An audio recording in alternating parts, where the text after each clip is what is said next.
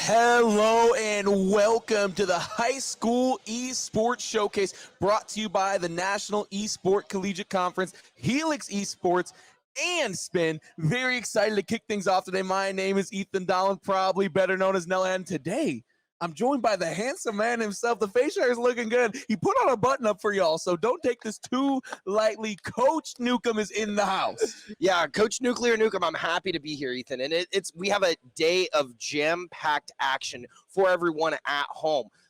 It's going to be an awesome afternoon. We're here, beautiful weather in Boston. Oh, gorgeous. Absolutely gorgeous outside. We've got over 30 colleges here at this recruiting event. This is the High School Esports Showcase, and what more to say than the schedule, right?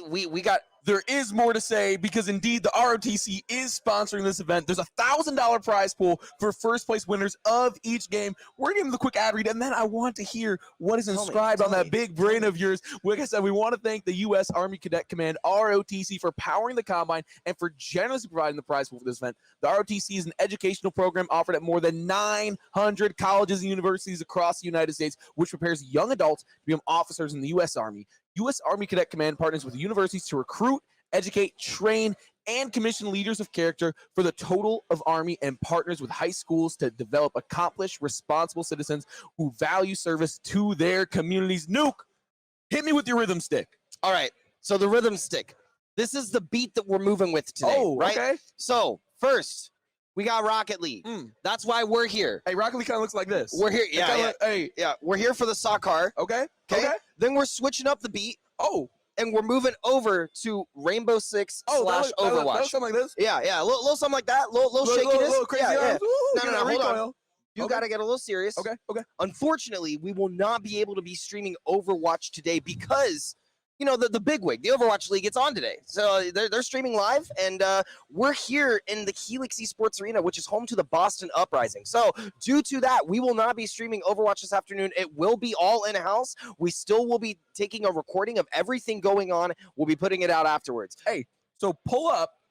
This is the wrong time zone, but it's 9:01 EST. There is still time to get here in time for the event, okay? Yeah. You can come watch the action because Big Blizzard doesn't want you to see the single greatest high school talents in Overwatch across the nation. It is going to be absolutely electric, but that is not all. Yeah, facts. And then we're finishing out the day today. What's the last beat? The last beat, Valorant. We got Valorant. That's a little shaky. Oh, that's a moving and grooving. It's fluid. It's fluid. Yeah, you know, yeah. Just like my gameplay. So you heard me talking about all the games, but you're probably a little confused on how all this is working, right? So we have pool play today, which is going to be round robin groups, and every game that we aforementioned.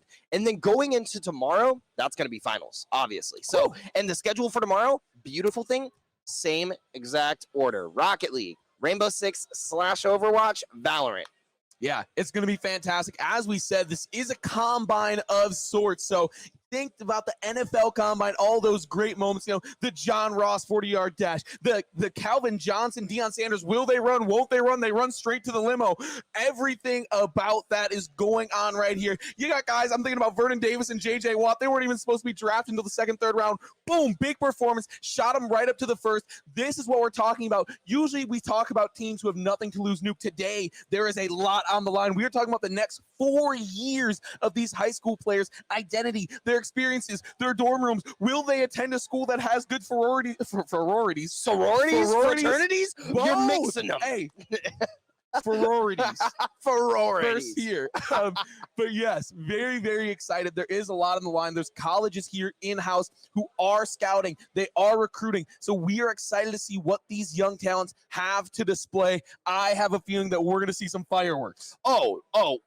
Think, Nohad. Think. Of course we're going to see fireworks. What else would you see at an event of this caliber? We've got over 100 students here. That's a lot of people, all right? We've got tents outside with all of the colleges lined up. St. Ambrose University, you know, we out there too. Hey, you're not out there right now, though. Yeah. Who's man in the booth? There's a sign right out there that says, I'm not here, I'm casting. So take some info. So if you're here, if you're in-house, you know, go out there and check it out. And there's some other awesome colleges in the area. You know, that's what this is all about. Like you said, the next 4 years is on the line. This is all about development of young esports professionals. And right here in the High School Esports Showcase, that's where it starts, baby. It's right here. And now that we're talking about the schedule, now that we're getting things moving, now that we're moving and grooving, I gotta know. Obviously, we're casting Rocket League, right? What is your most exciting game to watch today? What are you most excited for? Okay, we'll throw Rocket League out the window because obviously I'm most excited for that. Well, You know, I'm on the cast with the legend himself. Very excited for that. I'm gonna say Valorant before we head to a quick commercial break. I'm gonna say Valorant once again. We're gonna head to a quick commercial break. Oh wait, you tell me before we go. You were excited for? me? Oh, Okay. I would love to hear. Okay. What's on your mind? So honestly, I'm pretty excited for Overwatch. Okay. You know, before Overwatch 2 comes out, I still want to get my fix of Overwatch 1. I want to watch these schools compete. Aside from that, Rainbow Six, you know, it's got to be that. All right, we're going to head to a quick commercial break here, talking more about the Army and that fantastic ROTC program. Once again, they are sponsoring each event today with a $1,000 prize pool. Here's some more information on them.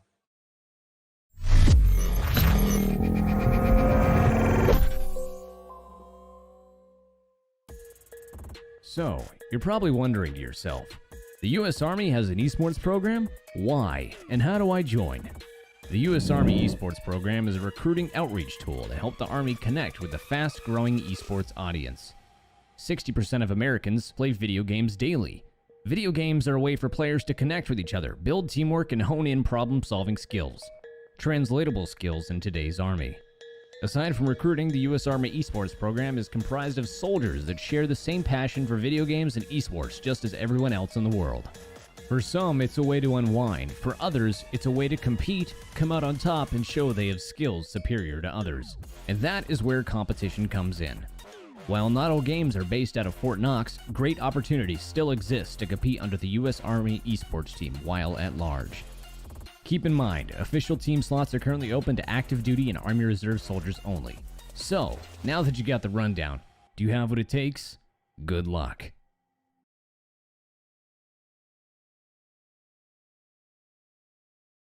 My boy Skirky's up. Welcome back. We are in arena here ahead of our first game, which will be pitting Due East against the Aliens. The Aliens here coming out with some young guns. We got a freshman on the squad and 2 seniors to boot. Then on the other end, bit of the opposite story for Due East. We've got a commit already in addition to 2 seniors. Do you expect the perceived experience to be a factor here? Some older players, maybe they've seen a little bit more of the pitch. So when you're in college, I think that that's a major factor. However, when you're in high school, I don't necessarily think that your year in school is going to determine how well you are in a competition, right? In the main sense that it's more about your LAN experience. It's more about how much experience you have competing in front of people. You can be a senior, never have gone to a LAN, and if you have a freshman on the squad that's gone to a bunch of LANs, gone to tournaments before, they're gonna know what the environment's like. They're not gonna get those first event jitters. You know, they say your first 5-10 events, you get a lot of jitters. I don't think that that's gonna be the case.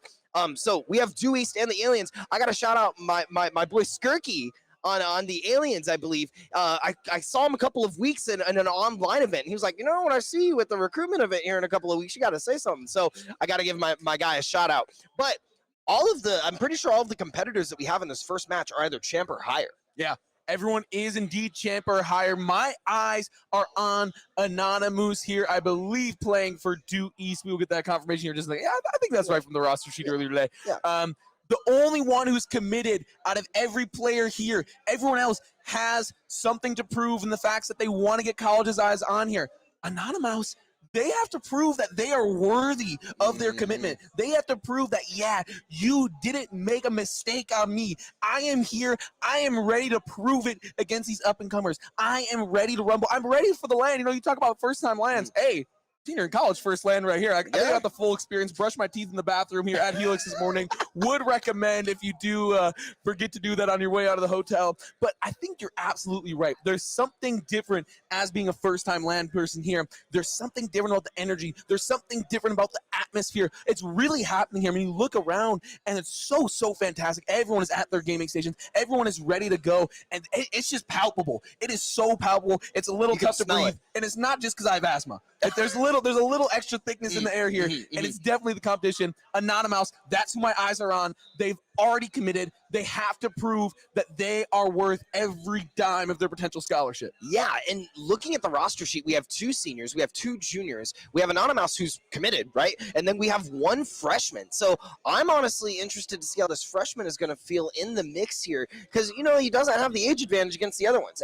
And when you're looking at it in that regard, you know, he has less experience. He could have less experience playing the game. So I think you're right. I think there's something in the air right now. I feel it coming right now, because it's not just the atmosphere. It's everything. This place is built different. This arena that we're in right now, guys, it is ridiculously awesome. The Helix Esports Arena, Boston, you got to check it out. If you haven't already, awesome place. There's like there's got to be close to 100 computers in here. Oh, easily. And you know, it's in Patriot Place. If you like the Patriots for some ungodly reason, the Hall of Fame's here. You can get tickets to that. But Hoosiers over here. Whoa, Wisconsinite. Oh, Hold on. You went to college in don't Indiana, disrespect me right here. I think you're exactly right. We have the opposite ends of the spectrum. We have a freshman coming in. What can they do right here, right now? And think, they've still got 3 more years to accrue that footage, accrue that film. This being probably their first land as a high schooler, this is how you start a high school career. This is how you make a statement as we are getting into game right here. Very excited to see things kick off right now. Anonymous, that commit, starting things on offense here early on, playing to the corner is the defense. Retro Taz plays that in and up on the attack. Can't find any of the aerial right there. The blue team will be due east and the orange team is the aliens here, Noob. Yeah, and so with the aliens trying to get something in on Dewey's side, looks like Dewey is going to go up for a pass midfield. It is going to connect. Phoenix looking to guard off of this back half, pushing up the right side of the field, and it's kind of just a back and forth at this point. And that's what I love about Rocket League. Usually your first game, you're just feeling out your enemy, and you're just feeling out the whole of what they can do. Yeah, Anonymous getting a big demo right there, and here's the true freshman. Absence looking for it. Phoenix the center right there. The aliens doing a nice job of keeping the ball in the other half. They just can't convert any of their opportunities. Retro Taz here, not going to find the pass they're looking for, and there's a bit of defense in the midfield. Good luck trying to find some good luck here early on. Good opportunity, but misses the ball. That shot going to go just high. Good luck almost had a really good pass there, but Skirky, my guy, pushing it back up. Skirky with due east, passing it down to Good Luck, trying to get a play in midfield, but it is going to get taken by Phoenix. Anonymous now pushing up, trying to get something off of this post. It's going to be shot on goal. No! Absence is going to score the first goal of the game, and unfortunately, it looks like it was off of a tad little mishap. Let's see, let's look that back. Absence gets it off the corner of the car. The double commit. Anonymous was not able to hit it out. Hit the right side of his car. He wanted to ziggity zag, right? Mishap or not from the class of 2024. First blood right here. Absence finding a way to get it done here. Skirky coming in. Can't find it, but does find the edge there. Skirky, had an opportunity. Couldn't quite find the angle. Setting up for the teammate. Big commit here. The aliens, can they take advantage on the other end? Here comes the transition. They might be in trouble. Skirky gets a touch to play that one into the corner, but the aliens, they're not stopping. Beautiful pass right there. Absence strikes again. This freshman has 2 goals and everyone else has none. Listen, I don't know if he's absent because he's skipping school to be here, but I'm telling you right now, he is present. 2-0, scoring both shots, and he's a freshman on the roster? Freshman and not missing school, rocking a solid 3.85 in the GPA column. That is also what colleges like to see. The aliens out to an absolutely electric start right now. Here is Absence, looking for yet another signature play to add to the reel. Not going to find it. Phoenix on the wall, setting it up. Poor bit of defense there from due east, but they do finally find it out of the corner. Skirky looking for something here off the wall. That's not going to find his target, but nearly. Yeah, Skirky was going for something cheeky there. I almost thought he was going to hit it. It looked almost like a flip reset there for a quick second, but Absence looking to be dominant in this set, trying to pass it up to Phoenix. It is going to go back in midfield. Retro Taz trying to stop it. Not going to be there, and it looks like they're just kind of fumbling around, trying to get some passes off. Good luck passing it back downfield. Absence trying to get the read off on it. Yes, Skirky with another big demo there. Definitely putting in the elbow grease, definitely doing the little things right. They just can't quite find anything else. There's Anonymous played out right there. Big save from Phoenix. Good luck keeping this possession alive, but there are the aliens once again. Anonymous up court, plays it into the corner. Probably not the touch they were looking for there.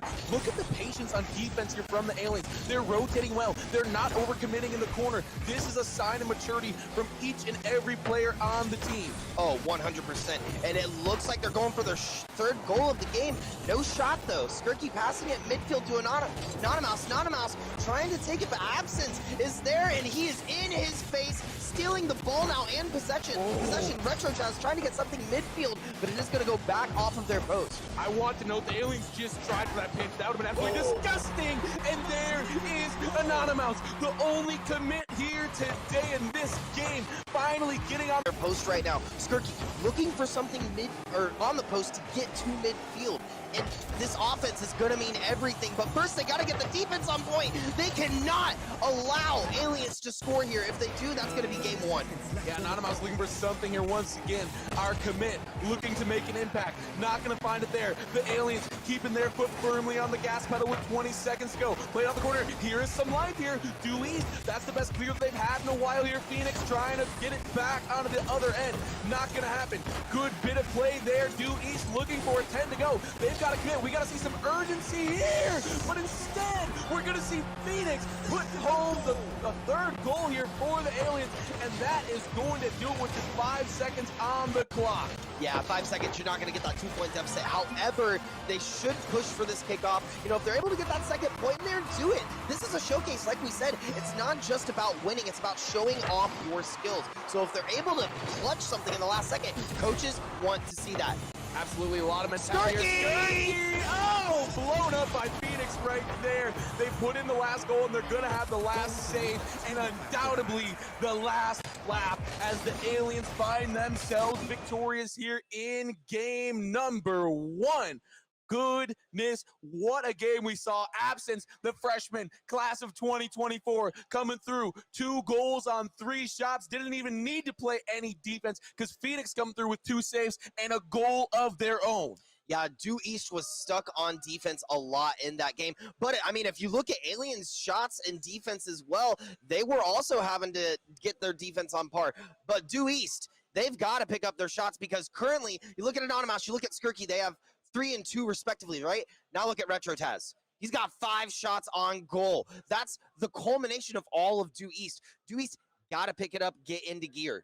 Yeah, absolutely. And Retro Taz, relatively quiet. I mean, have 5 shots, had the 2 assists, big team player, but you're absolutely right. Having 5 chances to bag a goal right there, none of them coming through and still having a quiet game just tells you how explosive the aliens are. That Retro Taz, with a performance like that, still got buried, was still the foundation that the rest of the team of the scoreboard was built on. I really liked what I saw out of Anonymous, though. They played absolutely great. I loved their midfield intensity. I loved what they were doing in the transition game, something that's slept on so often. You know, we look at offense, we look at defense. What are you doing in the midfield? Really liked what I saw there. Yeah, and when you're in that midfield, the transitions are everything. Like you said, you have to get those setups. You have to be clean on your passes because that's 90% of Rocket League. If you can't pass at this level, why are you competing at this level? Like, you should not be just going for the glory and trying to get the goals. It's all about teamwork, right? Same thing I would say with, like, basketball or even soccer in that regard. You can't just like, oh, I'm going to go downfield, oh, I'm going to score. That doesn't work like that. Yeah, this isn't ones. You have 2 other teammates for a reason. Use them to your advantage. We're going to go in here in just a little bit. Due East and Aliens once again. I really liked what I saw. What else did you see from Due East despite the downer, despite losing that game number 1 that you liked? You know, we talked about Anonymous, their midfield play. I really liked what I saw. What did you see in the other 2 players? So, I got to go back to Skirky again, right? I thought Skirky did well. He did exactly what I said in that final past couple seconds. He was trying to get a goal at the very end. And like I said, that's what coaches are going to focus on. That's what coaches want to see. They want to see those clutch players, right? If you have a player on your roster that can play that second role well or that third role well, get those passes off, do that transition game, and then clutch it in the end, that's a star. That is a star, and that's what the Combine is all about here today, right? So due east, honestly, I don't think that the deficit was that much. They were picking it back up, and the pace was getting faster as we went through that game. I'd love to see a more aggressive game number 2, though. Yeah, absolutely. It's all about the effort you put in. It's all about mentality here when you are looking at being scouted here, when you are looking at getting into game. Very exciting stuff. I mean, you talk about the NFL Combine once again. When Chris Johnson set the record at the electronic time, when John Ross set the record, everyone else still ran the 40-yard dash. Yeah, true. And I just so you guys know, we will be swapping in between games on the stream. We will not be sticking with sets. We're going where the action is, all right? So it looks like we're going to transition into the Falcons versus, what's that say right there? I believe, I cannot read it. Our screen is indeed incorrect here on the caster end.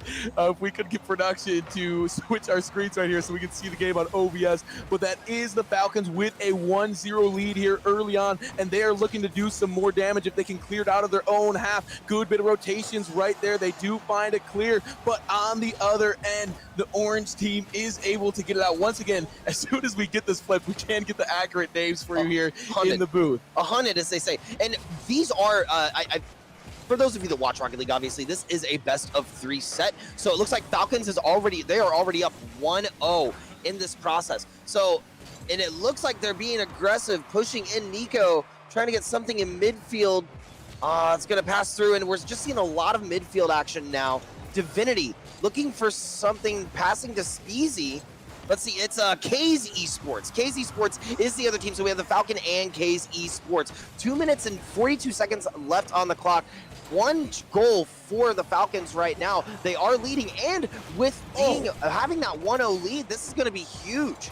Yeah, and we've got 5 year of 2022 grads, so a lot of talent on display here that will be big. Up his specialty there, big save, but here come the Falcons once again looking for something. Kaiback up for it. Oh my gosh, that one nearly goes, hits the corner, and here comes the run from K Esports looking for it. Divinity here in the midfield. They've got to find something to alleviate the pressure, but alas, they cannot. Well, it looks like Speezy's going to try to get something, but Sir Swan getting that solid catch on the rotation on the post. Falcons, you know, Sir Swan is doing the work right now. Divinity looking for something in the midfield on that third. Not going to find it. Sir Swan going over 2 players, and looks like he's trying to score on his own. Not going for the pass. Sir Plushy now in midfield, rotating back. Speezy looking for something off the post. Oh.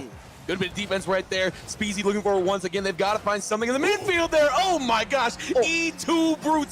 The team bump leads to a second goal here for the Falcons. K Esports lost in the sauce right here. Kaibeck gets blown into next week. Unfortunate for them. They are trailing 2 goals here with 1:38 to go. Nuke, what do they have to do to dig themselves out of this hole? Well, they got to score. They got to be more aggressive. I would like to see a lot more passing coming out from K's East. I think if they were to get their passing game on play, it would be much better. Sir Plushy almost getting the own goal, but he was able to get it out. Nico looking for a play midfield. A little cheeky play with Kaibeck. Sir Swan's going to come through and knock that out, though. Sir Swan! Oh! Nearly had what would have been the play of the day so far. Nico coming through. Goal number 3 for the Falcons. They cannot be stopped right now. And look at that, playing off of the Swan dive. Absolutely beautiful shot after shot. They are just not giving up right now. Absolutely electric on the offensive end. I don't think this defense stands a chance right now. I honestly, with a minute left on the clock, game 2, they're going to need nothing short of a miracle to make it through. And that's not to say that, you know, these players don't have the talent. Sometimes this is just how those games go. And sometimes mentality can play a huge role. Being down 1-0 in the set in your first land, that can do some things to the mental. Yeah, absolutely. Divinity looking for it here. There's Sir Plushy, Speezy trying to keep things alive. 50 seconds on the clock. But Sir Swan there on the defensive end. Been a stalwart all game long. Kaibeck looking for something. Double tap gets blown up by Sir Plushy. They are trying to secure this shutout. And what a statement it would be to win a game 3-0 to kick things off for the day. Speezy going up. Sir Swan able to take that one away in the midfield. But there's a demo. This could be a bit of momentum. Speezy looking for it. One-on-one. Oh, Speezy sneaks one in there. 3-1 deficit with 24 seconds on the clock. This comeback just went from impossible to improbable. Yeah, and he's got the TTL in his name. So find him on Speezy. That's where he be. But Speak Easy getting it in 3-1. They're getting the first shot on the goal. If they're able to secure a shot in the next 5 seconds off of this maybe kickoff, they might be able to come back in this game. However, 18 seconds left. Can they get it? Oh, Nico right there. Speezy plays out of the corner. Another center. Sir Plushy right there to take away their last opportunity with 10 to go. Nico on the offensive end. Can they find one for the road? They cannot. But with 4 seconds on the clock, this one is going to expire. Sir Swan leading the Falcons to a very quality top to bottom win there. They almost held on for the shutoff. Speezy sneaking a goal in there right at the end. Fantastic performance from Sir Swan. 6 shots on goal, leading everyone in the game. 2 assists and a save to boot, an all-around performance. I'm telling you, they call it the Swan dive. They have to. 6 shots. He was diving that goal every chance he got, and it wasn't just him, right? Sir Plushy, Nico, he had 2 assists. He was throwing it back to them whenever he could. Those saves, Nico was sitting in the goal a lot, doing everything he can, making sure that his team, he's standing behind his team, that he's got his back. Now let's talk a little bit about K's Esports now, right?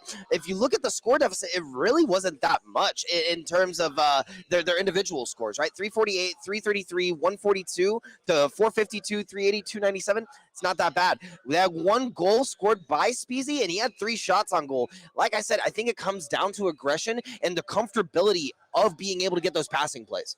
Yeah, and also when you allow 10 shots on goal, as you did to the Falcons this game, things are just not going to go well. Double-digit shot attempts. One of those is bound to find the back of the net here, as we're going to get looking to head into game number 2, or potentially switch over. As we said, going to be a pretty fluid broadcast. Things will be switching back and forth. I really liked what I saw from Speezy, finding that goal at the last second. As you said, determination, not giving up here in the Combine. You're here not necessarily just to win, but to also show off the skills to all the various colleges that are in attendance. Yeah, you have to. I mean, that's what this is for. We had people fly in to Boston, right? All over the world. I mean, you flew in. I flew in. I'm sure 90, at least 90 of these students had to fly in, because that's the thing about Stay Plugged In. That's why this is the High School Esports Showcase, right? We're in Midwestern, right? But we're all coming here, and this is where the action is, just like the broadcast, right? We're going wherever the action be. Yeah, absolutely. We're going to be following these talents as we are going to be heading to an intermission here before our second round of games. We're so glad that you could join us here, Nuke. Any parting words for the audience before we send them to a quick break? Come back. Go get some popcorn. Go use the bathroom. Come back, get some water, because we have more action. And I'm going to be here when you come back. Nelhad's going to be here when you come back. We'll catch you on the other side.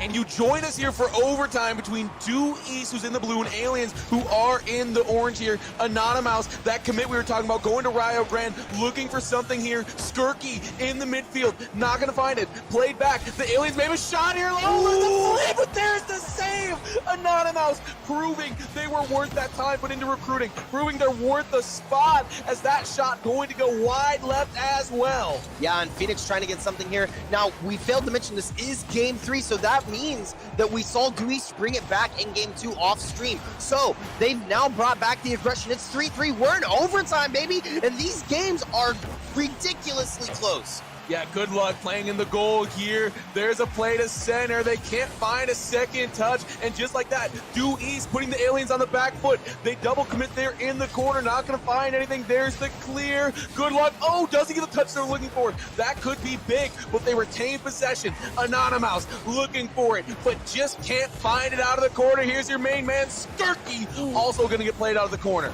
Yep, and Skirky is looking to pass us good luck. Good luck. Oh, is that going to be it? Oh, that's not it, but they are going to get the demo. They're going to get a double demo. RetroTaz demoing both members of Due East, and the goal is wide open. Is Absence going to be able to set something up? He's looking at the post, and it doesn't look like they're going to get anything. Oh my gosh. The freshman could have but there it is. RetroTaz, the bottom of the scoreboard in game number 1, coming back to finish this 2-minute-long overtime, and the Aliens are going to take the series. Oh my gosh, what a game, what a play. And we're getting this in now from production? We thought we had a note for a second. No, they did give me a note. They said the Aliens are on fire and they are here to play today.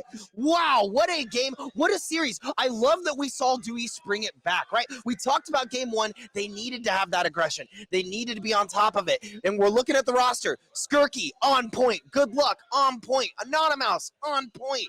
But Aliens were just able to clutch it out. Yeah, Skirky put a lot of shots on goal there alongside. Good luck. Absolutely fantastic stuff coming through. RetroTaz, the big hero. 5 shots in game number 1. 6 shots in this final game. 11 shots across multiple games. Absolutely phenomenal stuff. I believe we're heading to another quick intermission. We're going to come back with some more action. This series is done. We've got more Rocket League coming up. Don't head anywhere. You said grab some popcorn last intermission. This time grab a drink. That popcorn, all that salt, that butter. Listen, the intermission, it was supposed to go a little bit longer, right? Yeah. But we saw that OT and we were like, we had to hop in there. We had to get you the content. So we're going to head to a quick break. Don't go far. You know, the fridge, bathroom, acceptable difference. Everywhere else, no go. So no go. We will catch you on the other side.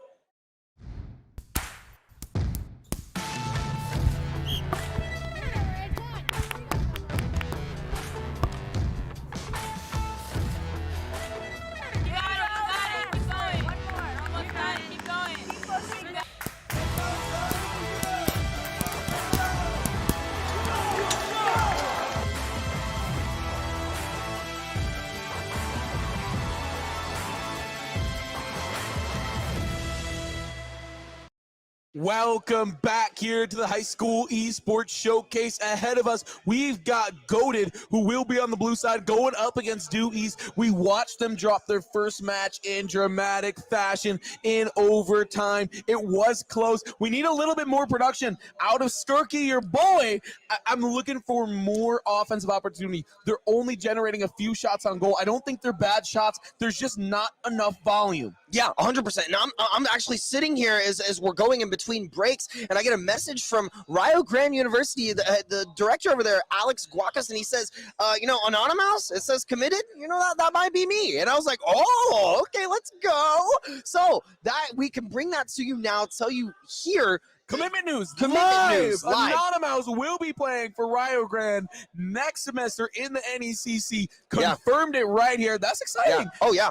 100%. First time breaking news? Yeah, first time breaking news. Hey, this is it. Take a picture. That'll last longer. Yeah, 100%. The stream's saved, so I mean, it's pretty much the same. But that's exciting. We know where Anonymous will be playing. That Rio Grande team could use all the help they can, get a lot of strong competitors in the NECC. We saw a lot of quality Rocket League, both Season 1 and Season 0. That SAU team pulled off a little upset and made a little tournament run. Oh man, that was a crazy run because we were like 7th seed and we placed 3rd, and it was crazy. We beat out the 2nd seed to do it. So.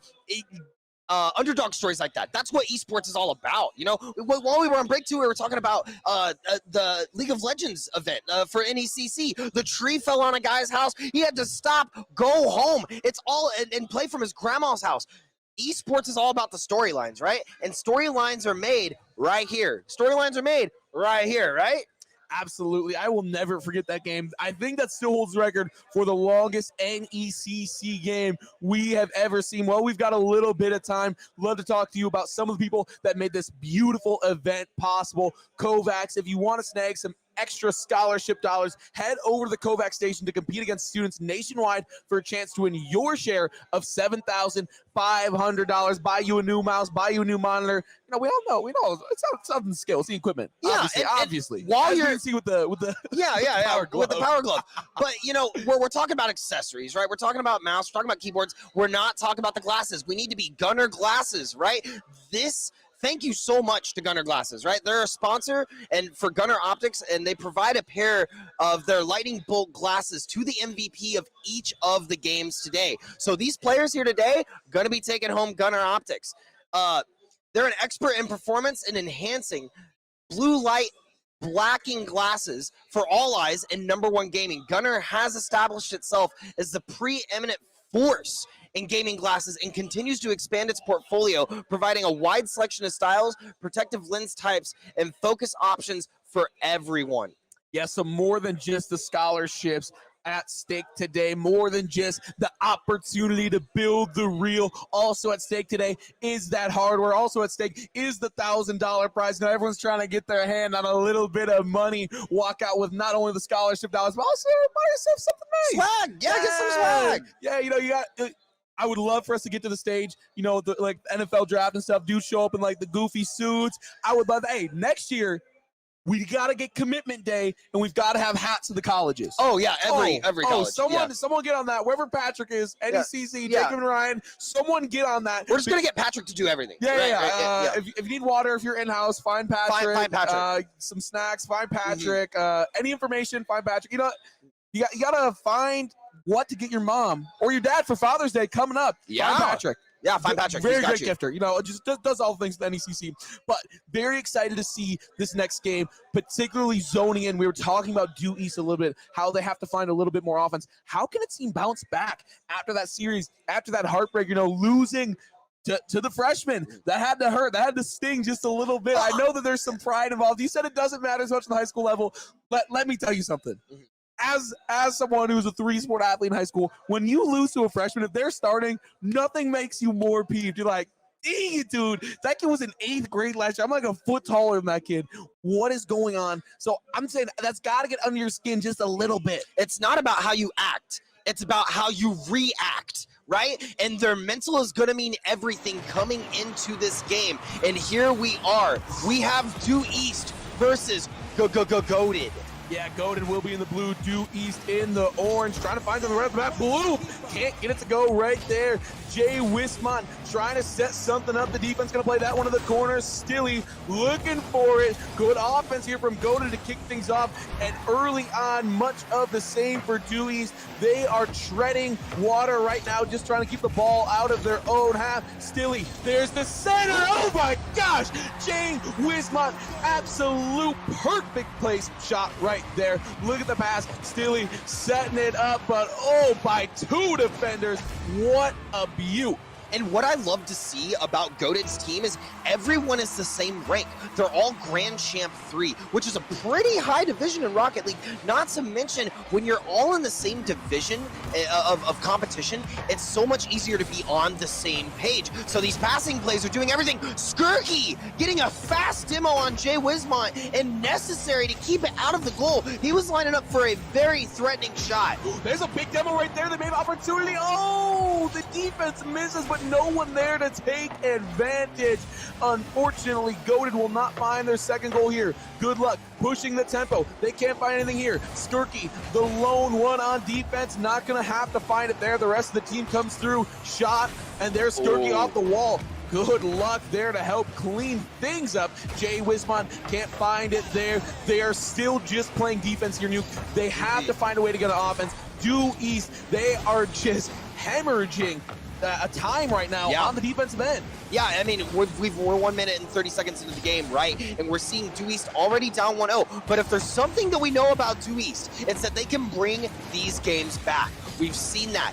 Good luck XR pushing downfield, trying to get something off of the post, passing it back. Skirky not gonna find it. Very, very close. Stilly now trying to get something off of this post. He's gonna go around one defender, almost around the second, but it's not gonna quite make it. And you know what I love about this Goated team? Representation from everywhere. We've got Colorado, we've got New Jersey, and we've got Michigan represented as well. All over the place. This team truly bit of a metropolitan ice cream of the talent here today as they try on offense once again. 2:50 on the clock. Good luck trying to find something in the midfield. Can't get it to go. Bit of a stalemate right here. After that early goal, neither team really finding much success, but here's Skirky up. Good bit of defense from Steely's going to stop anything from happening there. Good luck. Barely gets a touch right there. Here's a center, a little bit far out because of the defense, and here's the transition play, but nothing to be found from Goated there. And it looks like Anonymous is going to try to get something off of post into midfield, but they are going to get stuffed by one of the offenders on Goated. Blue going for something cheeky here off of the side of the wall, and it's going to get caught by Anonymous. We're seeing a lot of midfield action in this set so far. Playing off of the post, not a whole lot of shot opportunities, and that's a good sign of a great defense on both teams. Yeah, both teams really stepping up after that first goal. Wismont looking for something off the wall, can't get it there once again. This is still just a one-point affair. Anybody's ball game at this point. Anonymous, oh, beautiful touch right there, but the defense once again going to keep this just to the midfield, trying to dribble around. Here's Blue, bit of a breakaway. This could be big. Mishandled, or did they? Good center right there, but the defense once again up for it. Anonymous can't find the touch in the midfield, but it's not going to matter. Played beautifully into the corner. Yeah, and still he's still keeping it in the corner. They're rotating in and out as that 1 and 2. Bloop is trying to find something. Jay Wismont also going for it, but it is going to get pinched back on Goated's side. So Due East now having their opportunity. They're not actually going to get possession of the ball, and Stilly is going to push it down the midfield once again. Oh, not going to find it right there. We stay in a one-point game. That would have been big. Anonymous, the future of Rio Grande, taking it up the field. They can't find anything there. Skirky looking for potential opportunities, but the defense is just too good. Colleges, take note. Every single player in this game has had solid rotations all game long. The defense has been staunch all game long, but here's a shot opportunity. Not going to find it. Anonymous, oh, beautiful defense right there. They just can't get it to go.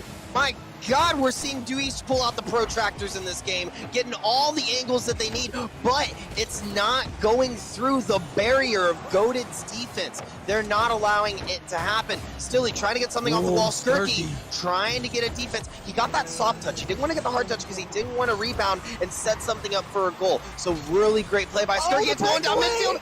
Barely gonna miss goal.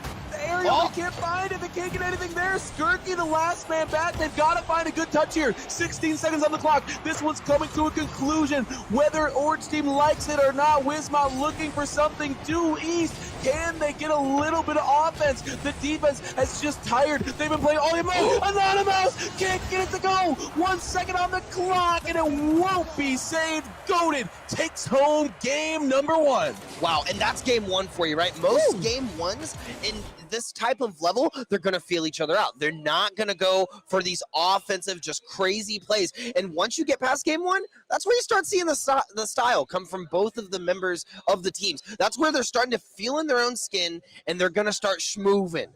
Yeah, I really, really liked the defense that we saw, and we saw the bend, not break mentality. Absolutely smothered in the midfield. Look at the saves. There's only 4 between the two teams. Due East having 3 of them. One a player sharing is caring. But for as low scoring as this was, the defense was all found in the midfield. Neither team particularly in the midfield. The defense so on point. I would take any of these players as a third man on a team, playing back, locking it up, bringing the clamps to the equation. Everything was so good. The rotations were so good, especially like we said, a lot of these players haven't played together. We got the team, Goated, has a player from Michigan, Colorado, and New Jersey. Yeah. Like we said, it's representative of the whole nation here, and the nation brought some defense. They just have to find some more goals. Yeah, and I'm telling you, Colorado's a bit of a distance from here. That's a long ways. That's all the way across the country. Another thing I'd love to see in the second game, truly, I think boost management plays a huge role in this too, because they keep having to rotate around and get those big boosts, breaking formation. If they just play at their own pace and they don't and they stick to their own pace, we're going to see a much heavier game too. Yeah, as we are in here, if we could just get production then to hit that spectate button. We are still in the viewing the scoreboard here for game number 2 with 4:50 on the clock. Teams getting to go in here once again from the production. We can't quite see yet. We are now in to spectate view. Jay Wish looking for something, not going to find it. There's the defense coming through yet again. Due East finding it, and I would love to see their mentality this game. It hurts to lose last game 1-0. It hurts to lose the series before that. Can they bounce back? They've got to look like Teflon right here. Oh, they're going to. Jay Wismont going for a really tight shot and goal. Not going to find it though. Stilly now looking to pass out to post. It's now dropping in front of goal, and we're going to need to see Due East pick it up, try to get back in midfield, because as of right now, we're seeing a lot of Goated just stuffing it in goal. Yeah, Jay Wismont heard us talking about the offense, said hold this, couldn't quite convert, but looked absolutely beautiful. Jay Wismont once again pushing the pace forward, really leading his team. Wismont can't find it right there. Good setup. You asked for passing, Nuke, you got it. You asked for more shots on goal, you got it. Bloop setting it up. Oh, beautiful bump right there. They can't find the goal yet again. Anonymous can't get it right there. Continued offensive push for Goated. They can't get anything. Jay Wismont has had their fingerprints all over this game. Oh man, yeah, and I think that this goes into first event jitters because we're seeing a lot of aerial misses from both sides of the team, honestly. But as we're seeing, Skirky's going downfield, trying to get something off of post now. Anonymous going up. He's deciding to pull back. He's going to go back to goal because no one's there. Knock, knock. The door's wide open. Bloop is coming through, and it's now back on Dewey's side once again.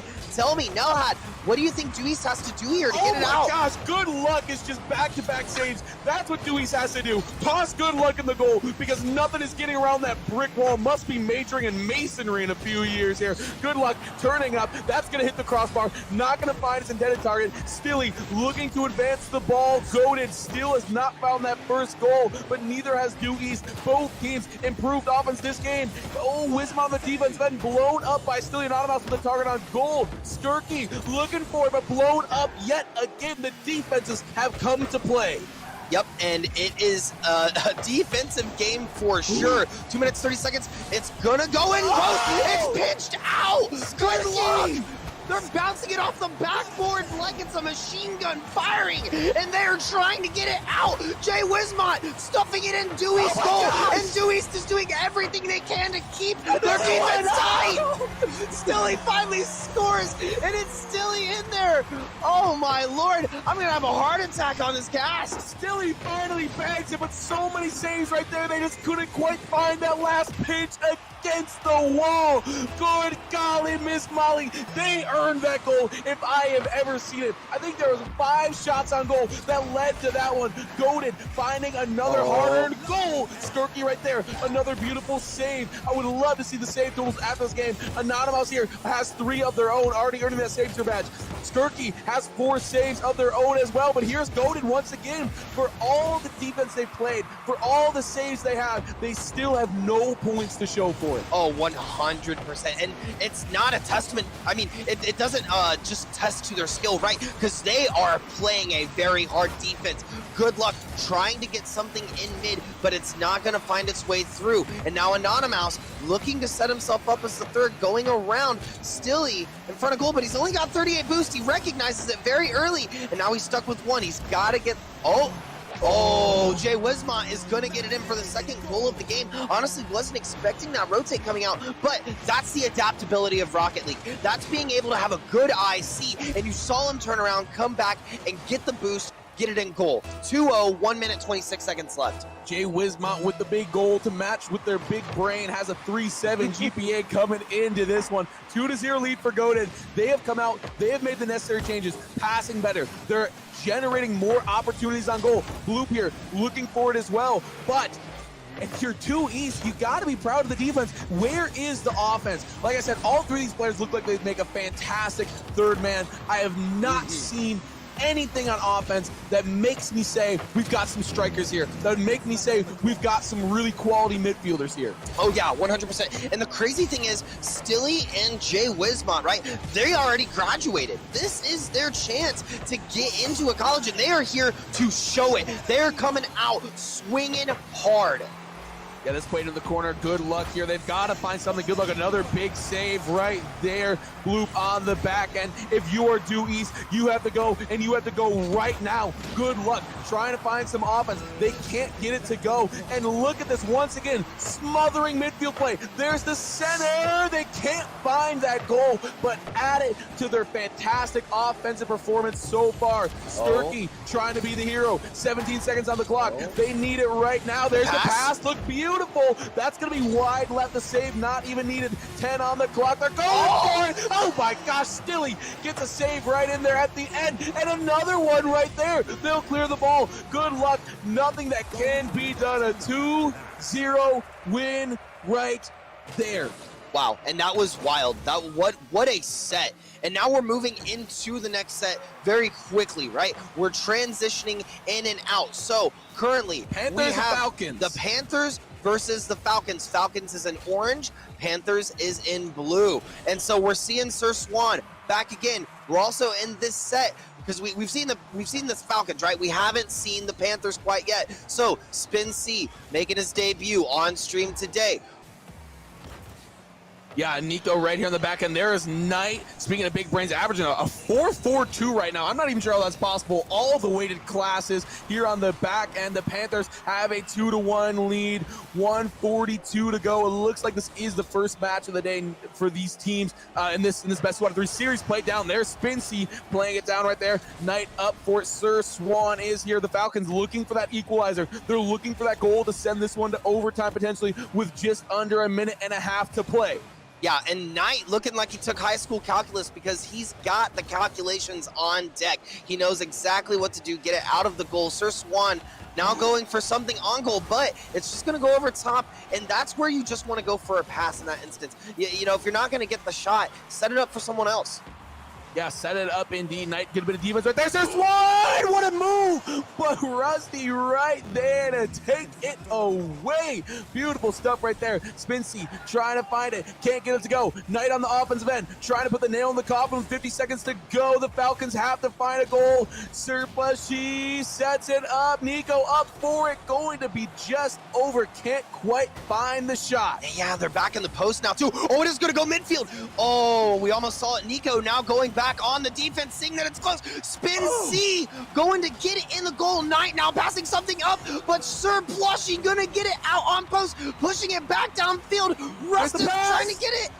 Rust is not going to be able to get it out. Now Knight is taking it back down, and we're seeing full field passes coming out from both of these teams. 17 seconds left, and they want it bad. Beautiful bump right there in the corner. Was an open goal for just a second. Nico passing up. They get it by one defender. Spincy the last one. Rust trying to get back in this play here. 5 to go. Beautiful shot right there. That should clear for the rest of the game. Knight can't quite find it. Can they keep it up? They cannot.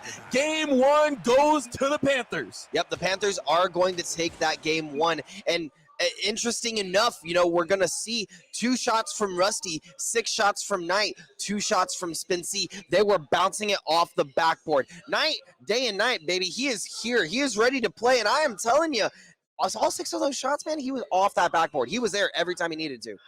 Yeah, absolutely. And we do see the Falcons fall a little bit short here. We saw them sweep their last opponent. We saw Sir Swan have an absolutely dominant performance in that match. Call him Sir Swag, because honestly, he's moving. As we are exiting the main menu, that may have been a decider. It looked like that was game 1, the best squad of 3. Waiting for word from, it was a 2-0. From Chase there in the back. So 2-0. 2-0. Falcons fall. They're taking it. Panthers take it. Big performance from the Panthers. So yeah. Sir Swan not able to rally the troops. It was a close one there in game number 2, 2-1 deficit. I really like what I've seen from Sir Swan today. Knight, like you said, we caught the last end of that game, had a fantastic performance all around, but particularly on the defensive end, read the angles very well, was able to play the ball into the corner multiple times. Yeah, and Knight was, like we said, Knight was there every time, right? And the Panthers had a dominant performance in that set. You're 100% right. And that's kind of crazy because we saw the Falcons earlier really have a dominant performance in their game. So, you know, it just goes to show the level of talent that we have at the showcase. Yeah, level of talent indeed. These players able to control their cars so meticulously. And speaking of cars, Stay Plugged In has sponsored with NASCAR to present the eNASCAR Scholarship Program. Sign up today for the first league with a $2,000 prize pool. That's at espin.gg/events/NASCAR RL exclamation point. Just announced yesterday. Yesterday, they announced their partnership with NASCAR. This is some hot news. Yeah, this is fresh. Breaking. Yeah, you should be tweeting this as we speak. It's on the page. Like, right if now. you don't follow Stay Plugged In, jump on Twitter, follow NECC, follow Stay Plugged In, follow Helix Esports, because it's going to be all over those pages. All over those pages, indeed. I believe that does wrap up our second round. We saw 2 games right there. We saw 2 games in the first round. So if I'm not mistaken, we are going to head to a quick break with more Rocket League coming for you on the other side. Before we leave, one more point. One more point. I don't know if you guys have heard about it yet, but Stay Plugged In is doing a Carry to College program this summer. And you can compete virtually starting June 21st. In front of college recruiters on a weekly basis. So it's a league, right? You don't just have a one tournament like this, which is a great environment. It's an entirely different setup. So you should sign up now, gspin.gg/events. And with that, that's all I got to say. We're going to let it breathe. We're going to send you to a quick break. We got to breathe here in the booth after all that exciting action. Take a quick break. We'll catch you on the other side.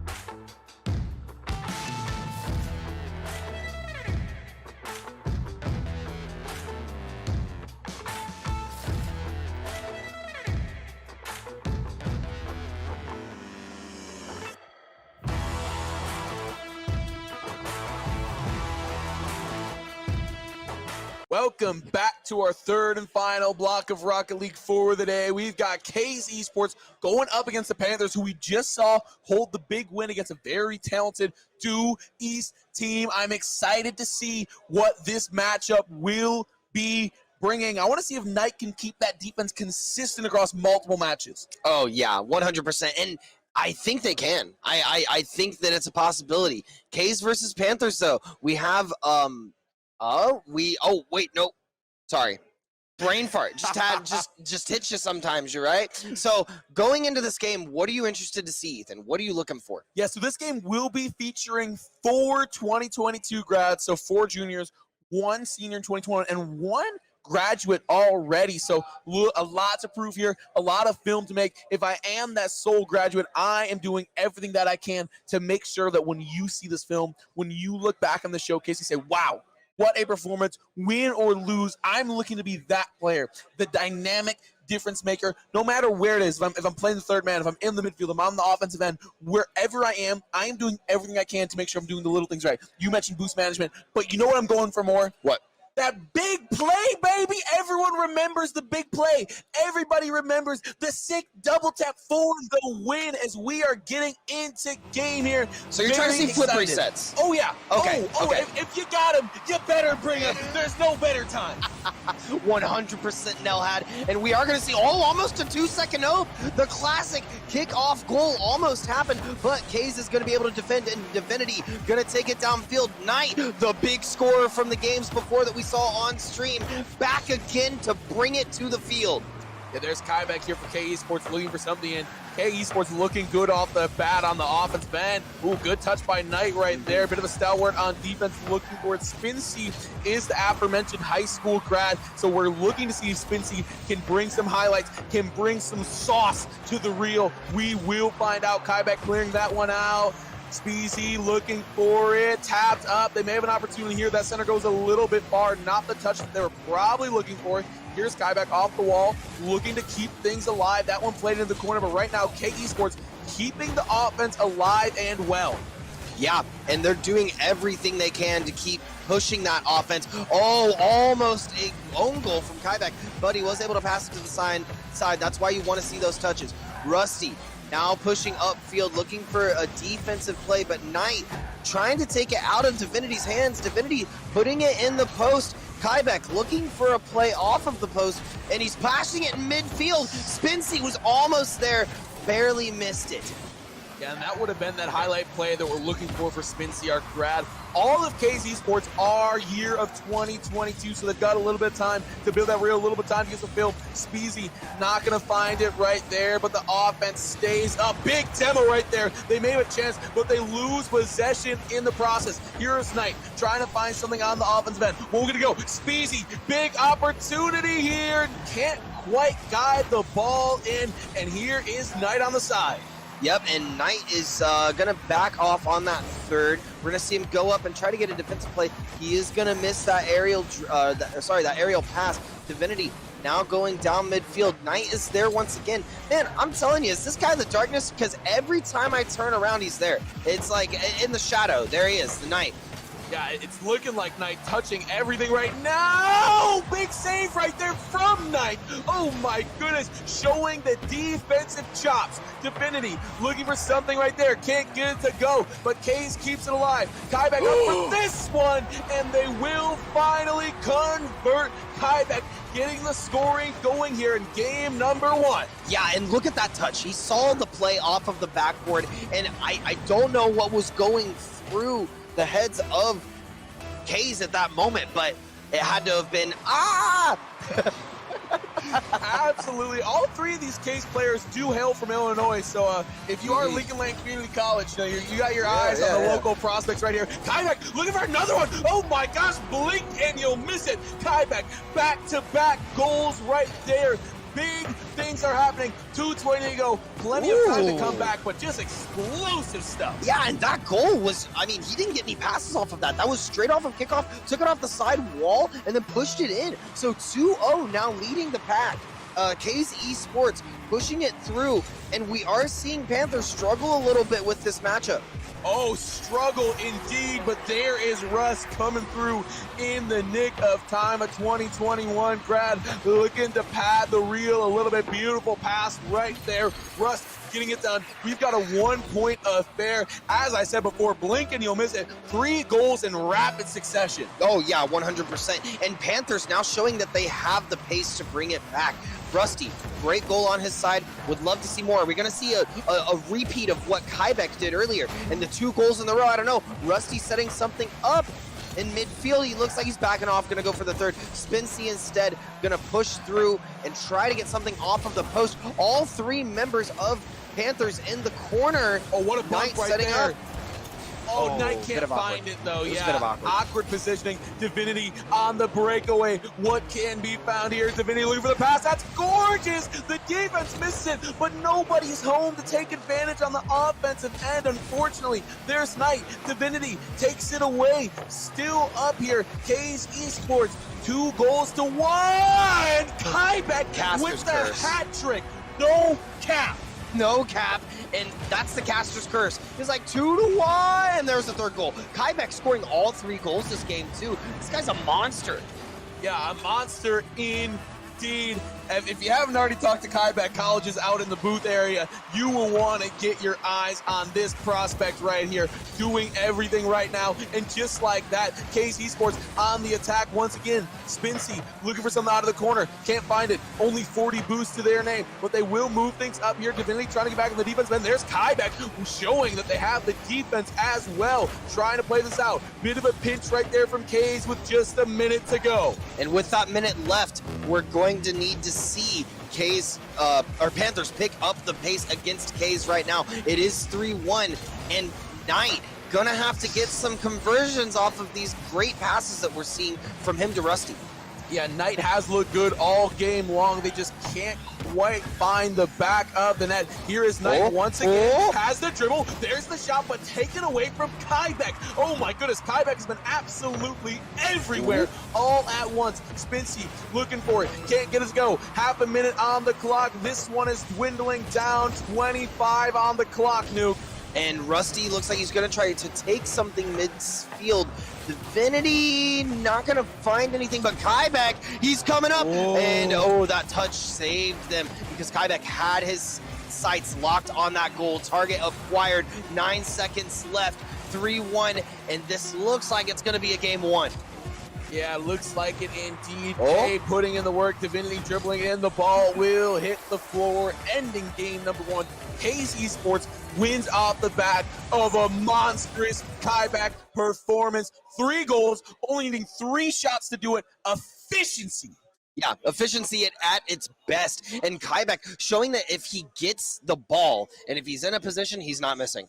Let's not sleep. Speezy, 3 assists as well, setting up every single one of those goals, doing their part to be a team player. Even Divinity there at the bottom of the scoreboard has 2 saves to their name. The whole team contributing here, but I'm really zoning in on Speezy. We talk about how important passing is here, New. We talk about how important that is to being successful at the collegiate level. If you can come in with a skill set where you can already pass, everything else can be learned. But having that synergy with players already is going to be monumental going forward for Speezy. You know, when you're talking about synergy as well, K's has that synergy. They're all from Illinois.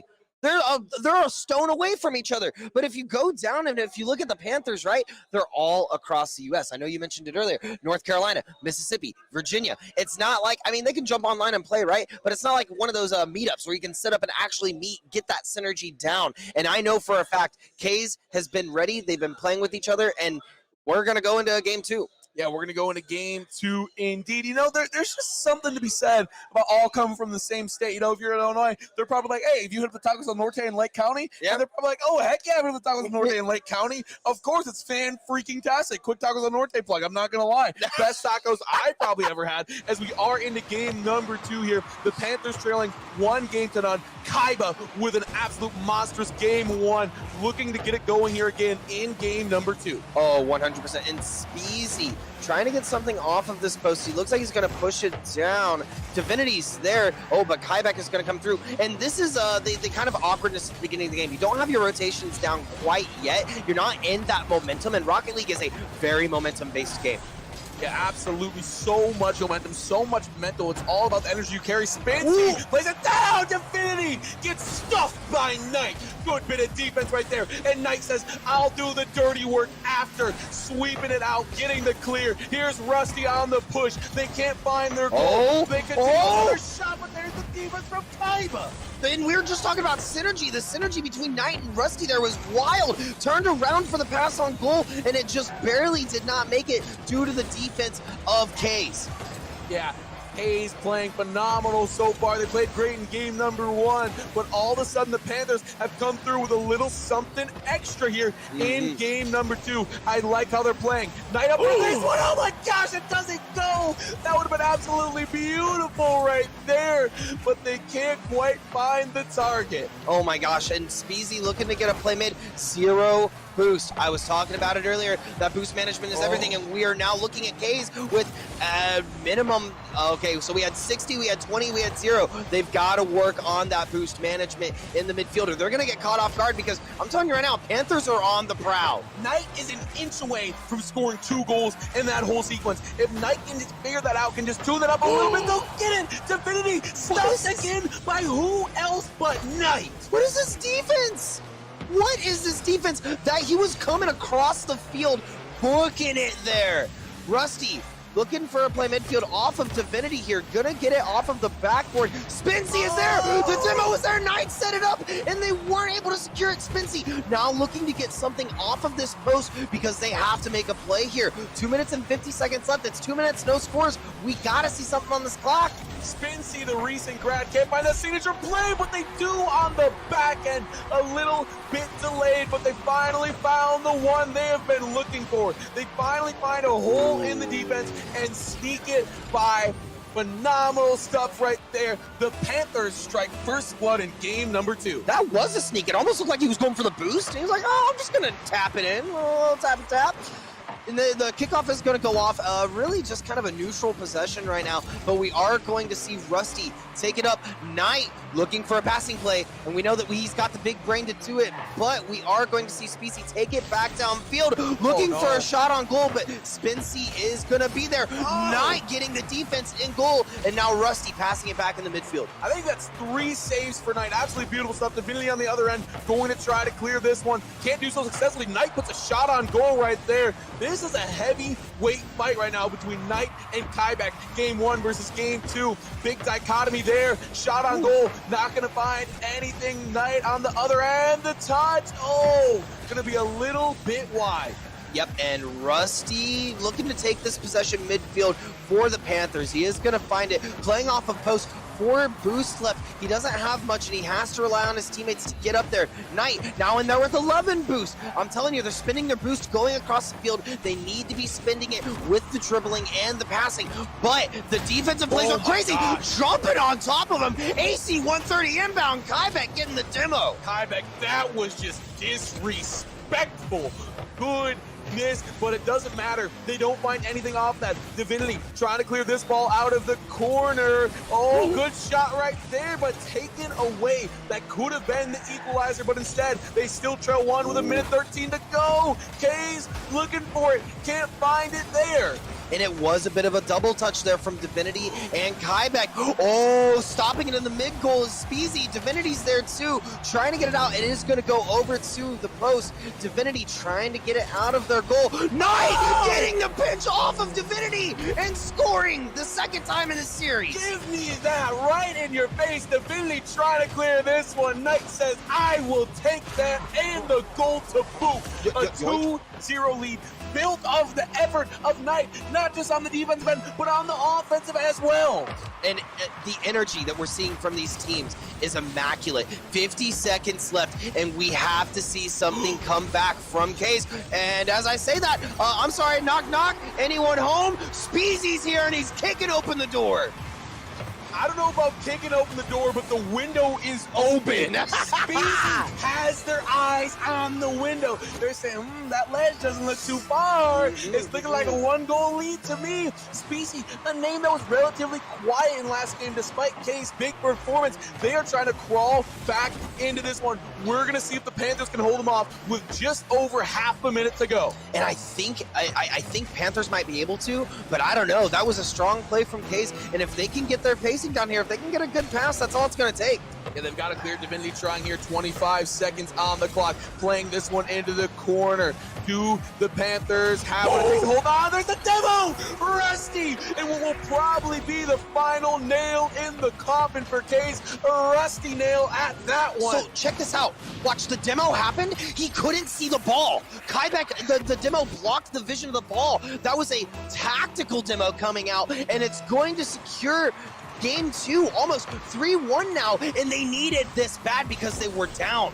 They needed it in a big way after what Kaiba did to them last game. They might look for another goal here, and Knight says, yeah, I can score again. It's not just about the 4 saves that I have. It's not just about my fantastic midfield play. It's not just about my defense, but I can get it done on the offensive side of the ball as well. It may be 10:30, but tonight, it's night. It doesn't matter. It's nighttime, baby, because he is here and he is ready to fire. Are we going to see another goal in 3 seconds? They're looking for it. I say go for it. It's the combine. All rules out the window. Knight trying to get up. They can't get it to go. The Panthers tie this series up at 1 game apiece. This has been absolutely electric from start to finish. We had game 1. Kaiba brought out the big guns. Big hat trick coming through.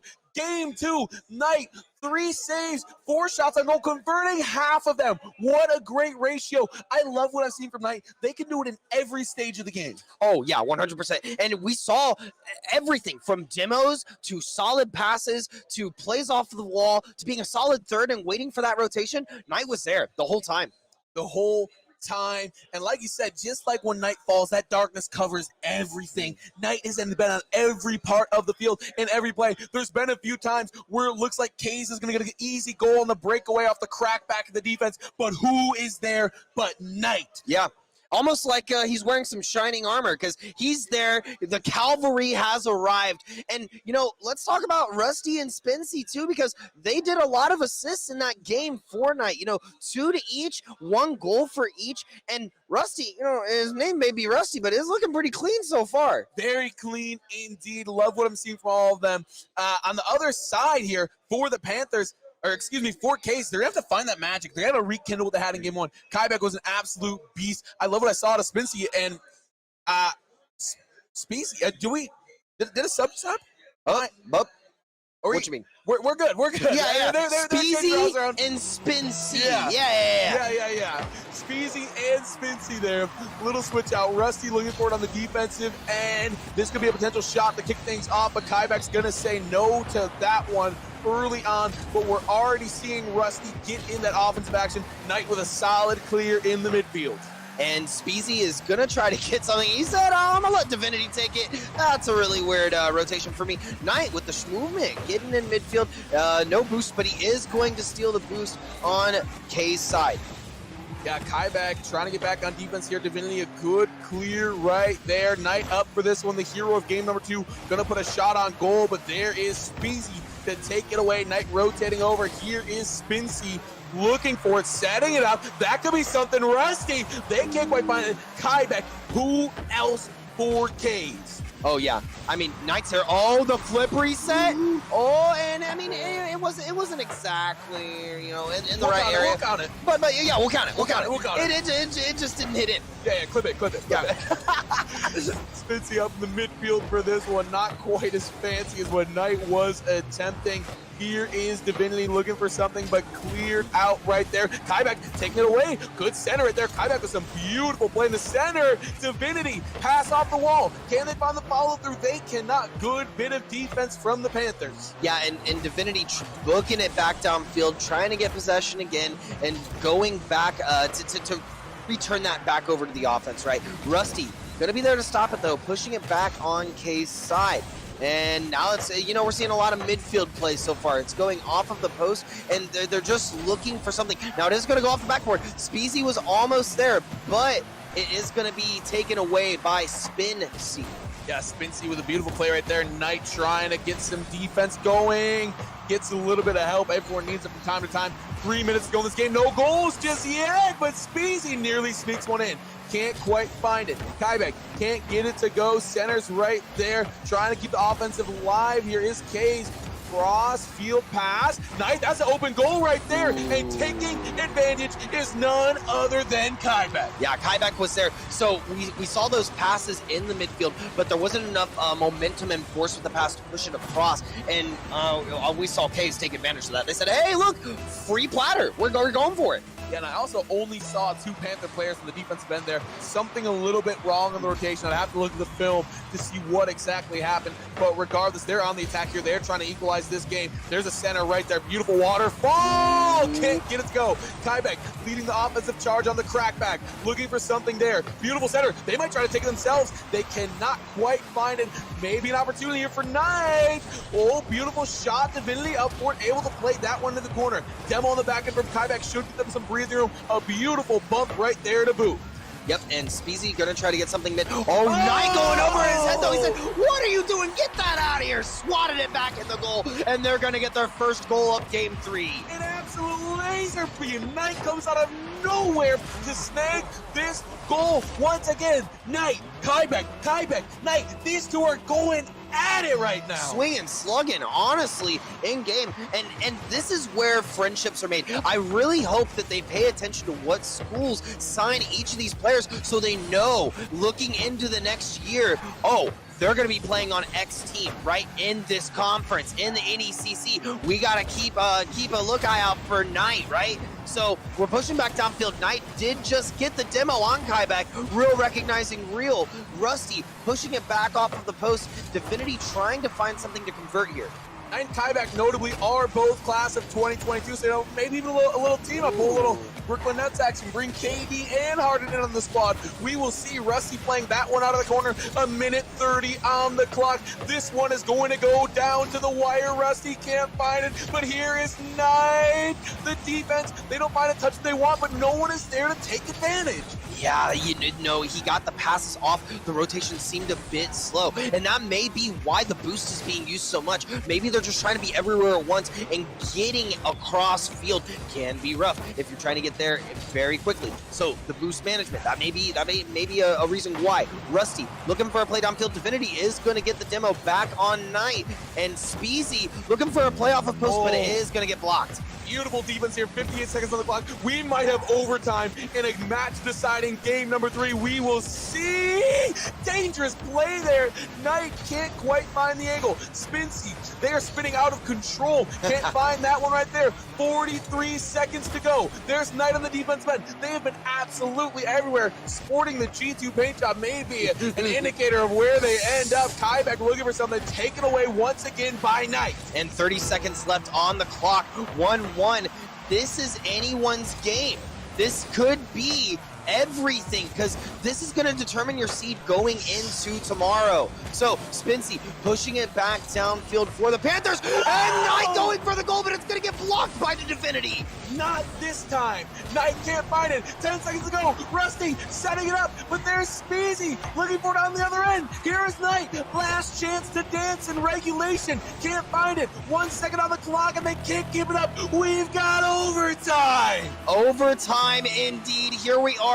Game 3 OT. You love to see it. The action is here. Next goal wins, and it's looking like Panthers are setting themselves up to get it.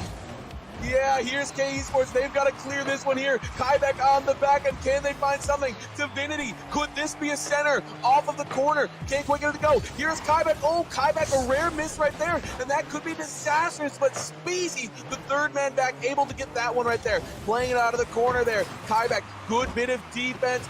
Knight trying to keep things alive right now, but here comes K Esports. Could this be the push to end the game? Doesn't look likely. They're wanting it, and it's just so much back and forth action. It's like you said earlier, it could be a single slip up that is going to cost this entire game. Speezy pushing it downfield, but all 3 members of Panthers are there, and they're on the prowl. They are ready. K's pushing back toward midfield. Knight going for the midfield shot to secure game 3. Good night in overtime.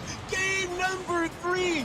Knight putting the team on their back and getting it done. You got 58 extra seconds in this one, and each one was worth it. Knight showing just how dominant they can be. Kyback on the other end.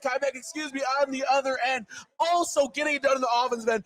Watch these 2 players. 2022 going to be quite the recruiting class, if you ask me. If this is anything to show a sign of, Knight putting the finishing touches on a beautiful performance. Chef's kiss. Oh, indeed. Truly. Pull that out of the oven. And neither team should be down or disappointed about that performance, right? That was a solid game from both teams, indeed. And it was such a back and forth set, right? Game 3, Knight was able to secure it, but you know, it was anyone's game for the longest time. And going into OT, that's just a testament to the skill. Absolutely. Games literally do not get closer than that, Nuke. Unfortunately, that is all from me and you in the booth for today. So, hold up. That's right? That's it, right? Nelhad, where can they follow you? I gotta plug it. It's at Ethan J. Dallin on Twitter. Now, if you want to blow that up, if you want to see me at more of these, but come on. Yeah, at Chase Newcomb. On my website, chasenewcomb.com. At Chase Newcomb. Chase Newcomb. He's got a website. That's big promo. CHACNEUKM. Yeah. But, you know, before we head out, you know, we gave our plugs. Now you plugged, I plugged. Time to plug the people who made this event possible. Amen. Yeah. So, you know, first up, got to give a shout out to Kovacs. They're actually here in the back of the venue. So if you're here on site, come check it out in the back of the venue. If you're not here on site, get here. Check out Kovacs. Still time to get a plane ticket. Yeah. Action tomorrow. Yeah, we're going to be here tomorrow, too. So you got to snag some extra scholarship dollars. Head over to the Kovacs station to compete against the students nationwide for a chance to win your share of $7,500. Absolutely, and we are going to cut to a break, and we are going to once again plug the ROTC fantastic program equipping young adults to be Army ready. They have sponsored this event. $1,000 they put in their own money will slide nicely into the pockets of the winning teams respectively for events. Rocket League is just the start of the day. When we return, we're gonna have some Rainbow Six Siege, and we'll catch you on the other side.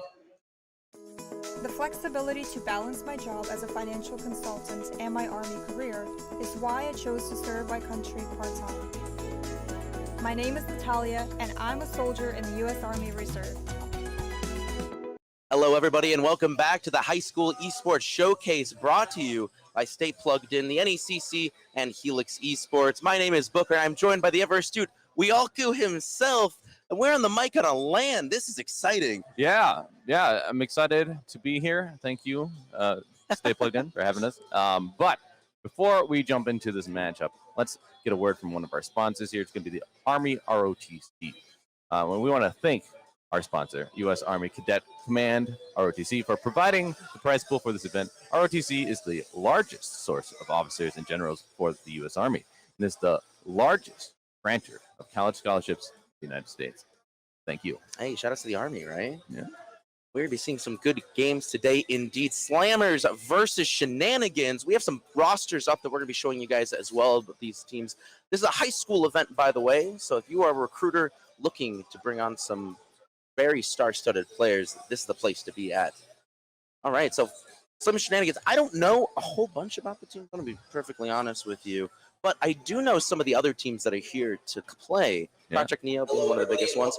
We have Aqua Core as well. And last one, did you know that there's XCL play that's here? I had heard the rumblings. The rumblings, yeah. We might have some stuff in store for you guys as well. It's going to be very hype. So, as soon as the players are ready to go, we're going to be heading straight into the match here. But it's going to be on Consulate. Now, Consulate, one of your favorite maps. I'm not the biggest fan, truthfully. Chalet's in the map pool, and that's always exciting to watch. But Consulate's going to be what we're stuck with. Window Simulator itself. Yeah, so it's a very aggressive map, right? And it's an older map. It hasn't been reworked, so it's one of those old school maps that people maybe want to see rework for because it's been played out. So it's a map that, you know, if you've practiced on it, you kind of know how it's going to play out. It's going to be attacker sided more often than not, but you know, again, that's just a rule of thumb. Don't always We've seen a lot SI, right? Yes. Brazil Rock walks into the room. They're like, all right, we got Coastline, we got Consulate, we ready to go. Yeah. And it was one of the most picked maps, I think. Yeah, it was, and we definitely saw in the grand finals there. So, which was hype. Yes, that was hype. I was kind of disappointed. My boys Liquid, choked that one a little bit. They still won. Yeah. Well, I think they lost that. No, they did lose. Yeah, that was. No, I was trying to give you some hope. Yeah. I'm sorry, Wes. Yeah, trying to make me realize I'm a boomer and my recall isn't very great. Trying to make me question my memory. Yeah, no, we're all getting old. I can feel it in my bones. Well, I just want to talk about these teams a little bit. Right. So again, not very well known, right? We don't know them. Well, we know some of the teams. So there's a couple teams. There's a team that actually flew all the way from Texas to be as well. I'm not sure which team they're currently under. It might actually be TSG here, but we're gonna have to take a look at it. And we're gonna get a little bit more information as we get further on into the series here. But like we said, just waiting a few more of the players to get in. It will be Slammers on defense to start things off with. Now, the meta on Consulate has very much shifted recently as well. Ace used to be one of the biggest, I would say, problem childs for any defending force when having to fight on Consulate, because Basement, almost impossible to hold through when he actually they get open the wall, right? They're coming in, they got the smokes, and the smokes are the big thing, so they had to bring the Maestros with it. But with him losing his smokes and being over to Thermite, Thermite's now become the main hard-breaching operator on a map like this, and I think we're going to be seeing a lot of plays like that, but we'll have to see during the ban phase for sure. Yeah, well, the other thing, too, is like preference to a certain degree as well, because you do still get 3 of those charges, and you can't really bandit trick them. Right, so there's still advantages to bringing Ace, which we did still see sometimes, but yeah, you're right. It will more definitely going to be going to the Thermite on average, but we don't know. Again, we don't know these teams well enough because, but everyone is in the lobby, so we can jump on in here as soon as we get the go-ahead. And, see what those bans are. So. Right. Speaking of meta changes, though, Frost lot more frost these days. Yes. And it's been very popularized on Chalet, but the inclusion of that shoddy has also made here kind of a pick on other maps. You know, like when you're looking at Consulate, right? There's a lot of, you got some stairwells, you got a lot of windows, as we were talking about beforehand. So I definitely know. And for those of you just tuning in, if you're not really familiar with R6, don't worry, we're going to be here guiding you through it. I know there's a lot of parents that will be tuning in, rooting on their teammates, their sons and daughters here as they are competing. So when it comes to R6 2, tactical shooter, you're going to be seeing a lot of things on the screen that the players themselves cannot see. For instance, tracking all of the utility. We'll have some handy dandy overlays that'll kind of track all of the utility available. That's going to be cameras. That's going to be little specific gadgets that each operator can deploy, and we'll kind of be talking through which what those really look like as they're being going on through the matches. The other things that we will see is the outlines of the opposing team through the walls, and they can't see that, right? So the players that are watching, and it's a little bit confusing. I know I've seen when CSGO has a very similar look, right? Another tactical shooter. They have this thing where people are like, oh man, I have no clue why people can see through walls. This seems ridiculous. But yeah, definitely they can't see that. It is still competitive. Right. Yeah, we have the integrity here. So gonna be getting more information, right? We might even get the overhead view so we can see where they're gonna be placing some of these gadgets, and we can point that out, try and guide you through this a little bit again, like you said, help you understand it just slightly better. And we'll be using some terms, so hopefully we can break we're gonna down. we're gonna definitely break down the terminology that we use to make it easier for people who have not watched a lot of R6. So, and we're getting into game. Going here we straight go. into Consulate. This is what I like to see. Bans-wise, actually, I do think Thermite's going to be hitting the ban list, potentially. Aces used to be a very popular attacking operator to get banned, but next to him is going to be Thatcher. And honestly, I haven't seen a match with Thatcher in forever. Yeah, well, I mean, I expect him to get banned. Right, exactly. Right, so unfortunately, it probably won't be today that we're going to see him play. Yeah, I mean, maybe. Pour one out, SAS operators. Maybe a coastline game you'll see him play. Right, exactly. Just what we're talking about. Had to see him go. And the reason for that, by the way, Thatcher is an operator that can completely negate utility for a short amount of time, which means that things like reinforced walls that are further reinforced by electricity gadgets, right, are null and void, right? You can kind of remove those, and that's why he's taken off of the table. In addition to Sledge, which is not one that I was definitely expecting right out the gate, but makes a lot of sense. Sledge has a sledgehammer, he hits floors. What more do you need? Right, and this map, something to be made aware of is that it's very self-destructive, right? So meaning you can blow the floors open, looking up through the beams, I guess you could say, the middle lines that would be blocking your lines of sight, and you can get a lot of kills that way. Well, we talked about basement before, very standard hold, probably the best defensive site. There are bomb sites, in case anyone didn't know that, that the defenders will be trying to protect, basically, and the attackers will be trying to push in and plant this diffuser. If they can get that down and they can win on time, we'll be talking about that a little bit more as we go further here, but the general idea is that the Sledge is used to help with that push for the attackers. You can see from above, push these defenders out of key positions, and it makes the take a lot easier for them. So him being banned away, it's going to make it a little more difficult. There is a player, an operator named Buck, who can do a lot of self-destruction. So we might see him play a little bit here. Cade, he can throw these claws that electrify things, meaning hatches can be reinforced all the time. With him off the board, meaning the hard bridge can now open up those reinforced hatches a lot more easily. So you see Hibana being brought. Her job will probably be opening up those hatches for that basement hold, for example. And Clash being banned, that's, you know, more of a target man. It's just an annoying operator that teams don't like to face. It's a shield operator on defense, meaning you can't really shoot them directly, and they can electrify you and annoy you. So her off the board, it's just more to make you more comfortable. Exactly, and we see this pick selection. So with these competitive rule sets, essentially, you will have to reveal to the opposing team the exact operators that you're bringing, except one. That's going to be the 6th pick operator you saw from Shenanigans. Furia was actually moving from Rooney, always get the names mixed up. But moving from one operator over to Twitch. And the other thing, Hijinks is going to be switching onto Jaeger here, and those are very mainstay operators for this meta, very specifically. Jaeger, one of those an operator that can kind of catch projectiles, locate a bomb and defuse it. Attackers have located a bomb. These defensive positions for defenders give it a little bit more safety. Yeah, these attackers, to bring in the IQ, it's going to help them see a lot of that gadgetry. And we mentioned before, the floors are really soft destructible, meaning you can shoot bullets through them. And so they can see these mute jammers, which can, disrupt the hard breach, but it can also disrupt drone work. The bandit bringing the charges that can be put on the wall to make it electrified. He's another one of those ops. And so IQ can be helpful in shooting those gadgets and eliminating them so they can get some of this destruction out. We're going to see Legion sees the drone being thrown in. You're going to shoot that right away. I think that was a Twitch drone. Twitch, her gadget is a drone that can shock things and destroy them or temporarily disable them, I believe now. Yes. So that's an interesting decision to throw a drone that's so vital to you in like that, but it gets shot right away. So these defenders aren't going to have to worry about that so much. Hibana already inside getting the hard breach work we were talking about. The hatches in the bathroom here, so she's going to be opening that up. She also brought these soft breach charges to kind of help blow up in this floor. We had talked Sledge eliminated. Well, here's one way to work around that. Get that floor opened up.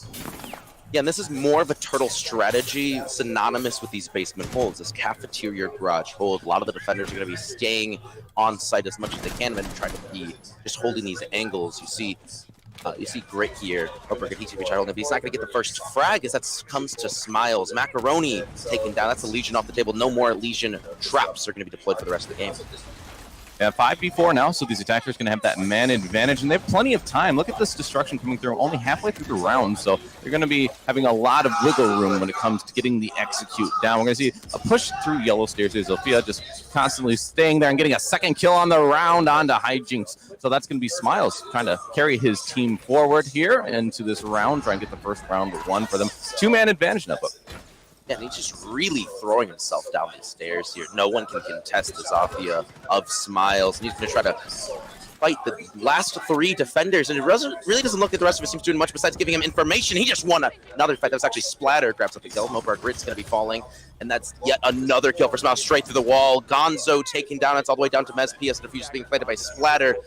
He was able to stop it, but his position has been now given away, and Smiles is going to try to close it up, but it will be Bramster that actually gets the kill there. Must be taken down in Shenanigans. A very commanding attack here on one of the strongest sites of Consulate. Makes me a little bit worried here for Slammers, Wes. yeah, Slammer's getting slammed, if we can say that, on the first round. Only one back. Give him a break. I know, that was a little mean. But hey, Shenanigans on the back of Smiles, coming in, getting those entry frags. A right? three-piece, I think. Right, a 3K on the round. So something to watch going forward. Is going to have that amount of impact because that's one round. You know, hopefully can keep that consistency going, but certainly a huge advantage to get that opening kill. We talked about that a couple times in our past cast, so something to keep an eye on A lot, actually. Yes, is who can get that opening kill, because then you're putting your team in a huge advantage. You have an extra man, and if you're on attack, especially with time being on your side like we saw, that's really well done. Now, you mentioned Slimers on their defense. What can they do to kind of fix that? They gave up a lot of control. I would actually I'd like to see a bit more of a roam game, meaning these defenders need to be around the map, harassing them, making them take more time to clear the rest of the map so they can start working on that soft destruction.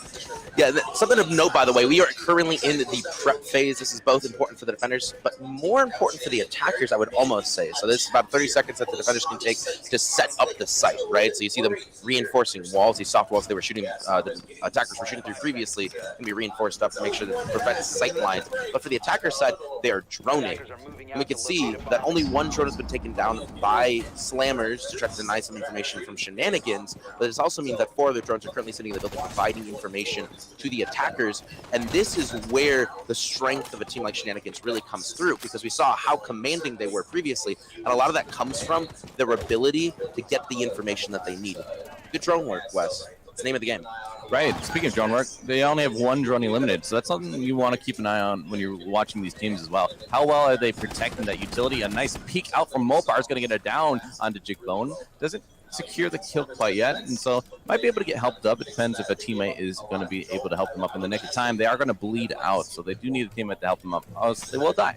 So Mopar are going to just kind of puppy guard that, see if he can get that kill. But in the meantime, I want to talk about this bomb site upstairs.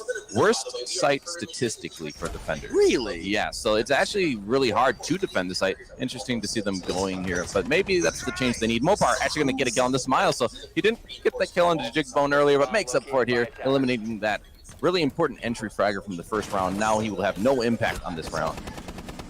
Smiles taking down this with Slammers in a very much better situation. You were talking about the second floor being statistically the worst site. Oh, Splatter grabs up again, another kill. Hijinks. falling. Unfortunately, that's a Vigil taken off the table as well. But this is a site that a lot of ranked stacks like to go to because it's a comfort pick, right? I think of most players when they're playing ranked, they opt for the second floor in general just because of the comfortability. That's really might be what we're coming through here. Not super sure how comfortable these teams are with each other, right? With playing with their current teammates, so I can definitely understand that. Well, Splitter looks comfortable in the bomb site.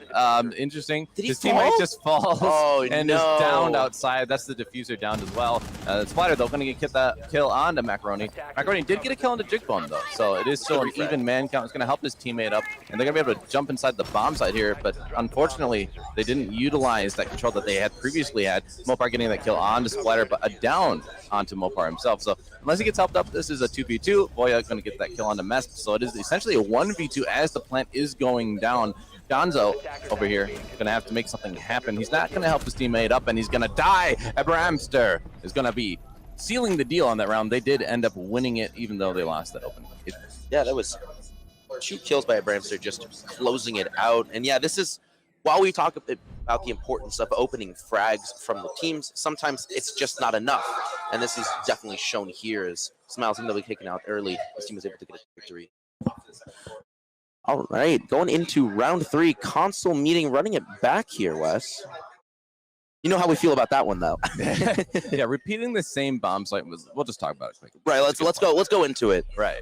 You're giving away your plan the first time. Right. And a lot of the times teams can't make vast adjustments to their holds, right? You have a plan in place and you can make some adjustments, but overall the other team kind of knows what to expect. What positions are you going to be playing? Now, granted, they could very well change up, right? They could have players in very different positions. Right, they could. But it doesn't... when you're not playing with people, right? When you're not playing with people on a consistent basis, it's hard to work on multiple different strategies, right? So that's where the importance of experience comes, and experience with your teammates and experience in the competitive scene in general. Now, we see a bit of a change on the defending half. Hijinks bringing Doc, which I kind of suggest might be a good round, especially with the amount of peeking that they're doing here. Yeah, the aggressive peaks from Mopar did get it down, and he got the opening kill, so that really was a huge advantage early on, but unfortunately they let it slip away, so I think that's going to be a telling tale here. Can they clean that up? Because if you keep letting rounds slip like that, you're going to find yourself down more rounds than you'd be comfortable. We see why, right? Biggest thing is the refrags, shenanigans. Every time that they have been put into a man disadvantage, they've been able to shore it up as quickly as possible because they have teammates in place to refrag, to get the kill that got the kill, right? It's a good breaking down of it. But Slammers has not been able to do that effectively. While they do have more information on their side, we're looking at operators like Valkyrie who are able to throw these more portable cameras.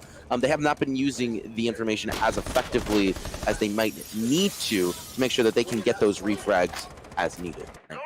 Right, and we talked about the IQ before, and see gadgets. Well, that's another reason you're going to see it brought a lot, is because Valkyrie is on the board, meaning her camps can be thrown outside, be thrown in these cheeky little corners. Right. Them. So IQ is going to be trying to find those out, because information is so vital in this game. Cannot stress enough the importance. So to see these drones getting shot, right, we just saw there, that's unfortunately wasted utility. Almost half the drones are gone from these attackers. So the drone economy, while we saw it was pretty good the first 2 rounds, this time not looking so great. Only a minute in, they're already losing that many drones.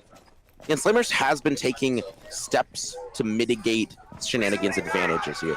I like what they've been doing where they've been kind of like moving together as a unit, which is not something that we saw on that first map. It's something you criticized them for, where they did not have much of a roam game. While there is not necessarily a huge roam game, they do have more of an extended hold here, as they have operators and they have some of the teammates dedicated to the other side of the top floor. But this is actually going to be a little bit of a rush into the bathroom. Smiles again, the first one taken down. Slammer's going to be able to get a refrag going through. Gonzo grabbing up another kill for himself. This man advantage is firmly in Slammer's control, but they got to be careful as yet more players from Shenanigans are going to be barreling through this bathroom area. And it's Gonzo. Rotates a little bit more dangerous to get to. He does have a way out of the console area, but Booyah's going to grab up, get another kill for himself, and that was Jigbone putting some damage downrange and trying to provide some information for his teammates, and is now suddenly a 3v2, Wes. Shenanigans has the man advantage.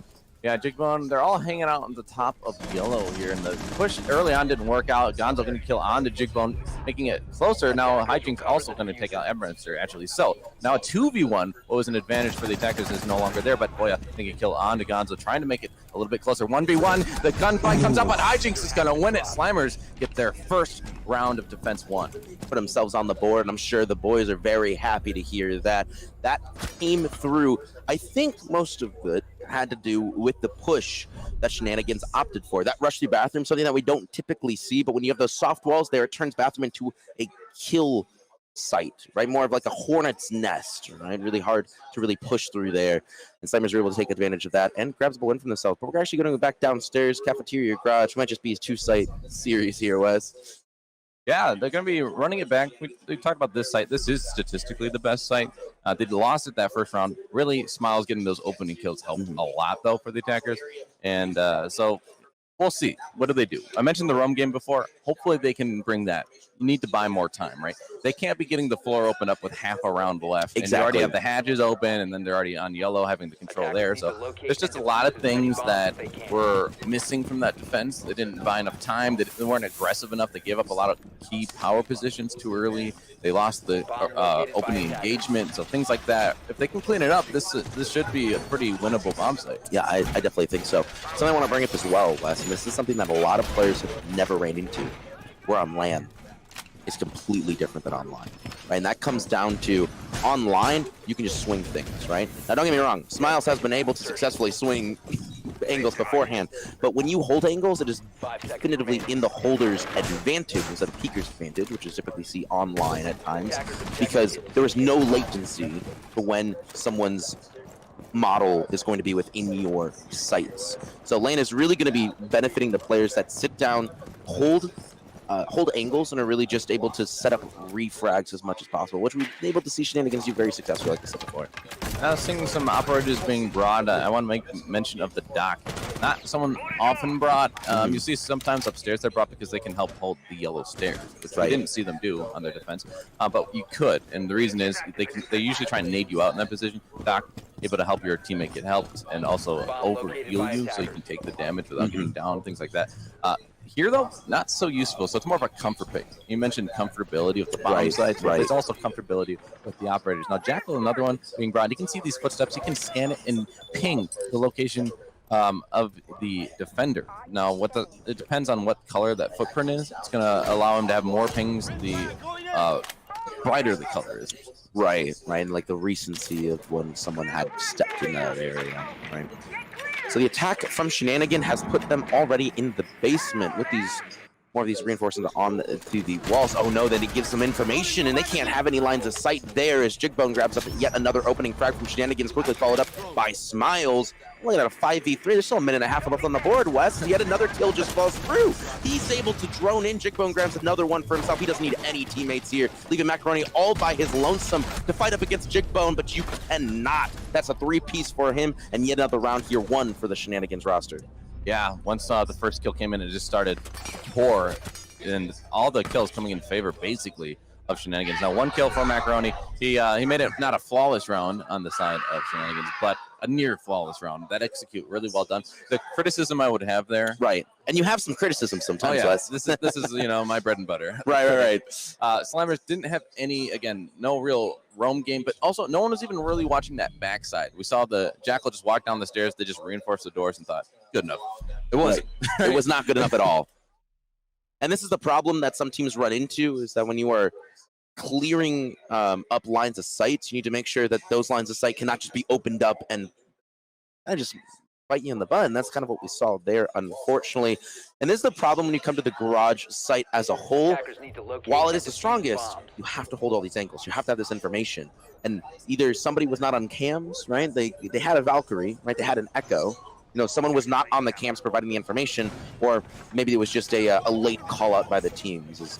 Jigbone was really just able to walk on and get as much as he wanted for here from Shenanigans. We're switching bomb sites here. This is the first floor. Finally, a new bomb site here, Wes. Because you talk about cams. Well, look, there's no echo like you'd normally see on a lobby hold. There's no cams from the Valkyrie. All they're bringing is a bulletproof cam on the Jaeger, which is very strange because this is a bomb site, right? That is very hard to hold. It is a bomb site. Thank you. It's hard to hold. Right. You want that verticality. This is one of those where you need to hold above, because the more time you can buy up there, they have to clear it out, right? Because if they try and just push, if you have that vertical control yourself as a defender, you can use those angles and shoot them and deny that plan. Well, the problem I'm seeing is they haven't been very comfortable with that roam. They haven't really utilized it whatsoever. So looking at it now, we do see a couple bodies. You see the outlines there. So there are some orange outlines above. So if they are going to be doing an upstairs ult to a certain degree, I'm just worried that, you know, they're not going to designate enough manpower. And without the cams to feed you information, that's going to make it way harder to. Yeah, and overall, the holds that we see from Slammers have not been focusing on any vertical play. When they're sitting in the cafeteria garage area, they've not been dedicating anyone to the first floor. When they are sitting in the console meeting area, they haven't been dedicating anybody for first floor either, right? So they've been really just having more of a linear hold, and we'll criticize linear attacks all day long, but linear holds are potentially even worse. But it has been a big problem here for Slammers is they do have some players dedicated upstairs, and that's going to be the second kill for them as Gonzo grabs up Splatter. That is your hard breacher. That's your ace off the table here, and this is showing a lot of success for Slammers so this round. Well, yeah, I guess the information wasn't all that important from the cams. They're able to just know where these attackers are pushing from. Now, this is the problem. You mentioned just one-dimensional pushes, and that's kind of what we saw. They just went into the meat grinder, and they're getting punished for it. We saw the bathroom as well. Yes. Yep. So my problem here is they didn't go on the west side of the map at all. It was everyone pushing from the east. And had they put some pressure, maybe on the windows of the projector, which is that room towards the south here in the middle of the map. But hey, 2 kills falling in favor of Shenanigans, and TK coming Let's make out it 3. as well. So, interesting decision there. But hey, you still brought it back a little bit, right? So now you're going to get a kill from Boya onto its Gonzo, and that's going to bring it back to an even man count now. So while things looked a little dire before, they can still very well do this. It's a 2v2, a minute remaining. And all of that has come from the information provided by Jigbone. He was able to effectively identify where all of the defenders were sitting upstairs, and because they weren't moving, they were able to be taken down one at a time. We saw upstairs Gonzo wasn't even able to move, right? He was just in there prone, and he had no clue that he was going to get shot before he was gone and taken away from the equation here. Mezp and Hijinks by themselves onto the first floor. Scratch that, make that just Hijinks as Mezp just got slammed by Vuria upstairs, and they're going to be dropping down to the first floor, trying to figure out where he's at, and there it goes. Jigbone finishing out yet another round here for Shenanigans. Hijinks just not able to clear it out for his team. Right, and we talked earlier about letting rounds slip. Well, that was definitely one of them, right? You have a 5v3 advantage, man advantage, and then you just start to die. People didn't peel back enough. They held their positions too long when they had already given the enemy that information, right? That's where the kills came from. You can back off at that point. You have a man advantage. Play that man advantage.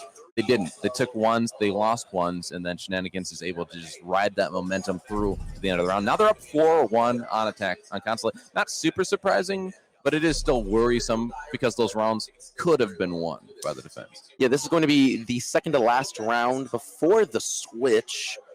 Consulate generally considered more of attacker-sided as a map, but not so much as you would think, right?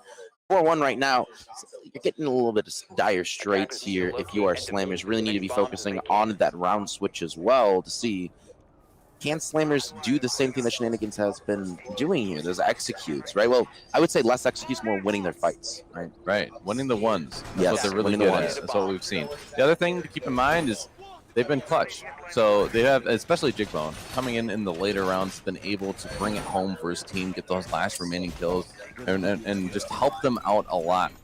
But overall, if we look at the kills, I mean, 4 on Smiles is the lowest tied with Abramster. I'm having a hard time saying that name. Abramster. But the most is 6, so like that's very consistent across the board. This is showing that this is a strong team. They don't have to rely on star power, right? There's not one player. We saw Smiles, yeah, I got a 3 kill in the first round, and then since then, everyone else has been stepping up. On the other side of things, they're pretty even across the board themselves, but you need Mezp to step it up a little bit here. I'm not trying to call anyone out and be mean. Right, but when you're looking at 1 and 5 on your Jaeger, right, Yes, exactly. It's a little bit rough here. That's generally something that you're looking at getting a bit more frags for the team.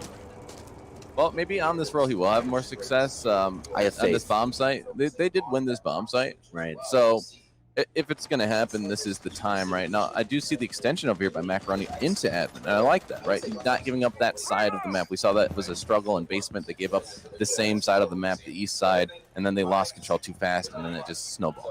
Well, here, they're actually going to have someone over here protecting that rear side. of the bomb site, of the floor at least of the bomb site. So I like the adjustment here. Yeah, and they're looking more, putting some pressure here on the west side of the building. We're seeing some Nomads deploy. Now, Nomad, an interesting operator. This is going to be the first time that's been brought by these teams. Splatter Rocket Launch operator. Nomad essentially has these air jabs, which when a defender becomes within their proximity, they get knocked into their butt, potentially even through walls, depending on if they're soft or not.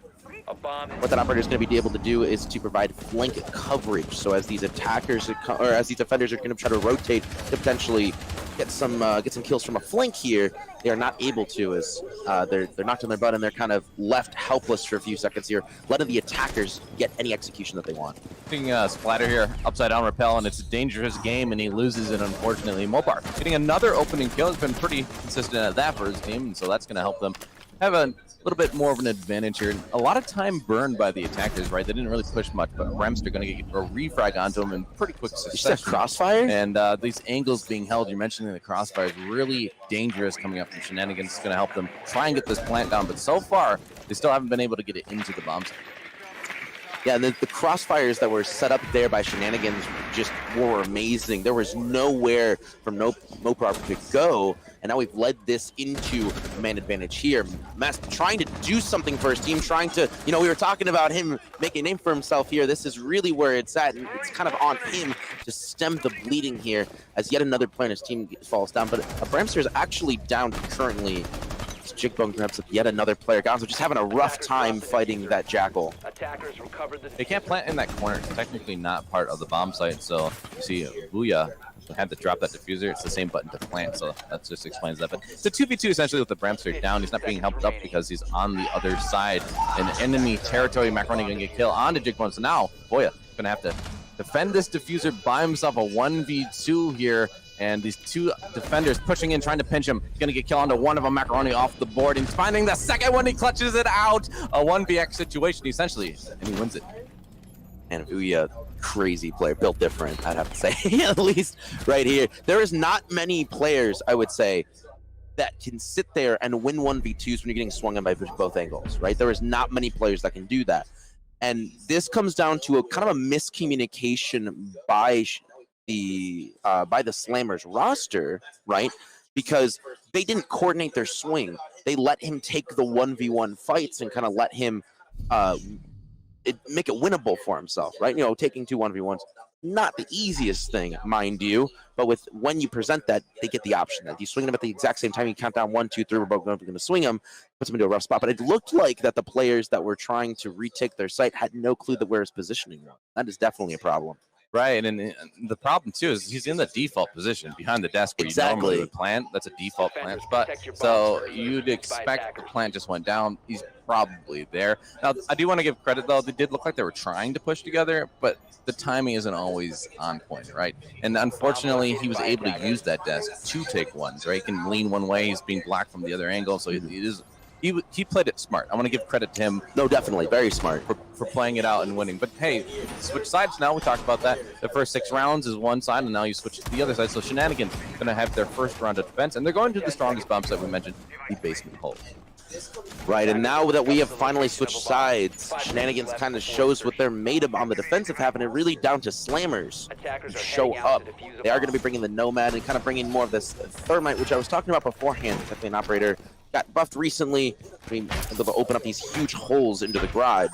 But more importantly, I would say when it comes to the operators that are polarizing in this matchup, Mira survived the banning phase, not typically done, as Mira has turned into an operator that's almost nearly banned every single time if it can be. If she can be.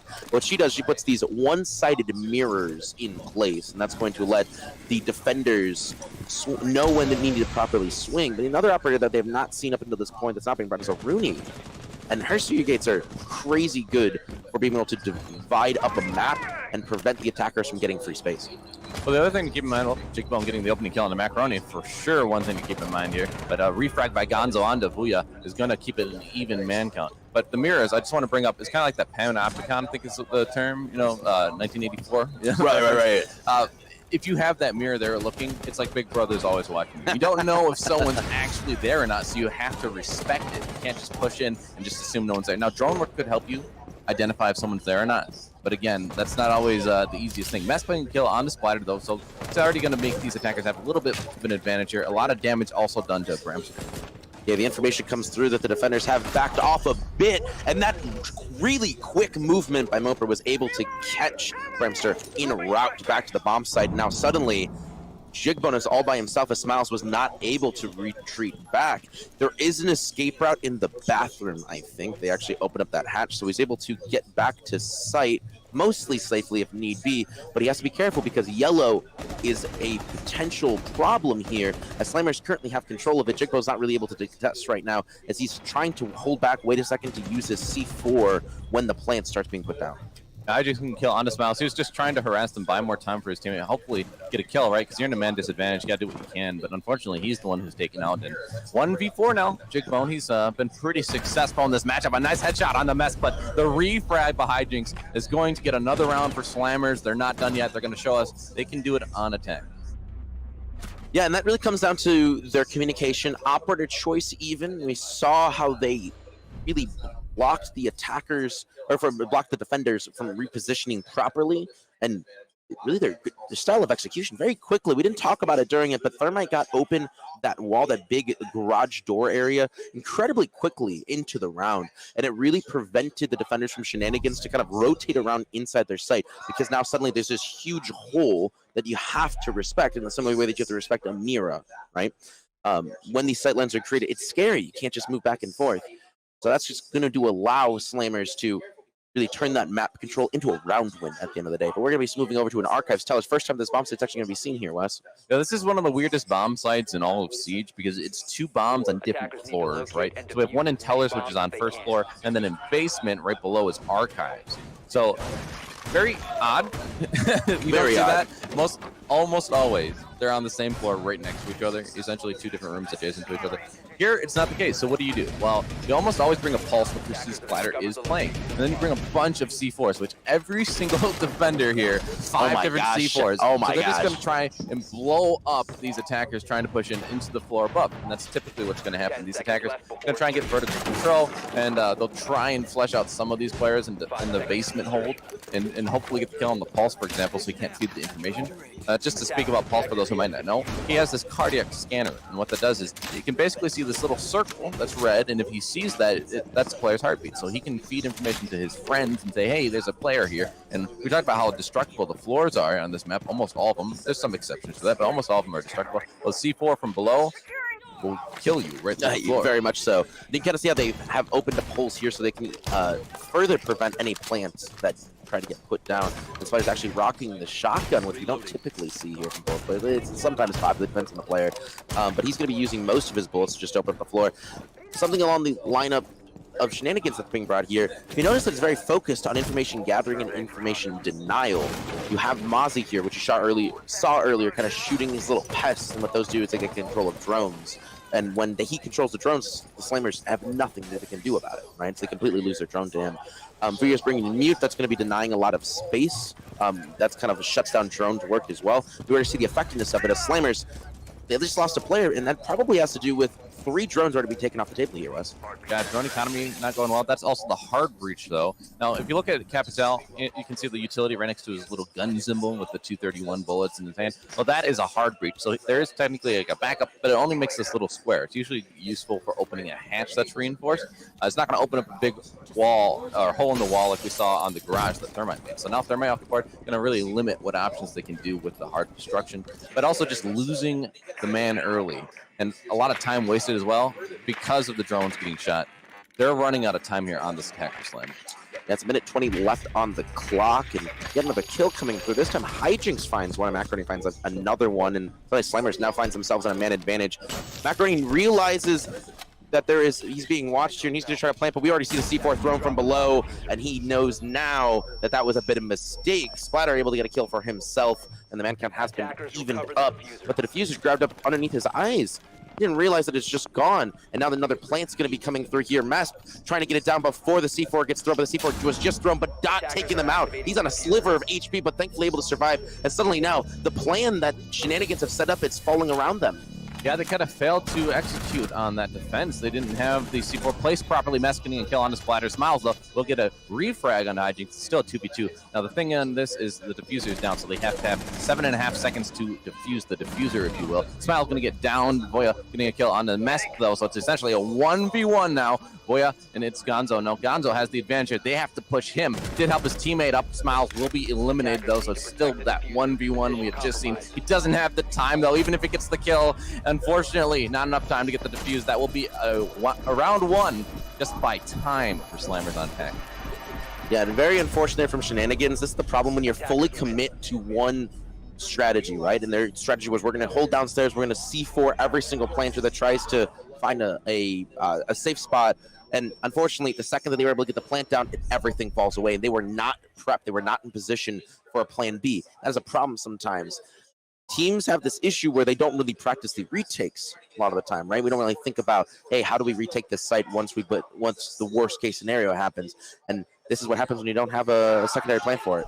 Yeah, and I think it was just a misplay is really what it was. The Pulse put away his scanner, didn't see them pick it up, and then they're already in a corner. He has to rush over. And the ping might have been wrong where he was pinging, because it didn't look like they were looking right where that player was when he was planting. And so the C4, because of that misinformation, the miscommunication, whatever it might have been, they don't get the kill. He's down to sliver HP, but the plant went down.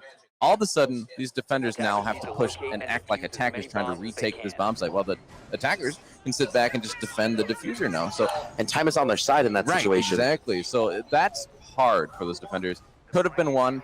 We're going to see they're not repeating bomb sites that they've lost. They didn't go back to Garage. They're not going back to that Archives and Tellers. They're going now to the lobby, that first floor with both the bomb sites on that first. Yeah, this is lobby press sometimes called piano, courtesy of the giant piano that's there, of course. And what we've talked about before, how this is a site that's really hard to hold, and that mainly stems from the fact that all of these angles have to be careful to watch for outcore.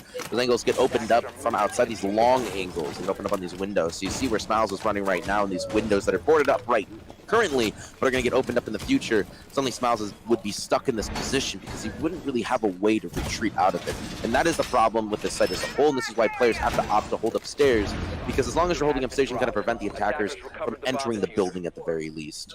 Right, or at least not in those bomb sites, right? They can't jump through the windows, they can't walk through that front door by the circle desk.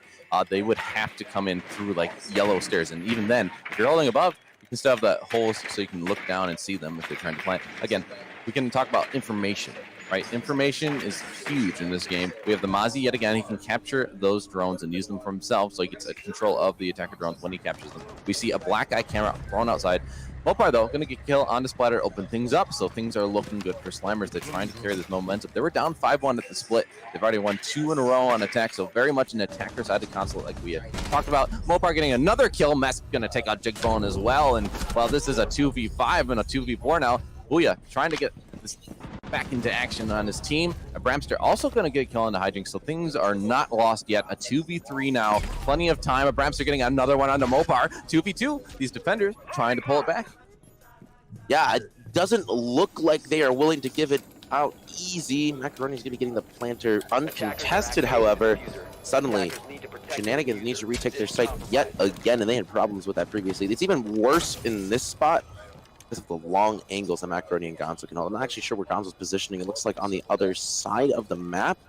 And he's actually holding down the diffuser from a different angle. And it's going to be hard for Shenanigans just to drop down and try to get it diffused here without being contested. Oh my goodness. Well, they could just kill him. Nice shot onto that player outside of the building. That's so hard. And now it's all up to Gonzo in a 1v2, and they can get this plant down, but they don't have a lot of time. If he can stop this person defusing this, it will be a round one on time alone. Now they're going to have to be watching, and he's not. Where's your teammate, Booyah? They weren't watching the right angle. Gonzo just going to win this on time, but he's going to actually just get the kills for his troubles, and that's going to seal another round for Slammers. 3 in a row in attack. Shenanigans was looking very strong in attack, right? We talked about their executions, we talked about their drone work and everything. Problem here, they have holes in their defense that are allowing Slammers to come in and get the plant. That's the problem with the site as well, is that is a standard plant spot. You run straight to the door, get the plant down, right? Now suddenly the defenders have to push even outside, right? And when they walk outside of the building, their positioning gets shown. And that is a huge issue here. And just with those holes in their play and their holds, Shenanigans has allowed Slammers to catch up 5-4. This is looking a little bit more winnable for Slammers, and makes me really hopeful that we're going to be bringing it to overtime. Yeah, I'm hoping for that too. Now, on the other side of things, Shenanigans going to have to try and bring it back. They're going to go to that bomb site again, I believe. I'm not quite sure. But I want to point out, these rounds are so close for their defense, right? The problem is they just let it slip. What happens? Well, we just missed some information with the pulse. We didn't get the kill on the planter. Okay, we're losing opening engagements. We're trying to bring it back, but in bringing it back, we're leaving the bomb site open to get the plant down. So this plant coming down has been the thorn in their side. Right. It's not as if they can't frag. We've seen them. They're even clutched to a certain degree. They just can't carry it all the way home on this round.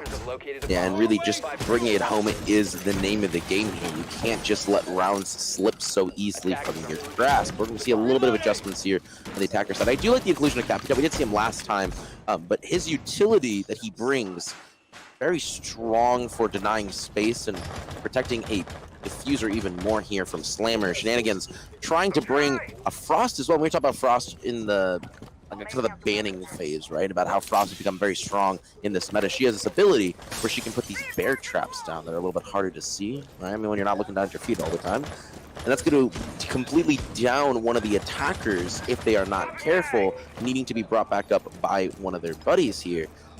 With that inclusion, with Smiles, of course, being on the Vigil, I am looking at a more roam-heavy game, which I do like. The problem with a roam-heavy game is you have to be careful on those refrags, because when you are by yourself in a different part of the map and you're not able to have any teammates nearby, you just be taken down. But it seems to be working for so far, as Hygien's just going to be taken down by a Bramster, and that's going to be putting him at 10 and 5 double digits currently. We joining Guya in that regard.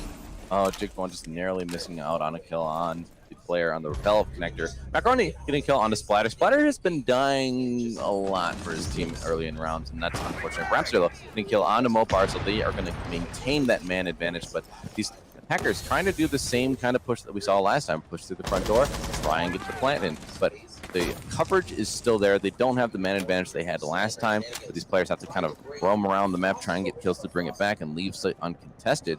Now they're still there, so this is very much in the favor of the defense at this point. Right, and we see the defenders, they're kind of just like locked down right now. They're very willing to just sit here, wait for the attackers to kind of push through, make their presence known. With that arrow coming through, it does get the position away from Macaroni, and Bramster is able to capitalize. He is unfortunately down for his efforts, but the man advantage is still very firmly in the realm of Shenanigans, and Slammer's now forced to reposition to try to get their teammates back up. Yeah, and they're going to be down trying to help their teammate out. Now Gonzo by themselves, both your teammates are downed, and these defenders now probably aware of this, and they're just going to be playing puppy guard. Let's see, can we get this last player killed? I hope they know, but the problem with this is a lot of times in regular game, if you've played this game, you have points. Well, in competitive play, you don't have points on. So you get points for knocking someone down. You would have had to check your scoreline by hitting the back button, or the tab button in this case, to see that score and know that you got the down. That's the only way you'd know, or a sound cue maybe, but they're outside, so you probably didn't hear that. So unfortunately, I don't think these defenders actually knew that they had those two attackers down, and now they're going to be in a 3v3 with their player down. Bramster not going to be able to get helped up, but from above, Booyah, going to kill on to Gonzo, and these last two attackers with very little HP are going to have to do a last-ditch effort. Push, Best going to get kill on to Bramster. They're trying to make this happen, but Smiles says no, no, no. Macaroni off the board. Now it's all up to Mest, and he's going to push and get one kill, but is refragged. Dickbone going to seal the deal, and Shenanigans finally able to find some success in defense. And I think this is more what we were expecting when we transitioned back over to the, when they were going to be moving on to the defense, right? Shenanigans able to set up these crossfires, able to set up these refrag potentials that they did so successfully on attack, and really put Slammers into a rough spot, and this is what happened here. Even though they did not capitalize off of getting two down players because of the low HP, it really allowed a player like Vuya from his power position up top just secure the win for the teams. And now we are in dire straits, Wes, as Slammers currently staring down match point. Right, first to 7 wins. Now, if you get to 6-6, that's overtime, like we had mentioned. So right. Slammers needs to win 2 more rounds. They'll find themselves in overtime. Then it's a best of 3 rounds there. Whoever gets those 2 rounds will win it out. So first to 8, basically. But we're not there yet, right? Yeah, these are best of ones, by the way. Yes, and these are best of one. So only one map. So it's all or nothing in these matchups between these two teams. And then you obviously will move forward in the tournament to see where your seeding and placements will be, depending on your win-losses. But looking at the bomb site, they're going to go back to the strongest one, like we had mentioned. They haven't really been back here since the first time where they lost it. So curious to see what adjustments they'll make. Of course, trying to not lose men early. That's been a problem for the defenses, where they lose 1 or 2 players and then they find themselves on their back foot a lot of the time. Right. You know, and something that can really help with this when you're trying to get your aim down is Kovacs, by the way. I'm not sure if you knew, Wes, but if you want to snag some extra scholarship dollars, you can head over to the Kovacs station. It's actually here in the building to compete against other students nationwide for a chance to win, am I reading this right, $7,500. That's not too bad. Not bad at all. Yeah, you just gotta click heads. It's easy for Ed. Right? just click heads, right? And just shoot. But we're going to be seeing this defense here relatively stock over all those bandit batteries, these electrified batteries, keeping the garage double door there. I guess a triple wall, actually, under lock and key, forcing the attackers through a different round. Now, Mesp can, in fact, open it up. But if you notice here, Mesp, or you notice here, Wes, Mesp does not have any Twitch drones left. Yeah, unfortunate to utilize the utility in a way that hasn't been very productive, right? I don't know how much they gained from it. Maybe they got some of the bandit charges off the wall, hopefully, but it doesn't look like it, right? So unfortunately, that's kind of wasted utility, and they're going to have to just figure out another way to get this wall opened up, which is, you know, the traditional thing. We have to clear out the map, clear out specifically the piano room right here near Gonzo, which is going to start droning and try and get that done. But a lot of time also going to be burned to do this. Yeah, it seems that Mopar was able to successfully open up something that was probably the garage door through the efforts of the rest of his team here. They don't have a lot of hard breach necessarily on the table, with only the Thermite 2 exothermic charge. Yes, we did see there for a split second the wall was in fact open. They're not shooting defaults though, which is a big of a problem, as Jigbone's getting a bunch of information upstairs, as well as a Bramster. He now knows where Gonzo is playing at, and that's going to allow Splatter, who's currently sitting here up on the first floor, information needed to potentially not lose his life and get a few kills in the process. So here's a marked difference between these two teams, right? The first defense we saw not work out really for the defense of Slammers and Splatter, and he kill onto Mopar. But I'm just looking at the time. They haven't gotten any destruction done, and a lot of time, only a minute remaining. Now Bramster going to kill onto Hijinks. Macaroni going to refrag onto Splatter, but they're still in a man disadvantage here. It's a 4v3, a minute remaining, and these attackers just do not have the control that they really would want to get this plant out. Yeah, even though they got all of the information, right, they were able to take down their extended hold by Splatter. Because they have not been denying the information here from the defenders, it's putting them into dire straits. 40 seconds left on the clock now. Macaroni trying to get the plant, but he is unfortunately taken down by Smiles. While there's a refrag comes through Mesp, when you're at man disadvantage, the refrags are definitely a problem, as you need to shore this up. Jigbone grabs up yet another kill. He's been the star-studded player here from Shenanigans. Need the rest of the team trying to shore up right now, as Mesp is left alone outside of the building. Can't even walk inside, as Smiles shuts him down. Shenanigans takes the round and also the map here on Consulate.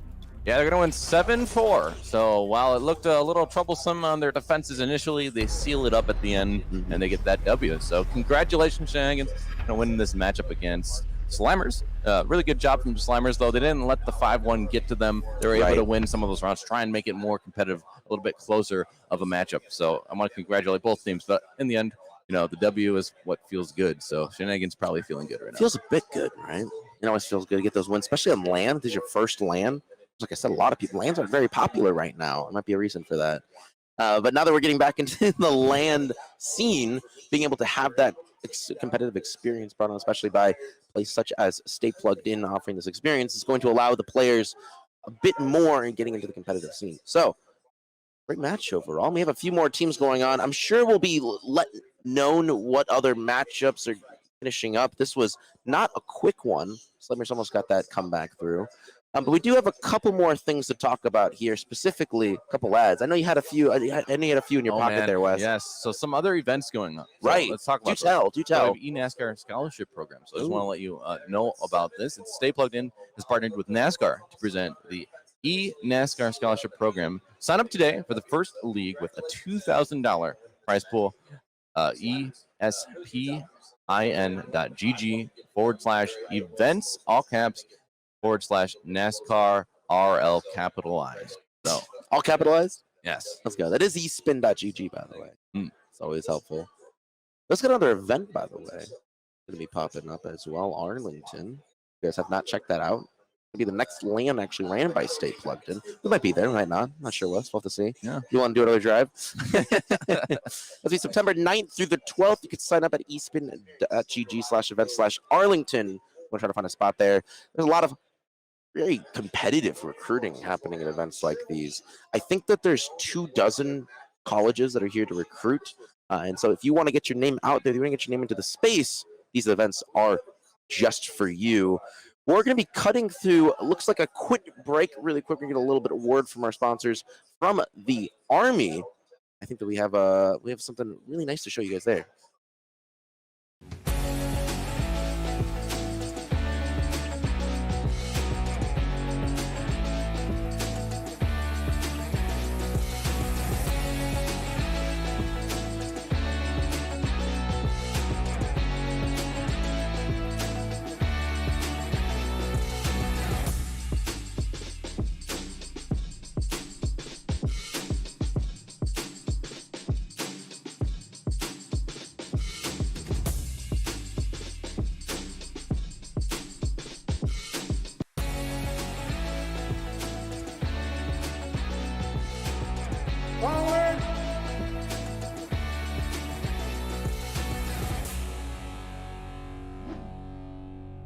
Hello, welcome back, everybody. We are returning with the High School Esports Showcase presented by NECC, Spin, and Helix.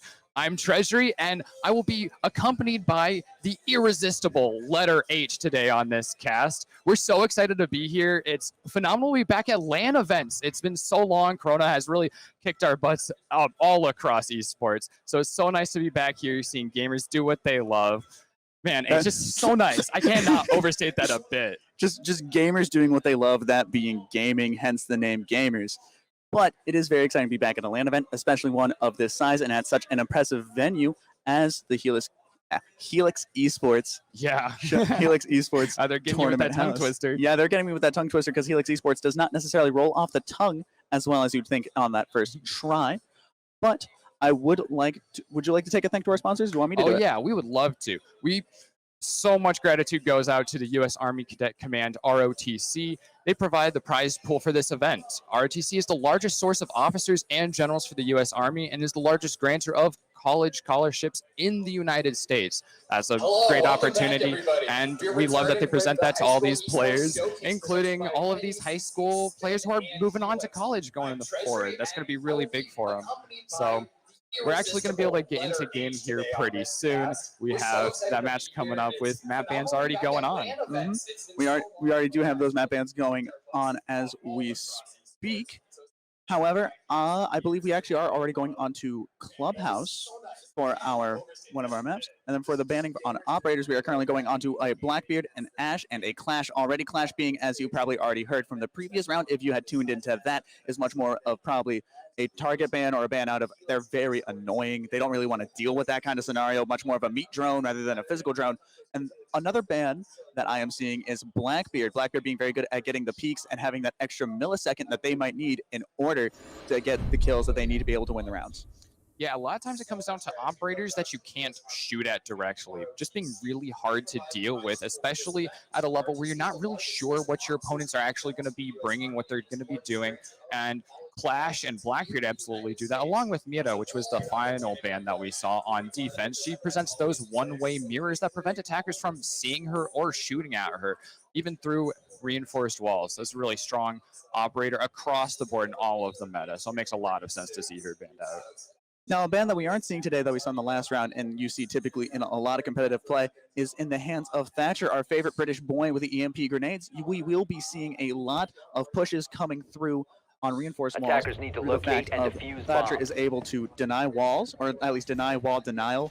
It's a bit of a double negative, but I hope that ends up making a little bit of sense It's mathematically. all those complicated 4D chess plays that we have going on in Rainbow 5D Six chess, Siege. much more of. But that will allow the push in of vertical walls in a bit more ease of access thing. However, with the pick of Thermite, that does end up being very big holes, but not necessarily the most flexible of holes, such as the ones that you would get from like a long shot all the way from the roof all the way into that main bar area. We are also seeing a gridlock, which is also another decent flex pick for denying any sort of flank. It is a very good flank watch character. On top of Nomad, they're expecting very heavy roam gameplay.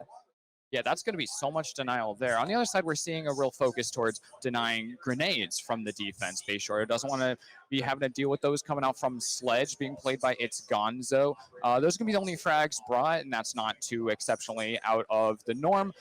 He'll be dropping those from above, dropping those into any trenched-in defenders, trying to catch them off guard. Right off the bat, we'll be poking up here on the hookah balcony. And that's going to be a pretty common hold as well. This makes a lot of sense to start putting some pressure into that site before the defenders just get to sit around and lays around without any real pressure on them. It's probably to also help catch out any sort of roaming or any sort of rotating, because as they have said in other sources of media, their shelter shall become their tomb.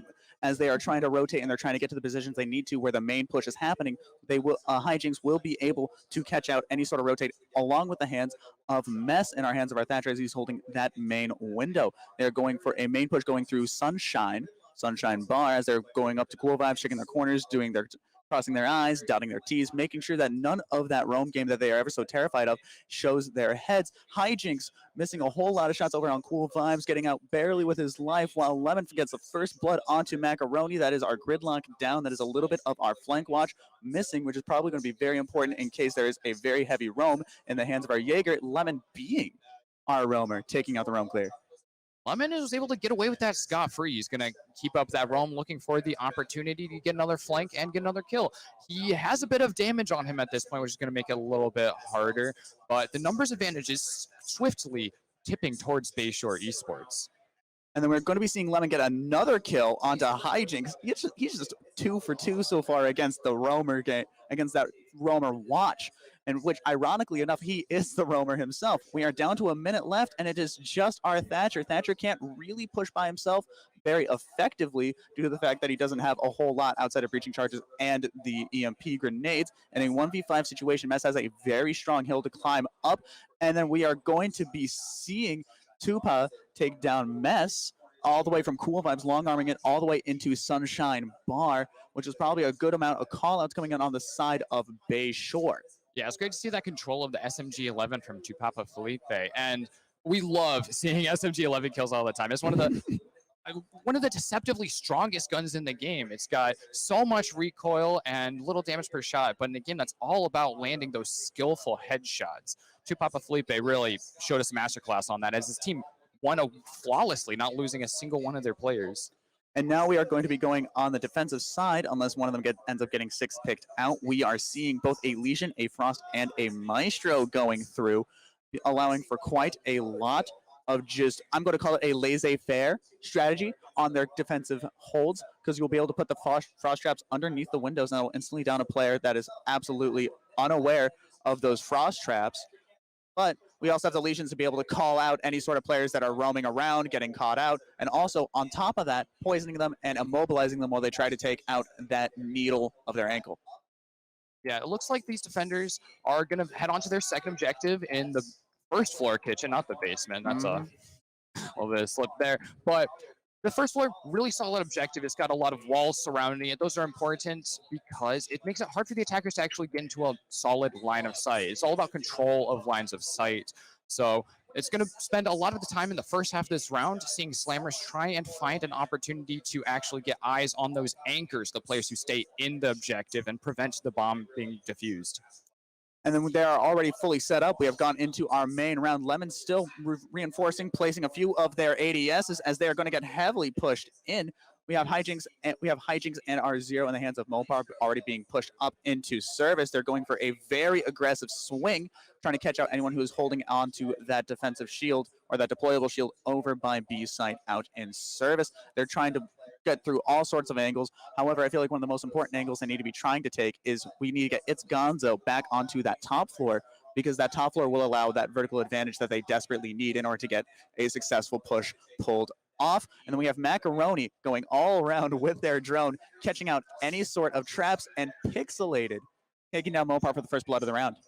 That's great to see, and obviously he's putting on a lot of threat as well. We saw those frost mats getting pinged by the drone in Sunrise. Those things are scary. If you're not watching where you're stepping, they'll snap you up right up. And with Mopar out, that's going to lose a lot of that intel potential that Slammers had there. His operator, Sam Fisher, has 4 cameras that he can send out in addition to his drones, and without any of those going down, it's going to be a little harder to find where defenders are. I would have to agree with that. That is a lot of intel off the board, and especially with the Capital in the hands of Mesp, we are not going to be seeing a lot of really just dirty, absolutely filthy crossbow bolts in the name of fire. And Macaroni is going to find a kill onto Lemon. That's a very good pick. Pixelate going to find a kill onto Macaroni, get revenge immediately, and that's Defuse down up in Hookah Lounge. The game is now in the hands of Bayshore yet again. However, it is only a 3-4. They can easily bring this all the way back. Mesp with their LMG trying to push all the way through bathroom, almost catching out our smoke over on A site in service. He's going to duck around back into that stall and pull out the needle and not get smoked out. I'm surprised that didn't hit. Yeah, he's fortunate not to have been hit there. He's going to have the gunfire and the angle. Mesp getting a kill while his teammate is killed by Pixelated, as well as Kevlar using those anchors to their advantage. Bayshore has gotten themselves 2 kills, and they've blunted the attack. It's Gonzo is the last player left. He wasn't able to get much info inside the site from his team, so it's going to take a lot for him to be able to find all 3 of Kevlar, Pixelated, and Pagman. Droning is going to be his first step here, but without a second grenade, still taking out that deployable shield that he has found is going to be costly to the economy of utility that he has left. And he doesn't have that much time to do it. He has to kill either 3 people and then just, you kill the 3 people, you win the deathmatch, or you run all the way up, get the defuse, and then somehow plant it on the point with only 10 seconds left on the clock, and he's going to get a wide swing off and get punished by Pegman, who was holding that angle and was able to get that nice swing out and able to take down its Gonzo, making it a second W for Bayshore. There we see a ping coming out from one of the teammates. We saw that from both sides as well. Sledge actually getting a ping on the Legion that he was looking for. Both of them relying on their teammates to feed them some intel, even beyond the grave. Really important aspect here is that teamwork and those call-outs and all of that coordination. And that's what Bayshore's really been showing us. Their roam game has been on point, absolutely pincering those attackers, getting them from behind and from unexpected locations, and making sure that the rest of their players can anchor inside. It's that hammer and anvil kind of strategy. And that hammer and anvil strategy tends to be very consistent. It tends to end up getting you the best wins of the rounds, or at least the most comfortable ones. And we are going to be 6 picking out the Amaru for the Twitch, which slightly disappoints me because I thought we were going to see massive aggression coming in from Slammers. And they have shown that they are pretty proficient in gunfights when they know exactly where they are. However, without that Amaru, they won't be able to just dive in and get some frags while they have the advantage of surprise. That secret special element that makes Rainbow ever so good and makes roamers ever so good, such as Jaeger is one of our typical roamers, along with, I'm going to assume, Kevlar on Valkyrie. Yeah, we're not taking that Amaru for that window dive, but it does look pretty aggressive from Slammers, and they're free to do that on a map like Coastline. It's very kill-oriented. It comes down to gunfights, and who's really better at that mechanical skill a lot of the time, in addition to the coordination, getting into rooms at the same time with your teammates, setting up those crossfires.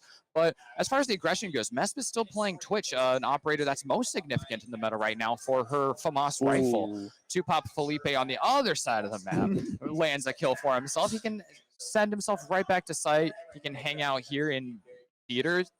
Penthouse and Theater, we didn't mention this before, is a lesser seen objective as well. So that's an interesting pick from Bayshore. It is considered a tertiary objective. It is one that you just kind of pick because you have to pick it. You generally see a lot more play going. They already won on Hookah. They already won on Kitchen. And kind of the next best site is that Penthouse hold.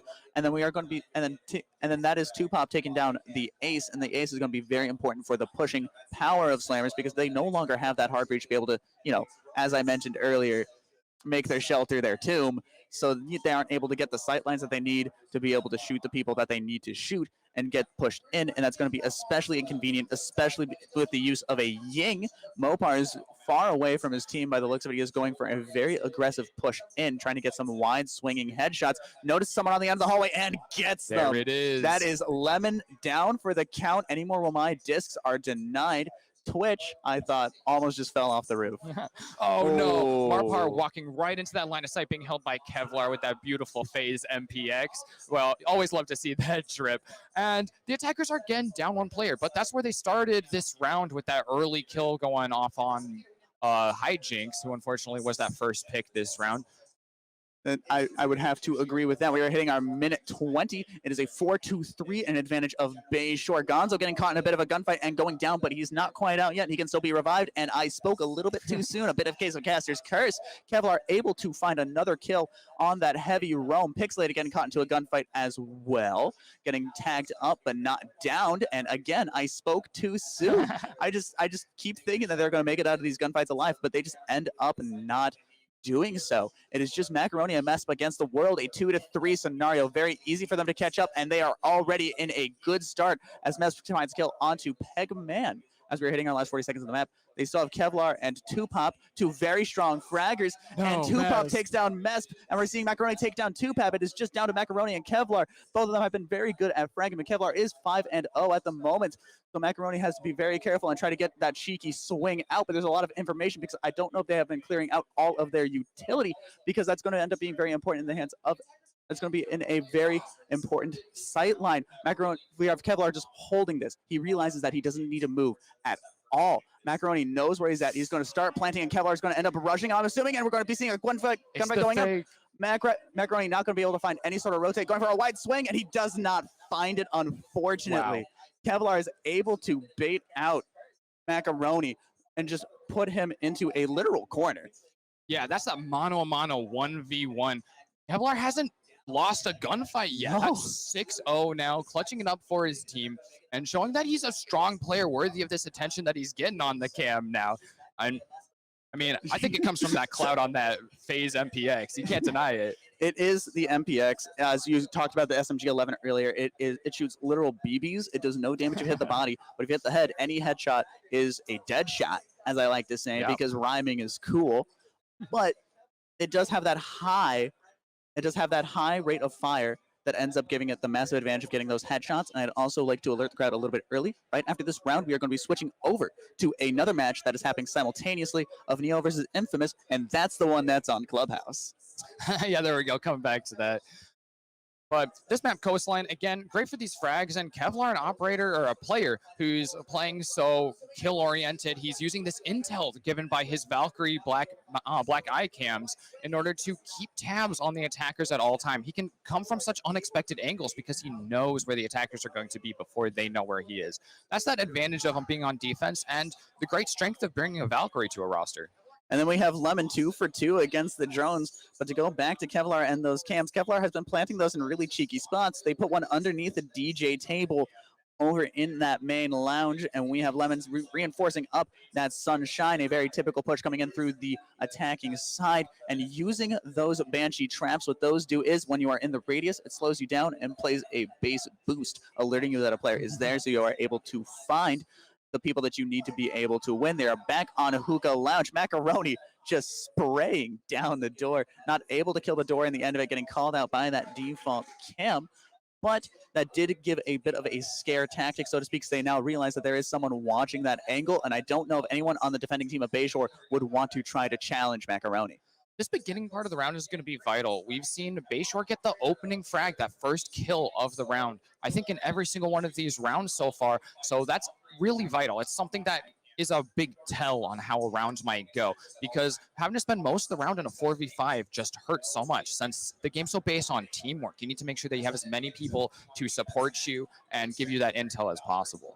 Macaroni pushing up from their line of sight, pinging out the window, pointing out that someone is there, and Tupap getting caught out. That is the smoke down for the count. That is 30 seconds left into Slammer's pocket for the attacking round. They don't need to fully rush it anymore, or at least they can take a little bit more of their time, because with the lack of that smoke, they are able to push through choke points without the worry of, well, being smoked out. Gonzo getting caught in a gunfight and ultimately taking down Kevlar, the absolute legend from last round and the first death this game. And we're going to be seeing Mopar getting caught into a bit of a gunfight against Pagman in the hands of Legion. By the looks of it, he's long-arming it all the way down and finds a headshot through a wall already. Is just spraying it down range and able to find it through a wall. It is down to a 2-5 in the hands of Slammers. And I always speak too soon on these things. I swear to God, as soon as I say. It's the classic caster's curse. Exactly. Pixelated here is in sort of a retake situation. Slammers early on got access all the way here to Billiards, but they're not getting that plant quite down yet as the attack has ended up rotating towards Hookah.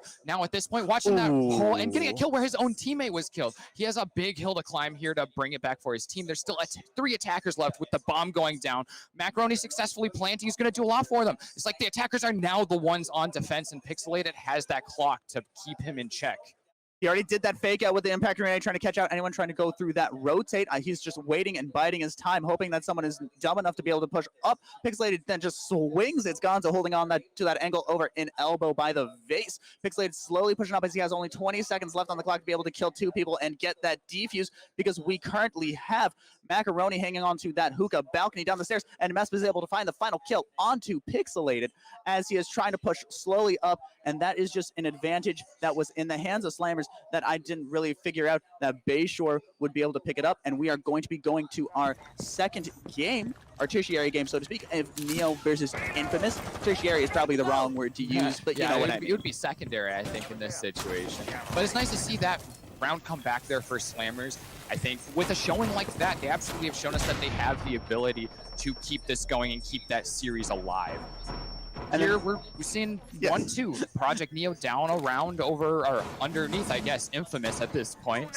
And CCTV on Clubhouse is a really important objective. This is one of the most basics-oriented maps and objectives. You have to prove that your support team is capable of getting through a lot of walls, dealing with anything that the defenders have to throw at you. On the defense, you have to do the same. You're not going to be dealing with Thatcher in this case, but the Maverick is really important in the first minute or 2 even of this map, opening up the wall and allowing the hard breach to actually allow access to site. And we're going to be seeing that in example in the eyes of Remix on the hands of Infamous, because you can Maverick trick that wall. He's only meant to get those little holes, but Ubisoft had a little bit of a hiccup and you are able to, on some reinforced walls, just absolutely demolish the whole thing within 30 seconds and very quickly.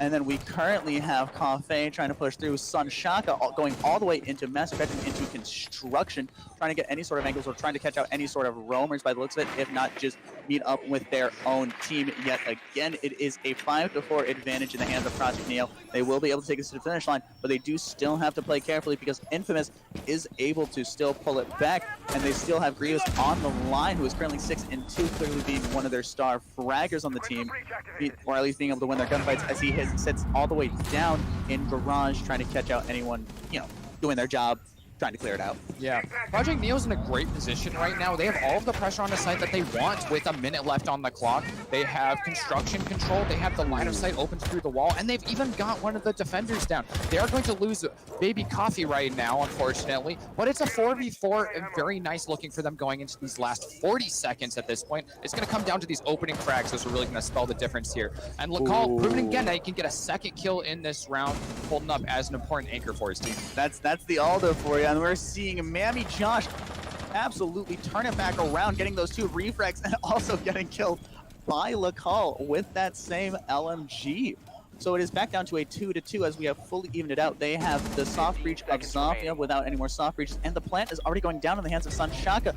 But we have Cake already taking down Barlow. They're trying to push in. They're a bit pinching him a little bit on both red stairs and main site. He only has 2 seconds left and not much things to do. He has to stick the plant, and he's not able to find it, ladies and gentlemen.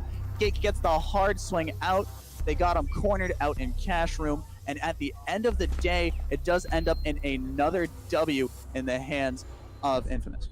Sunshaka saw his support just disappear around him as he was left as the only player left, trying to get that defuse down, and it was just not going to happen. He had to rely on his own skill with no intel on the board. Clearly, we saw that he didn't know if anyone was on red stairs. He had to pre-fire and use those really impressive flicks that he just showed us. And it wasn't faded well for him, unfortunately, but he's going to have another chance here on that attack. This time in the basement as Infamous goes downstairs. The basement is where they are going to be going today. And that is Another very good site for them to be holding. Someone that you'd also typically take around this site would be a castle to lock down more of, dirt. You'd lock down the main hallway, just basically the site. In general, he is able to make those bulletproof barriers. That forces you to use a lot more utility in the hands of the attackers, but we are not taking that castle today. We are going for a much more general hold.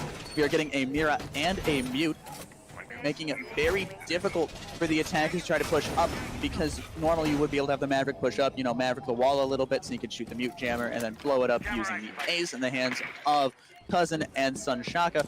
But we will probably have those Mira windows already those on are gonna those make it walls. almost impossible to push into blue, that rim that we were just seeing. They've got a Mira watching into that angle. They've got Malusi gadget set up there. It's gonna take so much explosives, so much utility to get in there. It's gonna be a really solid hold here, as they have some of the strongest anchors available to them right now.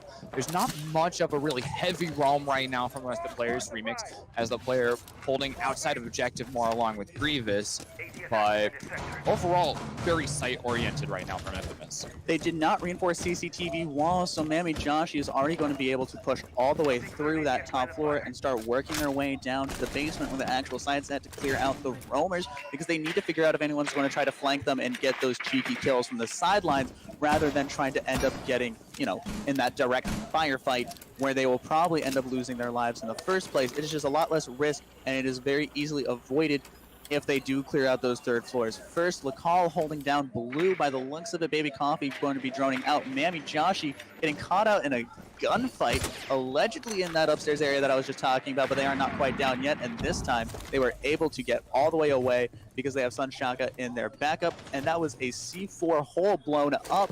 Someone almost lost their life. Yeah, CJ isn't going to find that kill that he was looking for. It's going to put some more pressure on those feet as Project Neo opens up the floors, tries to get those vertical lines of sight to look in on the defenders down in the basement, and with some skill, maybe even pick up a kill in between those floorboards, trying to find some really skillful shots for them if they can get it. And like we're talking about with Maverick, he's going to start opening up reinforced hatches. Those are important on this objective in order to give you more points of ingress towards the site. You can drop into Armory even, and if you've cleared out the back of it, that gives you free range to plant along with cover from your teammates. And that free range to plant is just going to end up being the advantage that they need, especially with that vertical. We saw Lakal prep up a little bit of what we call an impact tricks hatch, which is you can use the impact grenades in the hands of Maestro to prevent any sort of charges that would normally breach through that reinforced hatch, such as ace charges in the hands of Sunshaka, for example, from actually activating. So it allows them to hold that hatch much safer. But Baby Coffee using their sledge just denies that a lot more because they're able to get that vertical advantage. CJ finding the first blood with the SMG-11. A lot of needle guns going out in these two games. Yeah, Baby Coffee is not going to be able to do much more open up those floors, but he's got quite a lot open. 30 seconds left is going to be really stressful here for Project Neo. They need to just keep pushing up. They're going to have to blind check some of these angles and still have to deal with Same Cake watching his own Mira window. He's got full eyes on main stairs, which is where the bulk of this attack is coming from. Despite that, Cousin gets a kill. Same Cake, as I said, getting a kill through that wall. Supporter holding up in church, getting a second one as well as the attackers start to crumble. You see Lakal looking for something, but Remix is going to finish it out for the team. Cousin not able to actually get into sight. As we said, blue, a great hold here. Nearly invincible and with nearly no utility sunk there. Easy to hold. Same Cake had their cake and they got to eat it too with that triple kill over. I'm going to assume it is also in blue or somewhere in that area because of we saw a lot of Mira windows going through. So that was probably where they were primarily holding, and with the lack of time that we had on the attacking side, they were forced to rush in without much of a plan. Or at least without much of a plan to be going in that fast, and they were just sprinting in. Their gun was down, their guard was down, and from there it is just easy pickings in the hands of Infamous. They're going to be going for a very similar holding strategy, or off of the operators alone at the very least. But we are taking a Goyo who has the explosive deployable shields, which act as deployable shields, but also explosives. Hence the name Explosive Shields. Ooh. We're seeing another bread and butter attack lineup from Neo here.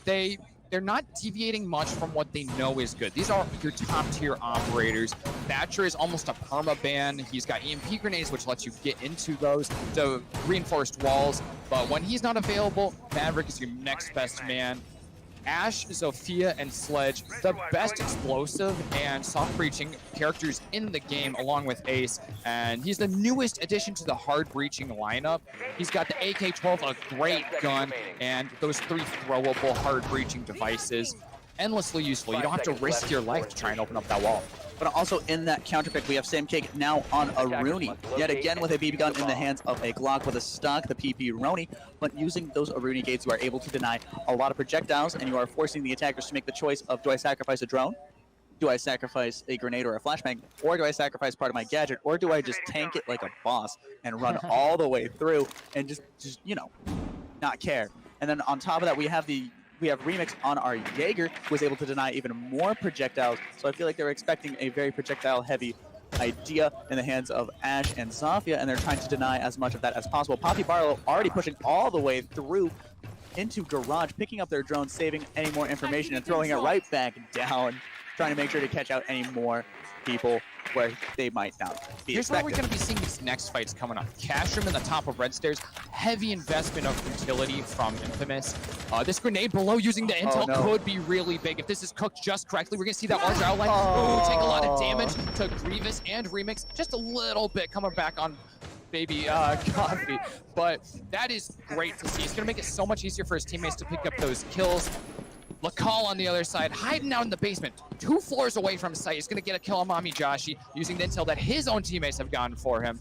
Baby Coffee, not willing to be the killed off early like last round. Going to get one for himself, start pumping up that KD.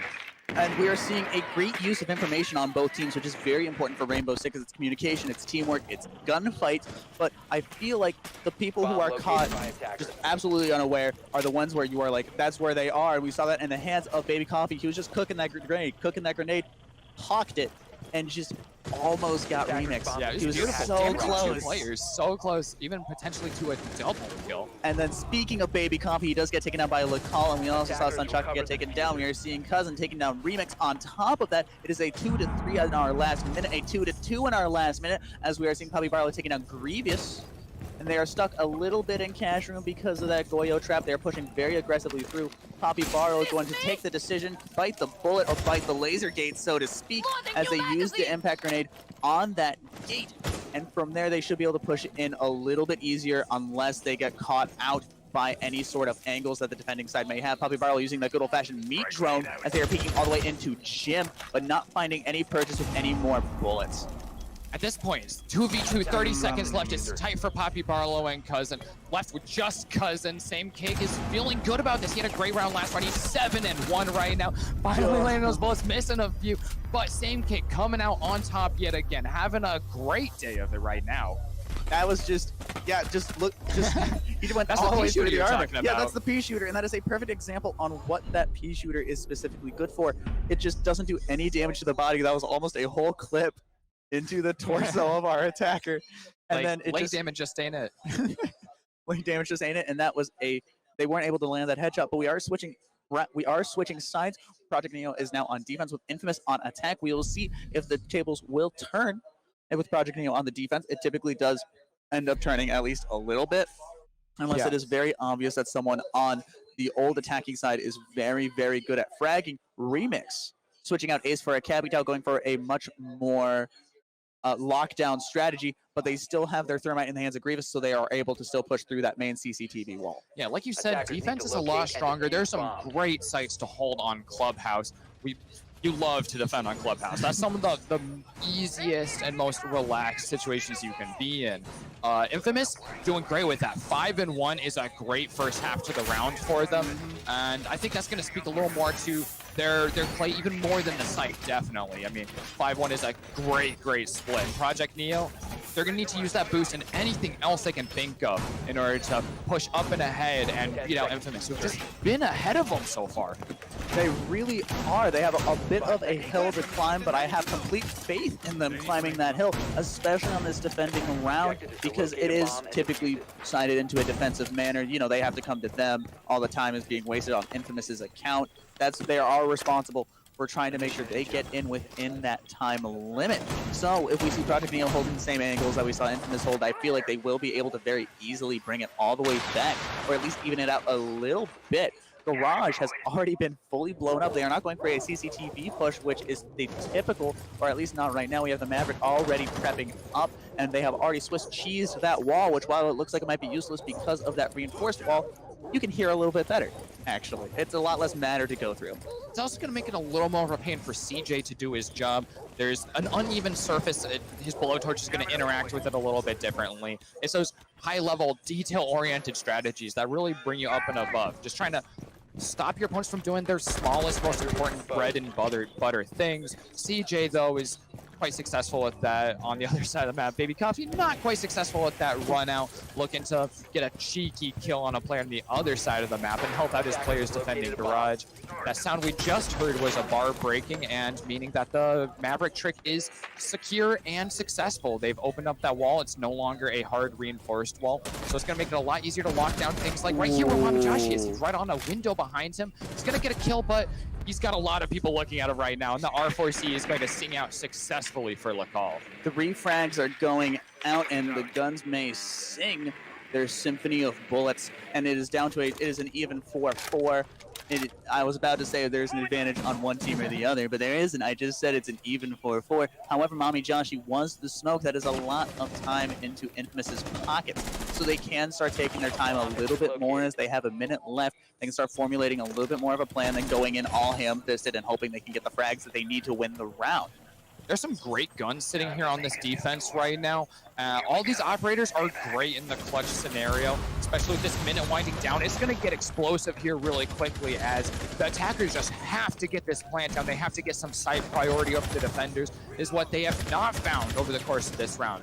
So this is going to be a vital point here. These smokes are going to go down, and with the timer ticking down, Grievous needs that plant. This is his job for the team. He's going to try and base some explosives out. We see them come. That's a C4 from below. C4 coming across. Neither of them landing what they want. Grievous is free to plant now. No more explosives left except from, Cousin actually still has one, but he does get it. He's going to get killed right after it goes down, and Lakal is left as the only player to defend the diffuser. Sunshock and Cousin feeling pretty confident as they come from below, but Lakal does it! Oh my goodness gracious, mamma mia! They are able to take it all the way back.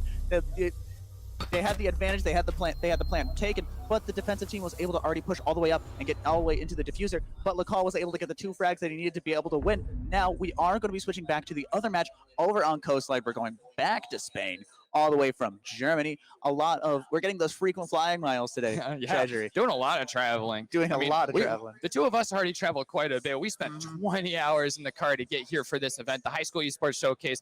Didn't want to miss it. Didn't want this opportunity to share this with you guys and see an event like this going off as we get back into that season of esports. And then we're already seeing Macaroni taking down Kevlar in the hands of Warden. Our Ned Flanders defused down over by that service door.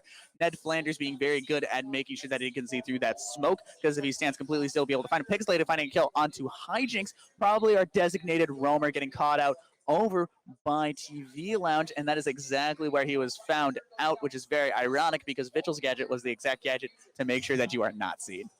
Yeah, he's really trying to hide out, but those attackers, they're wily. They're looking for you everywhere. They'll do whatever it takes to clear out that roam presence before they can get into sight. And that's a great timeline to be doing it on. A minute and a half left if you're dealing with roamers. This gives you the opportunity to start getting more intel in sight, just like that camera we just saw through the floor, giving him intel and maybe even a kill through the floor. It's gone is going to get out with just a little bit of health before he himself is gone. So Lemon already moving on, trying to secure this kill. He's looking through the floor some more, opening up a window so I might be able to jump out, reposition, pick up the diffuser, and even get a plant in service entrance while his teammates do a lot of work, downing Mopar on the other side. And Pixelated pushing in while Lemon does get those kills he was looking for. Mesp is left alone. We've seen him sing true with his gun. He's got the 416C on Jaeger, but there's 3 attackers pushing up on him very quickly. Mesp able to find 2. It's just down to Pagman. It's now down to a 1v1. He's down to his pistol. He's trying to get caught out into a bit of a firefight, reloading the pistols a little bit faster, but he finds enough time to reload his main gun. So now he is fully armed and fully back in the fight. 40 seconds left on the clock. It is a 1-to-1. They have the diffuser. They just need to defend this 1 point from being pushed in. It is down to basically a DM 1v1 match, and whoever is able to point their gun better and pull the trigger better will end up being able to win this round. Mess catching out that drone, but the position has already been called out. At the very least, it has been memorized by Pagman. Pagman being forced to push through because they can't fully rotate all the way back to that diffuser. But if they did, they might be able to catch someone out. We're expecting a bit of a call out coming through from it. Pagman taking a shot, not doing a bit of that trigger discipline to take out an ADS, but that does end up in the advantage of Mess Oh my God! finding and using those, just absolutely using all the He sound turns cues. around to 1v3, stuck from in the sight, barbed intel wire. behind him as well. That's Oh. insane. Exactly. But he used the sound from the barbed wire. He used the sound from the takedown of the ADS. He had all the just traps set up. He had easily set out all the traps for it to be a very hard push for Pagman to do sneakily. And on top of that, he was able to get 2 swing outs into both headshots and just absolutely swing it all the way back from 50 seconds 1v3 on defensive side. Yeah, with that intel that Pagman was able to get with that drone, I thought for sure it was a done deal. Mess was going to be stuck there in service entrance with a full rifle on the Habana coming in looking for him. But he was like a ninja hiding behind the bomb chassis, that shield he had in the corner. He hid in the corner of kitchen by the window. It was still castle barricaded off, no lines of sight to him. And that was the beginning of his great comeback that we just saw. And that's doing great work for his team. He was down 3-5 a second ago, but 4-5 seems so doable for Slammers right now. They have easily caught all the way back up as they went onto that defending side, I believe. Yeah, no, they did go onto that defending side. We have Kevlar on our Capital as well. They're going for a very similar pushing strategy. And on top of that, they are carrying the Saw LMG, which is I'm personally a big fan of in comparison to their Para. And on top of that, we have Hijinks on our dock, making sure that they can get those ranged reses. They realized that that might end up being very good, or at least very good for their survivability, because they don't want to depend on Mesp all the time. Yeah, and look at this. Slammers has a pretty frag-heavy lineup. It's Gonzo's got that Bandit. Clearly, he's liking that MP7, great gun. Mopar not choosing to go with a shotgun on mute. Instead, the MP5K able to hold longer angles. And Doc is a really interesting pick. That's one that you're going to know is for a roamer, someone who's going to run out, take fights, take a little bit of damage, heal himself back up, and just keep harrying on the attacker's flanks. Lemon did a lot to open up the round last round, and he's going to do the same here, opening some lines of sight into Hookah. These are, like we said before, last time we were here, important places to open up. Make sure that the defenders can't rotate around in sight. Make sure they're feeling scrunched up in one place. Then we're going to be seeing a bit of a camera hold going through in the hands of Lemon. It is an MP7 fight. We have Bandit the MP7, and we also have Zero that MP7. Two-Pop finding down Mopar. He's going to get that grenade cook. Oh, no. And that is nothing but net coming in through Two-Pop. That was almost perfectly cooked. It just, as soon as it hit him, he was just a goner. There was no escaping from that in the slightest. That also denies any sort of person from running up and trying to res him. Pixelated finding a kill onto Macaroni. It is just down to Mess Hijinks, and it's Gonzo in a 3-5 situation with a minute and a half left on the clock. Kevlar trying to push through VIP from Hall of Fame, and he's catching out our Doc and gets a dirty flick. Yeah, you can't heal from that one. And Bayshore has come out with the Fury. 4 kills and no losses for them right now. Lemon picking up Mess, but the hero of last round. And we're left with it's Gonzo. He's stuck in a corner. No outs for him right now with 5 players on Bayshore. He's got to get a kill at least to save that face and get that sort of morale boost of at least not giving that flawless to Bayshore right now. Bayshore's looking to head on to match point after this round. So the pressure's starting to mount up for Slammers right now in this group stage match. It's Gonzo being held up down in Hookah Lounge and getting caught out by Kevlar with the hands of that Saw. He just absolutely swings out really wide and is able to catch out the angle that we were seeing it's Gonzo trying to hold. And on top of that, there was a flash going through. There wasn't a whole lot that it's Gonzo could have done in that situation. Again, he was quite literally in a corner, and I feel like that's Bayshore's biggest strength there, or one of Bayshore's strengths. They are able to get people into the corner, into a bit of a situation where they can't do anything, whether it's a 1v1 or a 1v5. Yeah, we are on match point now. Bayshore pulling out that round, saving face from the round before. That was a great clutch from Mess, but is he going to be able to do it again? His team needs 2 more wins to take this to overtime. That's the win condition right now for Slammers. They have to come out strong. They're going for a similar strategy this time, switching out Mute for a Mozzie, switching out a little more drone denial for more drone intel for themselves. Mozzie can steal drones for himself, hop them around, put them in hidden locations similar to Valkyrie. And with cams, you can place wherever you want. You can do a lot to support your roamers, and again, that's all about harrying the attackers as they try to enter their building, is having that intel that they can't deal with and coming from behind. And then along with that, Aruni does allow her to give that mean left hook into any wall that they absolutely need to. Robotic and they're able to make any rotate holes that they need to make, and that is going to end up being a massive advantage because they do not have anyone with a secondary shotgun to be able to make those rotate holes. We have Mopar in the hands of Doc as well, probably also going to be going for a very similar swing as Hijinks was trying last round, while Hijinks has realized it's probably better to try to get onto that information roll much more of, and then just try to get, it's simultaneous denial of information and collection of information if you place your drones exactly where you want them to be. Looks like this attack is going to be coming heavily from ruins. This means office is going to be a point of interest along with aquarium, probably opening up the floor quite heavily since we're seeing our soft destruction characters heading up there. We saw Hijinks watching towards office at the end of the prep phase, so that is sure to be an engagement coming up real soon. He's got a really strong gun on his own side, that 9mm Commando on that AR platform. It's a really good gun, great damage, almost no recoil as well. Not opting for the P10 Roni we saw before, though, which is always an interesting one to see which one a player goes with. Both are a laser beam, but one does actual damage, Treasury, and I feel like that's kind of the trade-off we're going for today. We're going for damage over rate of fire, which can end up having a massive advantage if, like the pros, you are aiming much more for the torso, because the recoil will go up to the head, or they will be crouching already. Two-Pop getting into a bit of gunfight, and Pixelated also finding a kill onto Mopar, while Hijinks finds a kill onto Two-Pop. And that was a bit of a domino effect. Pac-Man finding a kill onto Hijinks over on those main stairs. Yet again, it is down to a 4-3 advantage into Bayshore's hands on match point. Slammers has to really tighten up they really have to tighten their laces and get into and dig their heels into a defense. Yeah, this has come down to these roamers, or not, the anchors. We see Messp up here on the bar wall. The floor caves in, the ceiling for him caves in around him. He's got just a little safe haven here as the attackers absolutely looking for him, destroying all of his bandit batteries that were placed in the beginning of the round. And at this point, Slammer's feeling good, or Bayshore's feeling good. They've got explosives to cast down into sight. They've got lines of sight to all the important places to roam. There's a well-placed sledge hammer points that are going to lend that intel and that denial of space. With 4 players, they're also going to come in with force, not expecting... Oh, no! Not expecting that swing, though. Pac-Man's going to kill off his own teammate.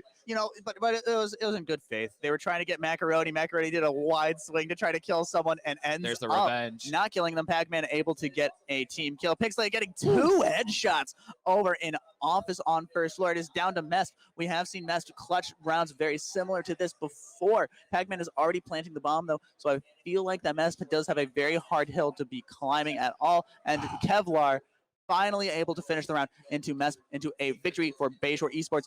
But I would like to say it was a very hard-fought victory. Yeah, great plays from both teams. Really nice to see.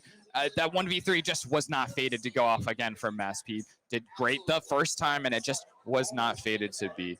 Okay, I think we'll be heading back to the other match here to finish it out. Oh, nope, I've lied.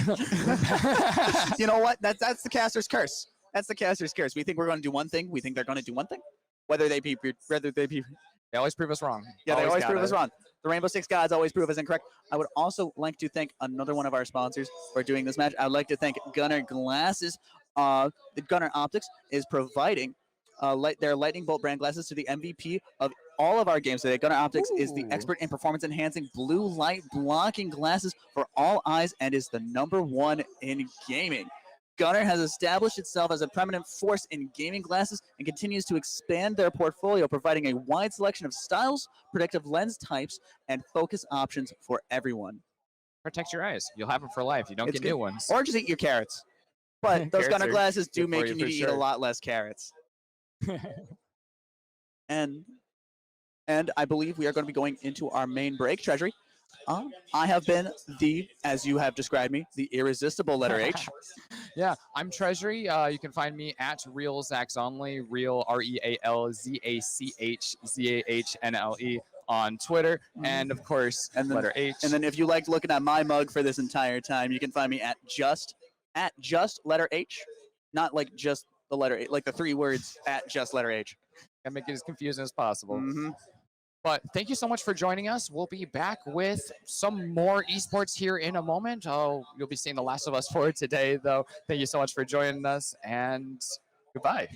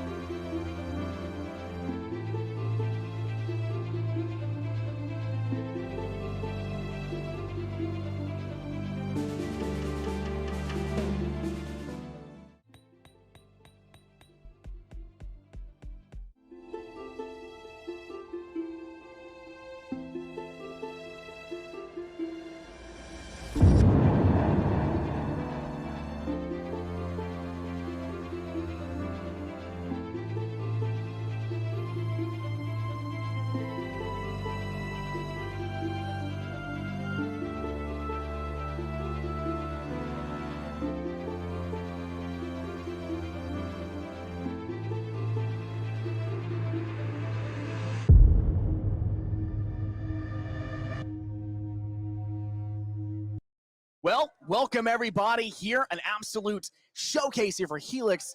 We've got ourselves a spectacular setup of games here for Stay Plugged In as well.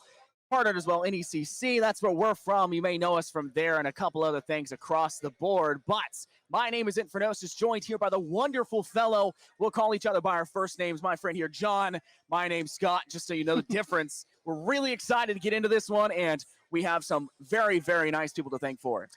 Yeah, might as well go along with the first one, of course, Army, the ROTC. We'll make it short and sweet. I mean, we love the guys there, giving us a lot of money here for the sponsorships, giving these guys a reason to really give it their all. They have a great program down there as well.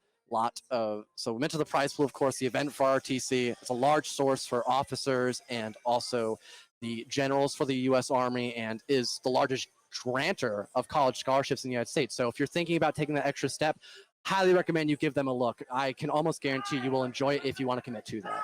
Absolutely. I'm super excited. You may be able to hear in the background a couple of the players here at this LAN event getting really into it just like we are. We're super excited here.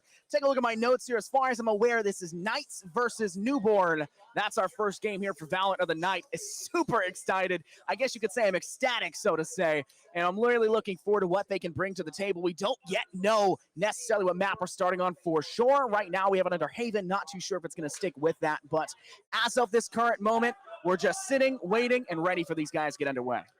Yeah, I think that's the default starting map for what you see as an observer. So I think it's what we know as of right now. It's a great map to go into, don't get me wrong. Plenty of amazing talking points. And might as well go over the players while we have some downtime. Jack FPS, Xanax, Jax, Eccentric, Dory. Those are on the attacking side for the Knights. That's what we'll be starting on first and foremost. And then also the defending side for Newborns, Harmony, Wolfie, Wildfire, Mr. Skit, and Coop. So not many of these players I don't know about, but I know a lot of these recruiters don't know either, but that's what they're here for. They want to see how well these players can compete under all this pressure of a LAN event, Scott. We're right here in a LAN event of Foxborough. I mean, what more could you ask for? I mean, I went all the way from down south, flew my way up here. So excited for this one.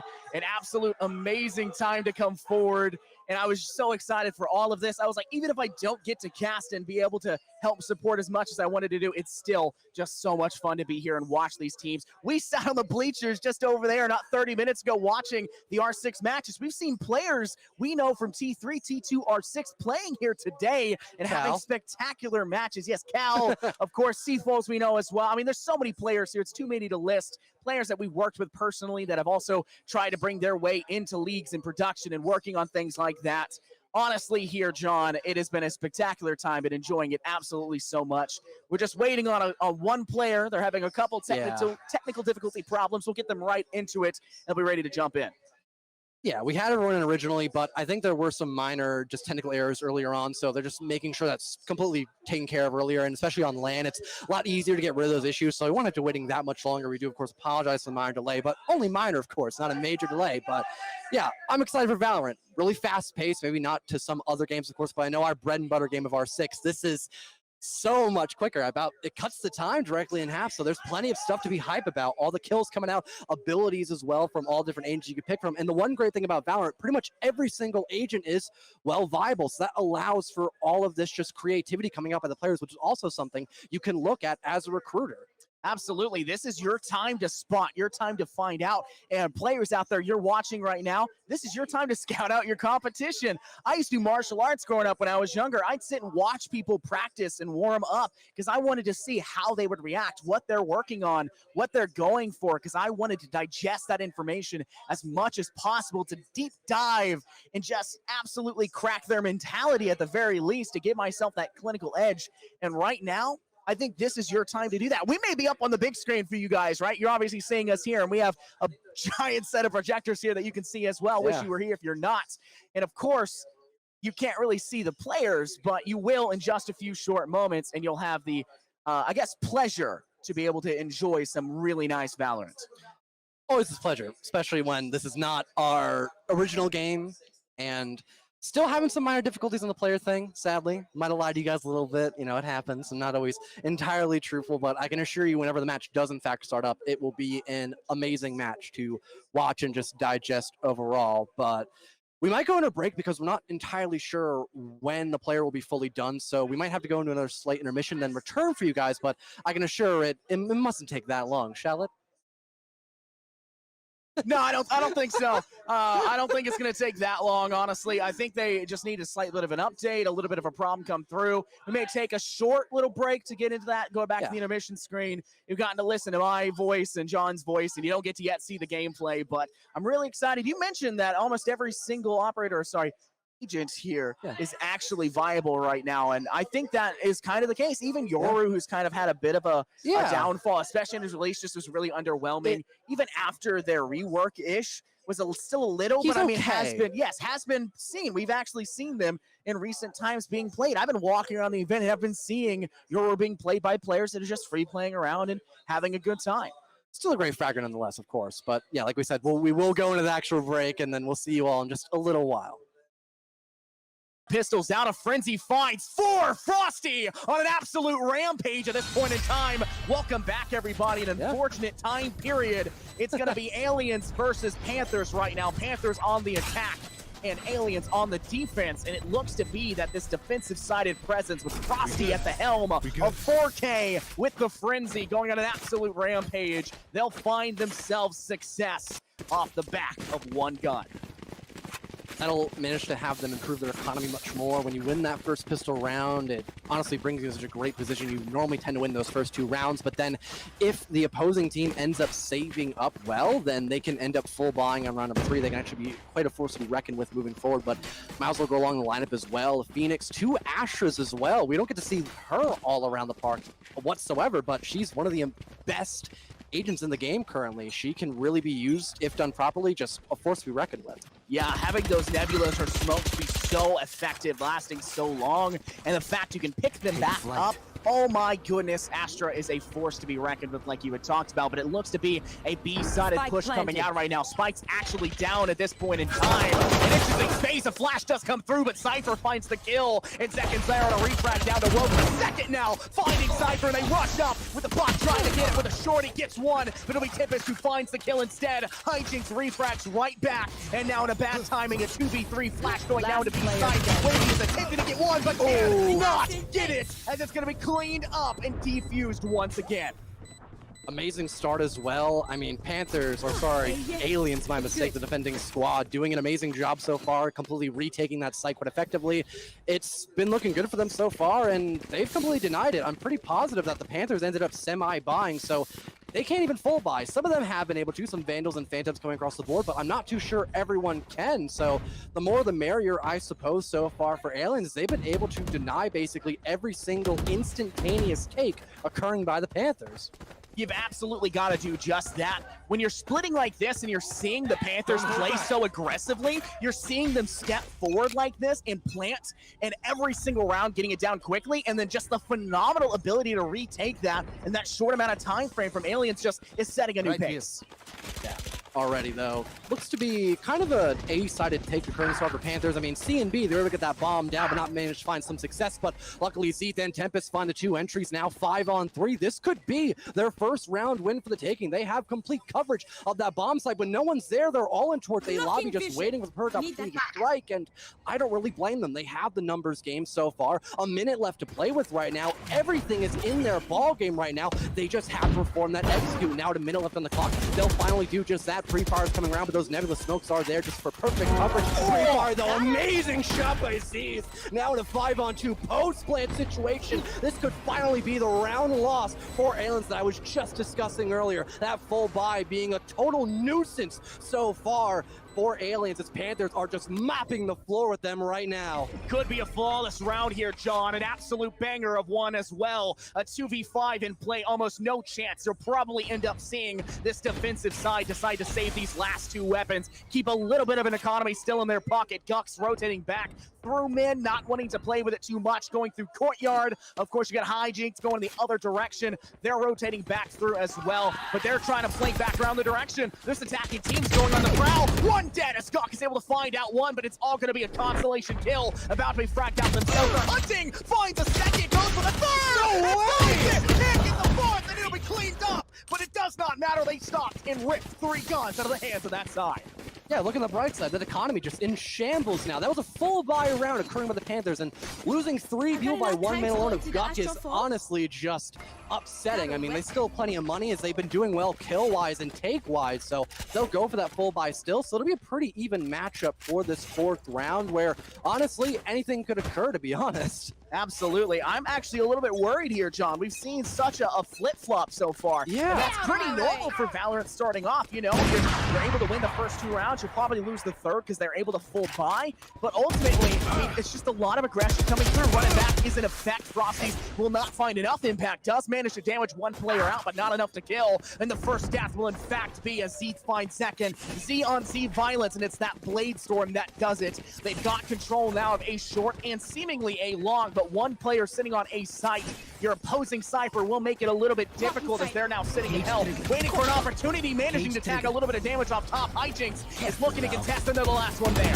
Middle left now, stunned perfect, though Wavy picks up 1, can't get over, but Zeth is there with the Blade Storm for that refract on the Helix, and Governor with that operator, a devastating weapon, picks up 1, 2 versus 3 now, post-plant situation. Panthers in a great position now, 1 in hell, 1 right on the diffuser now, perfect coverage, and they just have to play time at this current moment. Guk and Governor not in the best positions, and the sound queue could be their demise right now. They're burning through too much time. Guk finally making that first step, though. He'll try to spot out 1, barely misses his imposter right there. He goes for another shot, though, but Woke is going to win that one. It's all up to Governor now. Best option here, save that operator, goes for the dash uphill, goes for the no-scope, but misses it. Woke's just hitting his shots, a free kill right there, evening things up now 2-2 going in the 5th round. Absolutely phenomenal. You cannot miss that shot. And Woke stays woke, does not lose that fight, and they'll come out on top, now tied back in this 2-2, and the economy in shambles for this defensive side. Aliens out of their comfort zone, an unidentified flying object do not belong here right now, and they're absolutely needing to find one round victory on a nice eco, go full in, high noons across the board. A frenzy though for Duck, and that's an interesting choice because Frosty was the one who found 4 in the first round with it, and has yet to find another in the last few.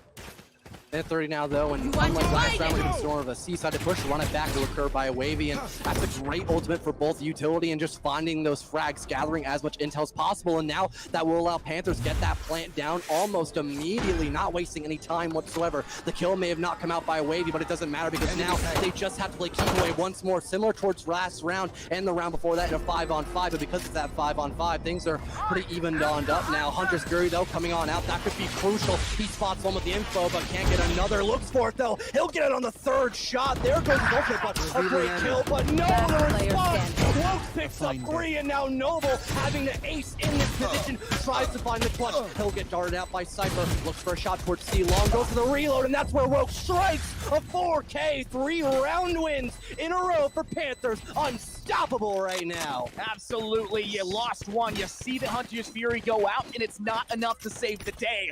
Wokes is staying woke. I'll make that joke as many times as I possibly can. They're absolutely fragging out. Nothing that this opposing side has done has been able to solve it. And the aliens, out of their comfort zone, finally able to fall by. They're going with Phantoms. They're trying to make sure they can have a little bit more of a shorter range engagement with a better of a recoil pattern and try to, I guess, maybe try and win their gunfights 50-50. You got one player only has half armor. That could be a bit disadvantageous if they're not careful, but obviously now a minute and a half of the clock. Looks to be a very split push. This attacking team not wanting to dedicate to either directions. The Panthers are just waiting for one defensive play on the aliens to make a mistake. Mistake is almost bound to happen. Someone's got to push another, and right now Panthers look like they were trying to go towards C, but now they're rotating towards A. Nice shot there by Frosty. Can't get another Ozethus there on the refrag. Keeping things up now, 4-on-4. Still a bit of an A take so far. I might see a transition though in towards B, and honestly, just catching aliens off guard might just be the best player right now, trying to go for that 4th round win in a row. And there are some defenders though spotting towards that middle bomb site, so very undecisive right now by Panthers. And the more and more time they waste, it'll be a much more difficult execute to occur, but still 50 seconds, not the worst predicament for them.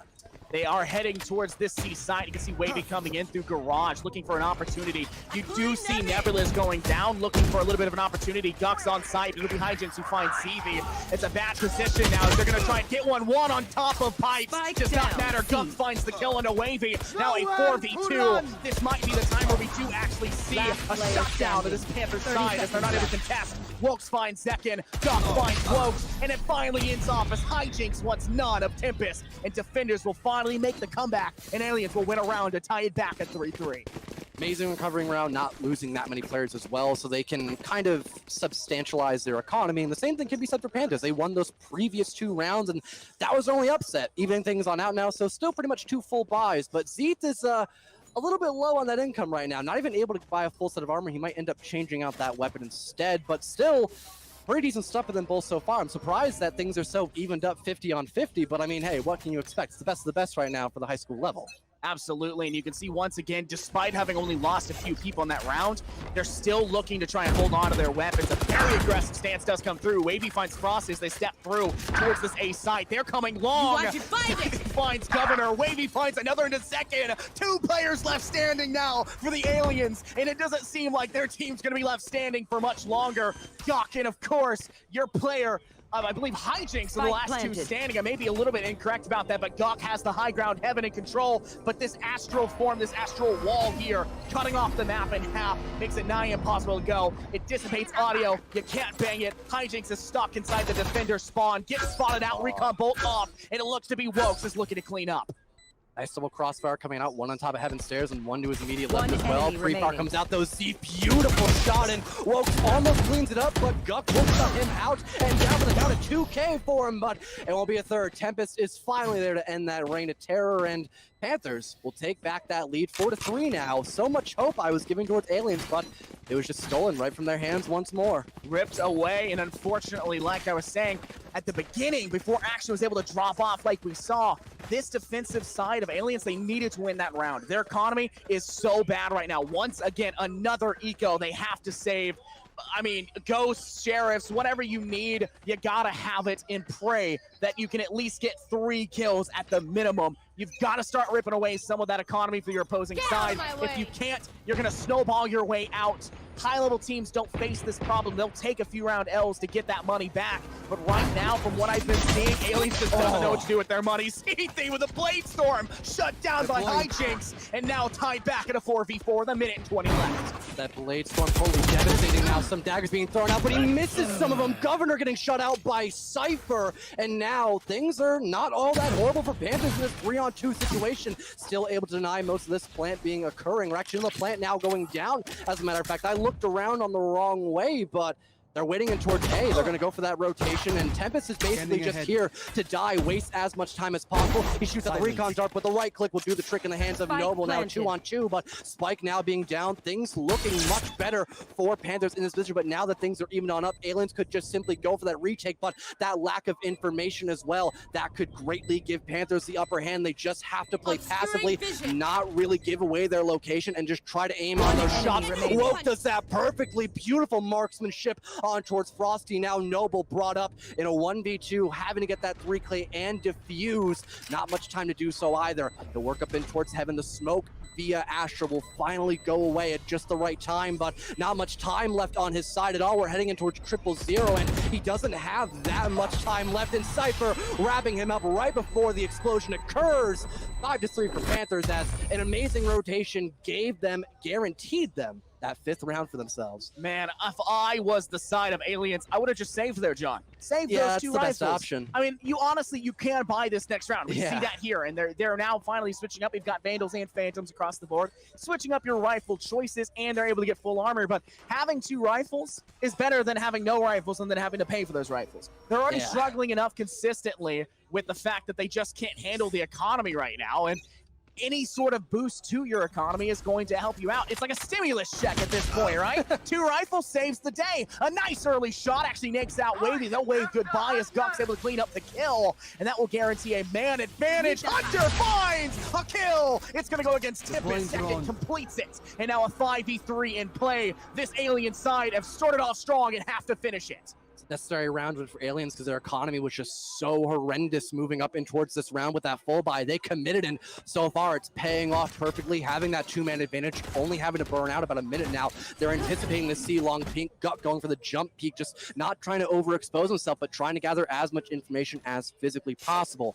L-push coming out from C-long. It'll end up rotating. They kind of figure, you know, we're down that man count. There isn't really much we can do in that position. If we get traded out, it's a huge deficit. So the best kind of role for Course here, just maybe try to move around and towards B, perhaps catch Aliens off guard and try to just win that post-plant situation. But we're slowly losing out on a lot of time, and the slow decision-making could be a huge issue for them, but they'll finally end up committing. Smoke's coming on out. Zeeth in an amazing spot right now. He might not get spotted, but he in fact will by Hijinks. He tries to go for the shots, but cannot land up the recoil quick enough. The wallbang comes out by Hijinks now. 4v2 as Smokes finally gets a kill for the Panthers now, but there isn't really much they can do now. Only 20 seconds left, and there is barely any time for a plant. Cypher goes for it, but the retake will be so strong coming out by Aliens. It's really only a matter of time for the last 2 players on the side of Panthers meet their demise. Time is of the essence. They've got a lot they have to work with. Governor finds 2, and that'll complete that trifecta for them, finishing off the last few remaining players, having been in a 5v3 at a point in time, and ending off with only 2 remaining. Defense will find themselves a victory, and Aliens now just 1 round behind.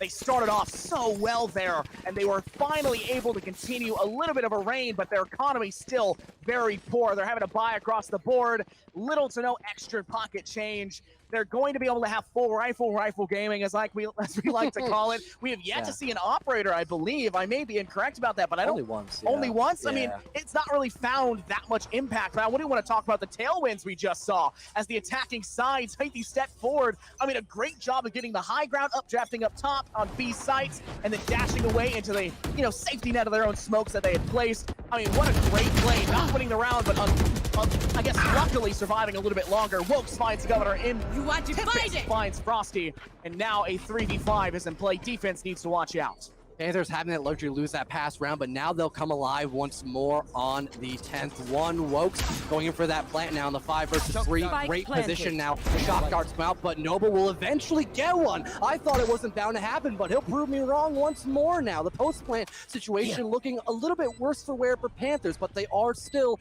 in that advantage currently. Just waiting for the perfect moment now. Taking his play time currently. Zeke doing that just fine, and Tortel picks up 2 for himself now, and Wavy wraps it on up to end out the 10th one 6-4, and I think that might be us for this game. We might end up moving on just to see what else we got going on the land currently, but so far I hope they're just as good as this first game. This has been it's been beautiful. Absolutely. I mean, talk about an ecstatic game.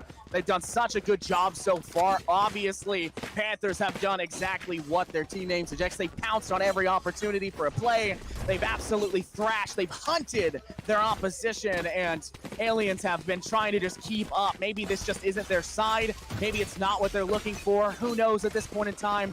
But it has been a great game, and I've been enjoying every single moment. But we're jumping into a new one.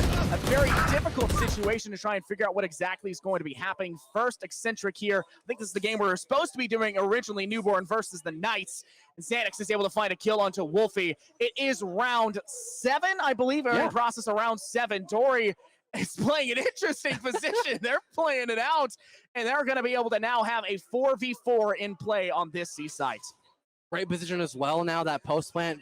Very good indeed. Wildfire picks up a 3rd, though. He's done quite a lot for his team so far now, looking for more, and Mr. Skit will be able to do that. Eccentric picks up that frag via the Vandal headshot, and it'll be that 3-on-2, but Jax and Eccentric pick up kills of their own instantaneously. Now Koof in a 1v3, and he'll go for the smart play. He's got that operator, Scott, that we were talking about earlier. He'll go for that save. I mean, it's a very expensive gun, $5,000. I mean, it is the best course of action now, and maybe someone will end up dying in towards that spike explosion and just worsening the economy of the Knights. I mean, take a look at the minimap there in the top left corner. It looks to be that some of these players are trying to hunt the Knights in shining armor, looking to rob the day. They're coming up to heaven. Jax is in a good position to maybe pick this corner. Oh, it goes the other way, and Koo finds the kill. He's trying to dodge even further. He drops the operator. He doesn't want to pick it up. Instead, goes and picks up a rifle. An interesting decision. Maybe was more scared for their life instead of the gun at hand, but nonetheless, that's going to rob that weapon from your side, and it's also not going to super matter, because take a look at that top of the screen.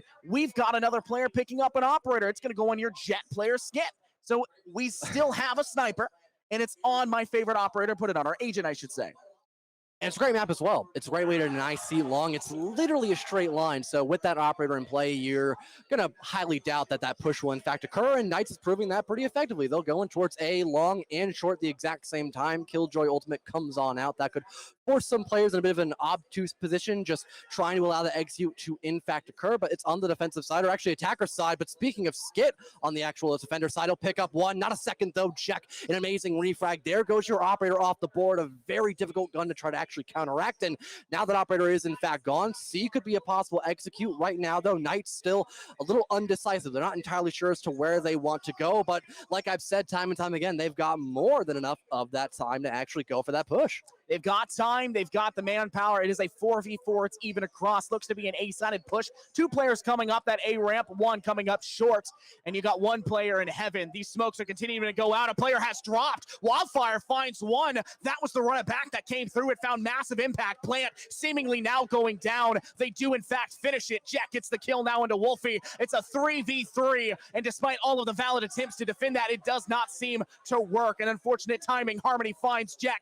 They're stepping down, maybe to looking to punish 1 player. Wildfire finds it. Instead, it gets the 3K, finishing off Xanax and Jax in the process. Masterful stuff by Newborns, and now I think we're going to end up switching out in towards, because this match is having some audio difficulties. So we'll go back to the match that we just saw a little while ago, and I'm honestly still happy about it. The games have been great overall, and now we can go back to right where we left off on that past storyline.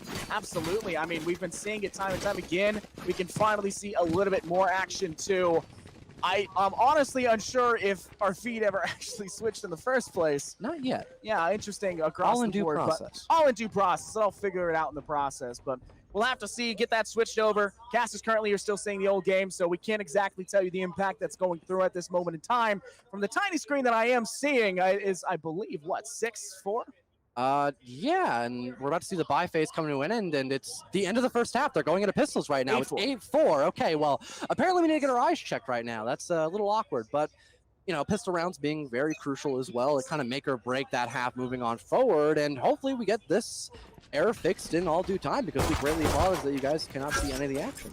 I think I'm actually sure they can. We Oh, they can't can? see the action. Yeah, Oh, that's they're good seeing news. to the top left. We don't see it. We're still seeing the other game, but looks to be an A-sided push from what I can kindly see right here. They're looking to maybe step up towards that long ramp side. A bit of a misopportune moment as they have lost a player for each sides. Zekin is able to find Wavy, and it is this pistol round as this halftime switch has come through.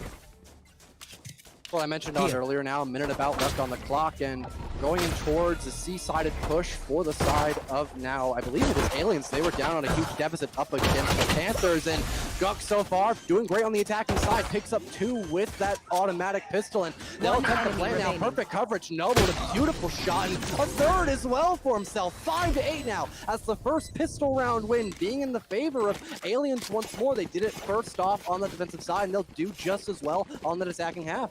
I'm looking forward to what's going to be happening here. Obviously, we are still seeing a massive level of success from one side over the other. It's interesting to see how comebacks will be going through. Obviously, pistol rounds, you win it, you get SMG buy in the second, and then if you manage to win that, they're going to have rifles in the third, right? They can come back, swing, and be able to find success. It's just a matter of opportunity and a matter of whether or not we're going to see some cheeky angles being held, maybe catch 1 or 2 players off guard. I mean, C Long's always a great example, just swing or be swung, I suppose, especially with the operator, or even the sheriff, because that gun can, in fact, one shot to the head, no matter what amount of armor you have or anything, really. We'll see that sheriff in play by a Wavy, but he'll see no success. That close quarters gun engagement just comes off too strong. And before I even finish my sentence, a buddy ace by Hijinks, and the Jet operator as well just shines right on through. A second consecutive round win in a row for Aliens already. Yeah, but now, John, pay attention. We've got rifles in the hands now of Panthers. Rifle they can gaming. come back out with this. Or sorry, Aliens. Am I correct here? Am I stupid? Panthers. Sorry, I was correct, I believe. We've got rifles. That makes us a round 3. Is a very large difficulty of this half. You've now got to face off. This is going to be a very difficult position for them. They've got to play those cheeky angles I talked about. Watch these corners. Don't let them rush you down with those rifles. And also, don't let them catch you off guard for a long-distance engagement. Use a jet, dive inside, flash out like we see Frosty doing, and try to play your own game. C being pushed again once more. I mean, they're really in their comfort zone right now. Zypher, though, does find that entry. Noble with 130, though. That'll push back the Panthers for the time being. That could possibly allow for that plant, and Guk will, in fact, attempt it. He has some coverage. Hijinks luckily gets a refrag, but Wavy does the exact same thing, and Hijinks again, a second for himself. Now, Noble has a complete control of sight right now. He picks up Zeeth, and now a 3-on-2 post-plant situation. It's all up to Zypher and Tempest, both pushing in towards C spawn. They're going to take their time, gather some information as they can, but a beautiful shot by Noble does in fact occur, and now Zypher in a 1v3, make it an 0v3 as Guk eliminates him from the process. 7-8 now for Aliens, as they're doing much better on their attacking side than the defenders. This aggression has just been paying off for them time in and time through. That's 3 round wins in a row, even against a rifle bot. Absolutely. They were able to play those cheeky angles, play their own game, and not fall into those long-distance engagements, and ultimately find success. But we were going to be talking about one of our sponsors here in the break. We had that little bit of a switch. I'll go ahead and talk about them now. Gunner Glasses. Thank you very much to our generous sponsor, Gunner Optics, for providing a pair of their lightning bolt glasses, the MVP of each of our games today. Gunner Optics is the expert in performance-enhancing blue light blocking glasses for all eyes and is #1 in gaming. Gunner has established itself as a preemptive force in gaming glasses and continues to expand its portfolio, providing a wide selection of styles, protecting both kinds and focus options for everyone. Gunner finding 2! Taking control, making a third! Finds height, and it's going to be Frosty cleaning up. Maybe another buddy ace to come through, but they are looking spectacular. Aliens are flying in and taking control. And now Zypher's just in a 1v5 post plan. I mean, he could go for a save, but he's got a sheriff, so might as well go for those kills, I end up suppose, and it'll take him some time though. Suction almost occurs. He's just kind of waiting for someone to overextend and just mark it off of that minor error, I suppose. But Hijinks isn't really doing that, and Guk with perfect coverage as well. A flawless round now for Aliens. I mean, they went from being at a 2-1 deficit to now evening things completely squared up now. Yeah, they've done an absolutely phenomenal job tying this back. It looks to be attack is their more preferred side. They just couldn't handle the economy when it came to their defense. They really got caught off guard, could not regain any bit of an advantage. They were able able to, I guess, get a little bit closer towards the end when we got switched over, but it wasn't enough to tie it up, and we obviously saw the Panthers pounce on it, take control, and find success. But right now, complete opposite. They're finding nothing. And I'm seeing an operator buy actually coming through right now for the Aliens on a Jet player of Governor. They're not able to buy full armor, but they did manage to get the operator to go through with it, and now they just have to play for some long-distance shots. A B push, in fact, going out. You don't normally see that except outside the pistol, or inside of the pistol rounds, I should say, but so far it seems to be working.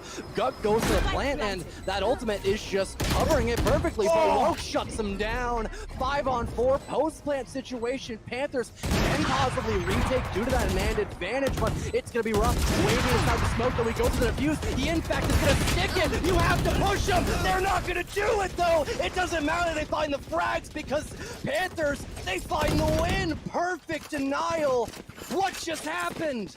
I'll tell you what just happened there, John. Wokes stepped up and got a gravity well on there, posing Astra. No chance that they were going to be able to escape after that plant. Guk gets caught off guard. How often do you get to see an Astra gravity well actually find impact like that? I know. Astra is just so good, placing your nebulas down, being able to put those smokes out, play a pulse. I mean, you do some damage and a stun, and just gravity well is just underutilized. And right there, we see it come through into massive success, garnering them a comeback resurgence round, and ultimately now being 1 round ahead.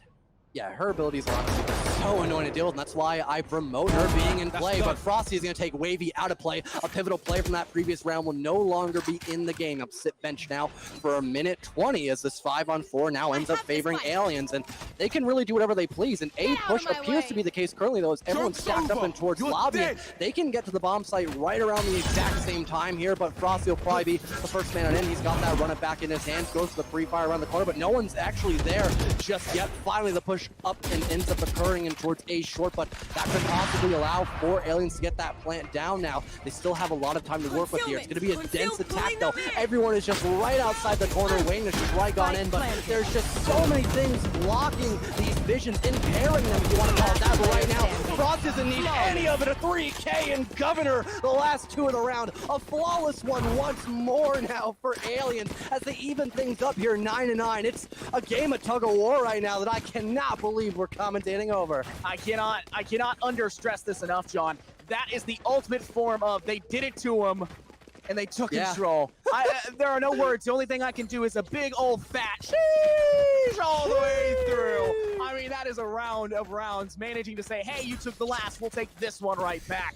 And they were able to do just that. And now if you take a look at that screen in front of you, Panthers, no money and mo problems. They've got a lot to work with in terms of, I guess, utility, but they don't really have anything beyond that. And they're also now down second. Zyke finds it with that Blade Storm connects, but Frosty finds 2, and Guk finds the 3rd onto Zyke back. Wavy finds the refrag onto Frosty, denying any chance of a 3K, and Wavy's just sitting on side trying to play this alone. Can't do it. Governor finds it instead, and Cypher finding 1 with a nice headshot. The Sheriff looking but missing, and Governor capitalizes instead. Some crucial shots missed there by Cypher, and not even winning that fight. It could have still been great if he managed to find that kill, but not win the round is what I meant to have said there, because just crushing that economy when your gun isn't even as strong is always something nice. But right now, it appears that Aliens, they're on top of things pretty well, and right now, Panthers is kind of at their wits' end right now. They're at that 1-round deficit, and right now, they're barely scraping off a full buy right now. They lose this round, they're going to have literally nothing to play with moving forward. And like you said, more money, more problems. And I want to further elaborate because you need to get your money up, not your funny up. All right. Yeah, all right. We're starting to feel it. We're falling into the groove. Yeah. All right, obviously a C ramp push wanted to come through. They're trying to come too long. They've gotten that ult core up as well. And a running back coming now from Frosty, I believe. They're rushing forward, trying to play from behind box. They find it, but now dropped back in return. Governor does find Cypher after the kill on Tempest. Does go through from that running back. Spray is going through to the garage side as they're now holding towards double door hijinks. Waiting down below inside a garage, waiting to maybe drop them through window, step down and fall directly on their arm. Curveball comes out. It does not find much success, but Wavy does find 2 after the fact. Governor and Frosty will be felled. Seconds trying to hold on as well, but Hijinks is able to get the kill on Wavy instead. Wokes finds 1, but it's not going to matter for long. Zyke out for the count. Second finds 1 in the second. And the attackers will take yet another round. Red, that's your Alien side, now up 11-9. I mean, leave it up to Gunnar and Frosty, finding those entries. That's what your duelists are meant to do, just catching the defensive side of Panthers off guard. They are just they're not in their zone, but Aliens most certainly is right now. That 2-round advantage, one more round, they'll go to match point, and a round followed up, and they'll win the entire best of one. It's only one map on Haven right now, and the fact that the economy is just not where it needs to be for Panthers right now, they've got to make something happen. Maybe full buying right now with that Judge and also a Marshal and Sheriff could be what they need, possibly just to catch the attacking squad off guard, but it probably would be better just to simply save and prepare for that match point scenario. You've got to be prepared, and right now I'm seeing a total lack of that from Panthers. They're not doing what they need to do to win this round. They're not doing what they need to do to win the map, and their economy is suffering because of it.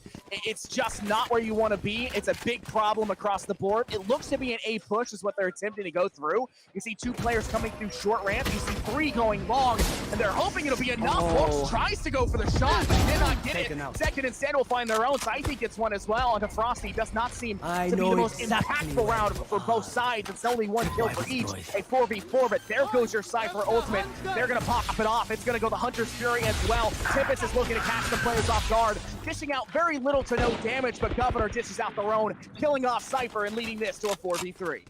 45 seconds as well. Guck now attempting that plant, and right now, because that Hunter's Fury is gone, they gotta just win through those gunfights. Wavy picks up one with the Sheriff, but again, their weaponry is just not suitable for these engagements. They'll even things up, but still have a lot to do. Tempest though makes up for it. Hijinks so beautiful shot up in towards heaven, and Noble follows suit. It's just up to Tempest, and he will not win the fight against Noble. 12-9, the new scoreline. We're going to match point, Scott. Match point. Tekken is on an absolute rampage. This alien squad looked out of their element, and now they've just come back and found so much success across the board.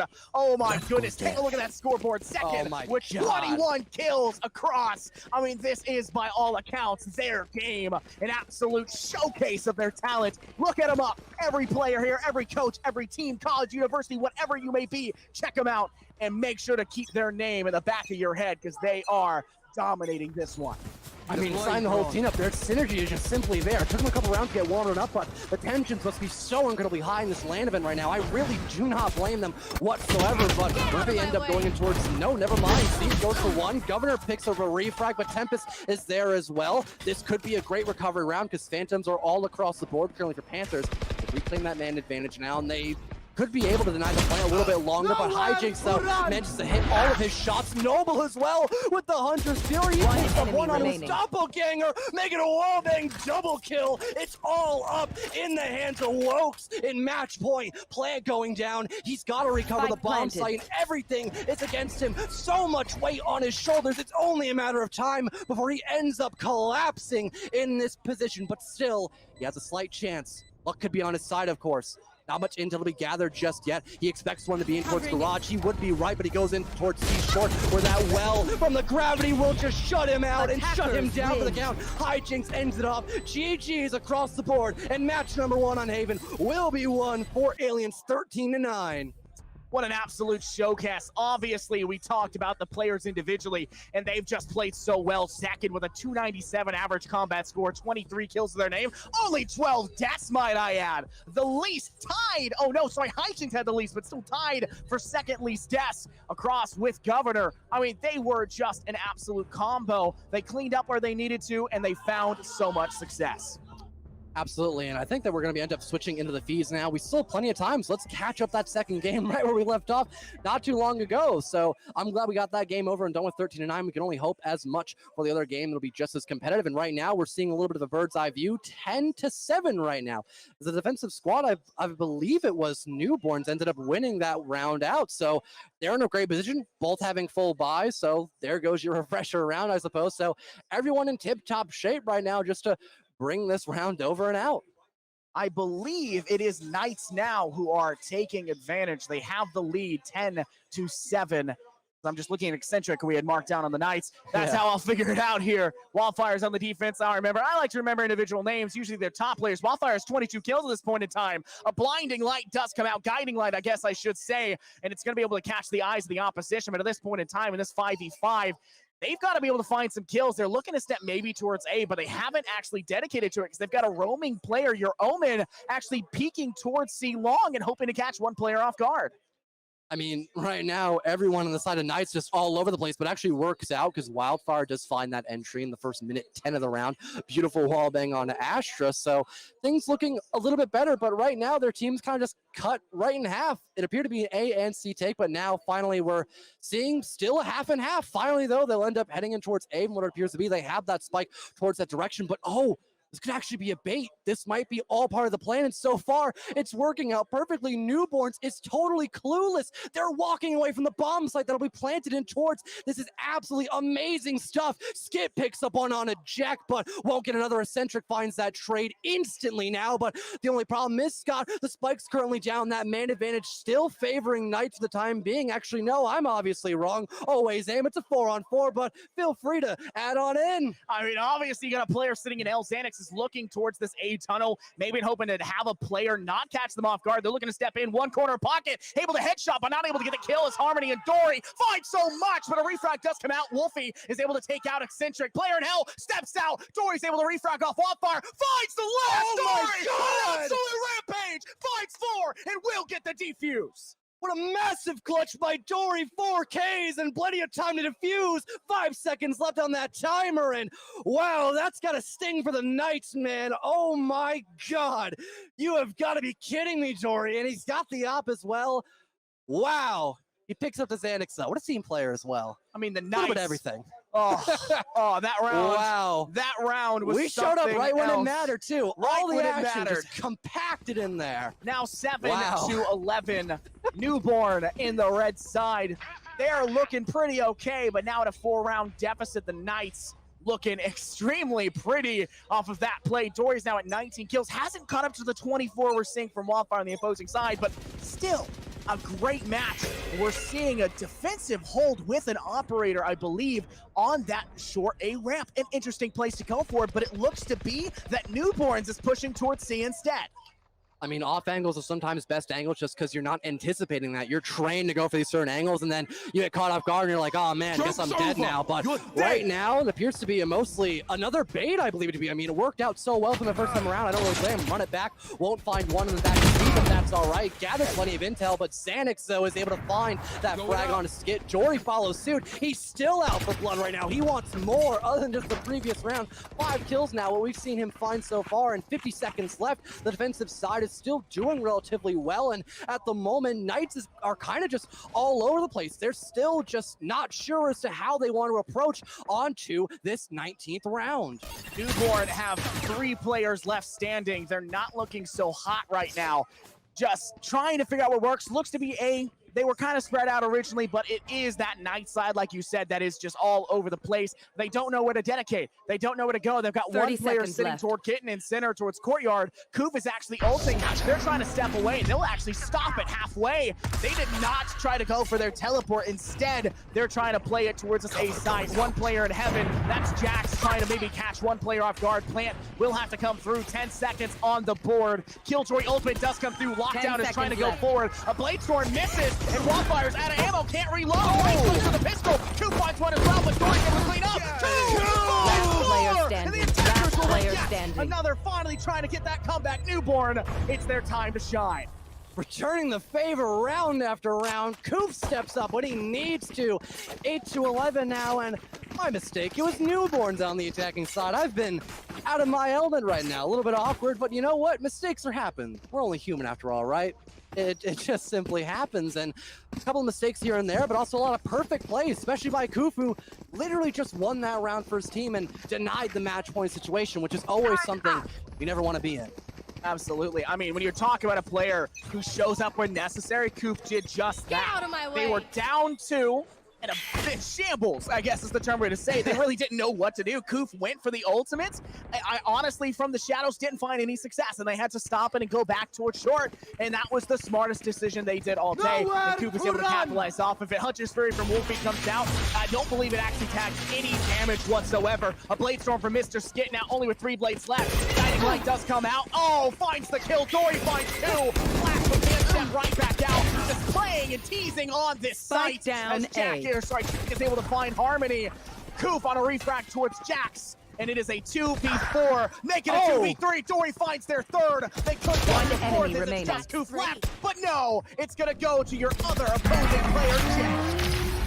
Now we're in match one with the Green Nines at a 4-round advantage right now, and they're on top of things. Dory, oh my God, 24-13 right now, just doing everything he can to completely shut out Newborns right now. Just impressive work by him indeed. I cannot stress that enough. He has single-handedly won some of these rounds, and when you're nearing the end of these best of ones, you can get quite tired, but right now I feel like Dory's just jacked up right now. He's the opposite of tired. He's wide awake, and he's just out for more and more wins for Valorant. Dory is trying to catch up to Wildfire as much as they can, and unfortunately, it doesn't seem to be it's going to be enough. Flash just come out, curveball. It does actually blind Skit instead. A bit of a team flash, but nonetheless, will find impact. They're pushing towards B. A very aggressive stance. Newborn looking to step forward. Jack finds the first kill with the Nano's form of the Goof. Jax finds the second through window into Harmony. As they're able to find one before being felled immediately by Eccentric. Wildfire goes off, finding two. And now it's just Wildfire stopping the ultimate right there. A bad position to go through as Dory collects. And Sirix does well. It's going to go through, and they will, in fact, be able to get that defuse. The retake was just too much right there for Green Knights. So Newborns winning it out 13-8. Pretty similar towards the last one right now, where it was Green Knights. All right. Again, made the mistake. You know what? When it's switching back and forth, mistakes happen. Yeah, the Knights managing with Dory on top to go forward. Or sorry, am I incorrect too? I don't think I was. No, I'm correct. It just switches on the screen. Dory leading the charge for their team. 25 kills. It was enough. Wildfire was going for it as well. They managed to find so much impact on top. 27 kills, a 381 combat score. That is an absolute insane game. We'll head right over to the face cams real fast. What a spectacular show. Obviously, we got to watch that first one. We got to finish all the way through. We saw little tidbits for that game throughout, but not yet enough to really have the full story across it. But obviously, that Panthers versus Aliens game, Aliens with that massive comeback to win it out in the end when they flipped it over and played into their own advantage of the attack. And then obviously the Green Knights facing Newborn, and the Green Knights with Dory leading the charge, taking it and winning it through.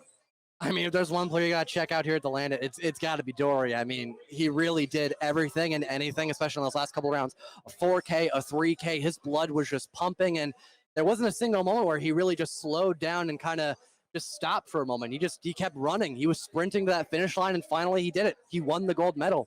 He got the game victory. He did it. Absolutely, and with only 13 deaths to their name, same with Eccentric. I mean, they just weren't dying. You take a look to the opposing side, they had a lot of kills, right? You had Wildfire with 27 kills, but they dropped 18 deaths, right? They couldn't stay alive. They were getting those picks. They were duelists. That's what they're meant to do. But they just couldn't maintain that aggression while also staying alive. And so Dory playing with that Sky and having the ability to heal up teammates, having guiding light for flashes. I mean, Seekers, I mean, we obviously saw Wildfire tending to shoot out their Seekers at the end and doing a good job of that behind Gong inside B site, but ultimately that gives away information. It's intelligence, it's knowledge that you have to have and be ready to act on, and ultimately they weren't able to complete it off. So an 8-13 score and a great game at that. And the game before that as well, they were kind of integrating as well into the matchups as well. Aliens versus Panthers, that was also in a static game. Aliens, they really took that duelist role to heart. They were running in with the double entries, both not Sova, sorry, I'm thinking of Phoenix and Jet. I always get mixed up with Sova. He's my favorite agent to play in that game, but Governor and also his buddy as well, running right on in, just finding those entries, allowing the bomb site to be just instantly captured. It's always something nice to see, just those executions working out perfectly. It was the definition of just a perfect rush coming on in. Yeah, so obviously great games to be had. There's still more to be had. Valorant, I believe you have another section. I actually don't know who's casting that just yet. I don't know either. But I know we'll figure that out. We'll head to a break in between the two of them. But my name is Infernosis. I was joined here by fellow, otherwise known as John. I'm Scott. Make sure to check us out. Check out, of course, everyone here. Stay plugged in. Helix, the NECC, and everyone that's been there to support. Keep them repped up. It's been a great event. We're hoping to keep it great. Stay blessed, and we'll see you guys in the next one.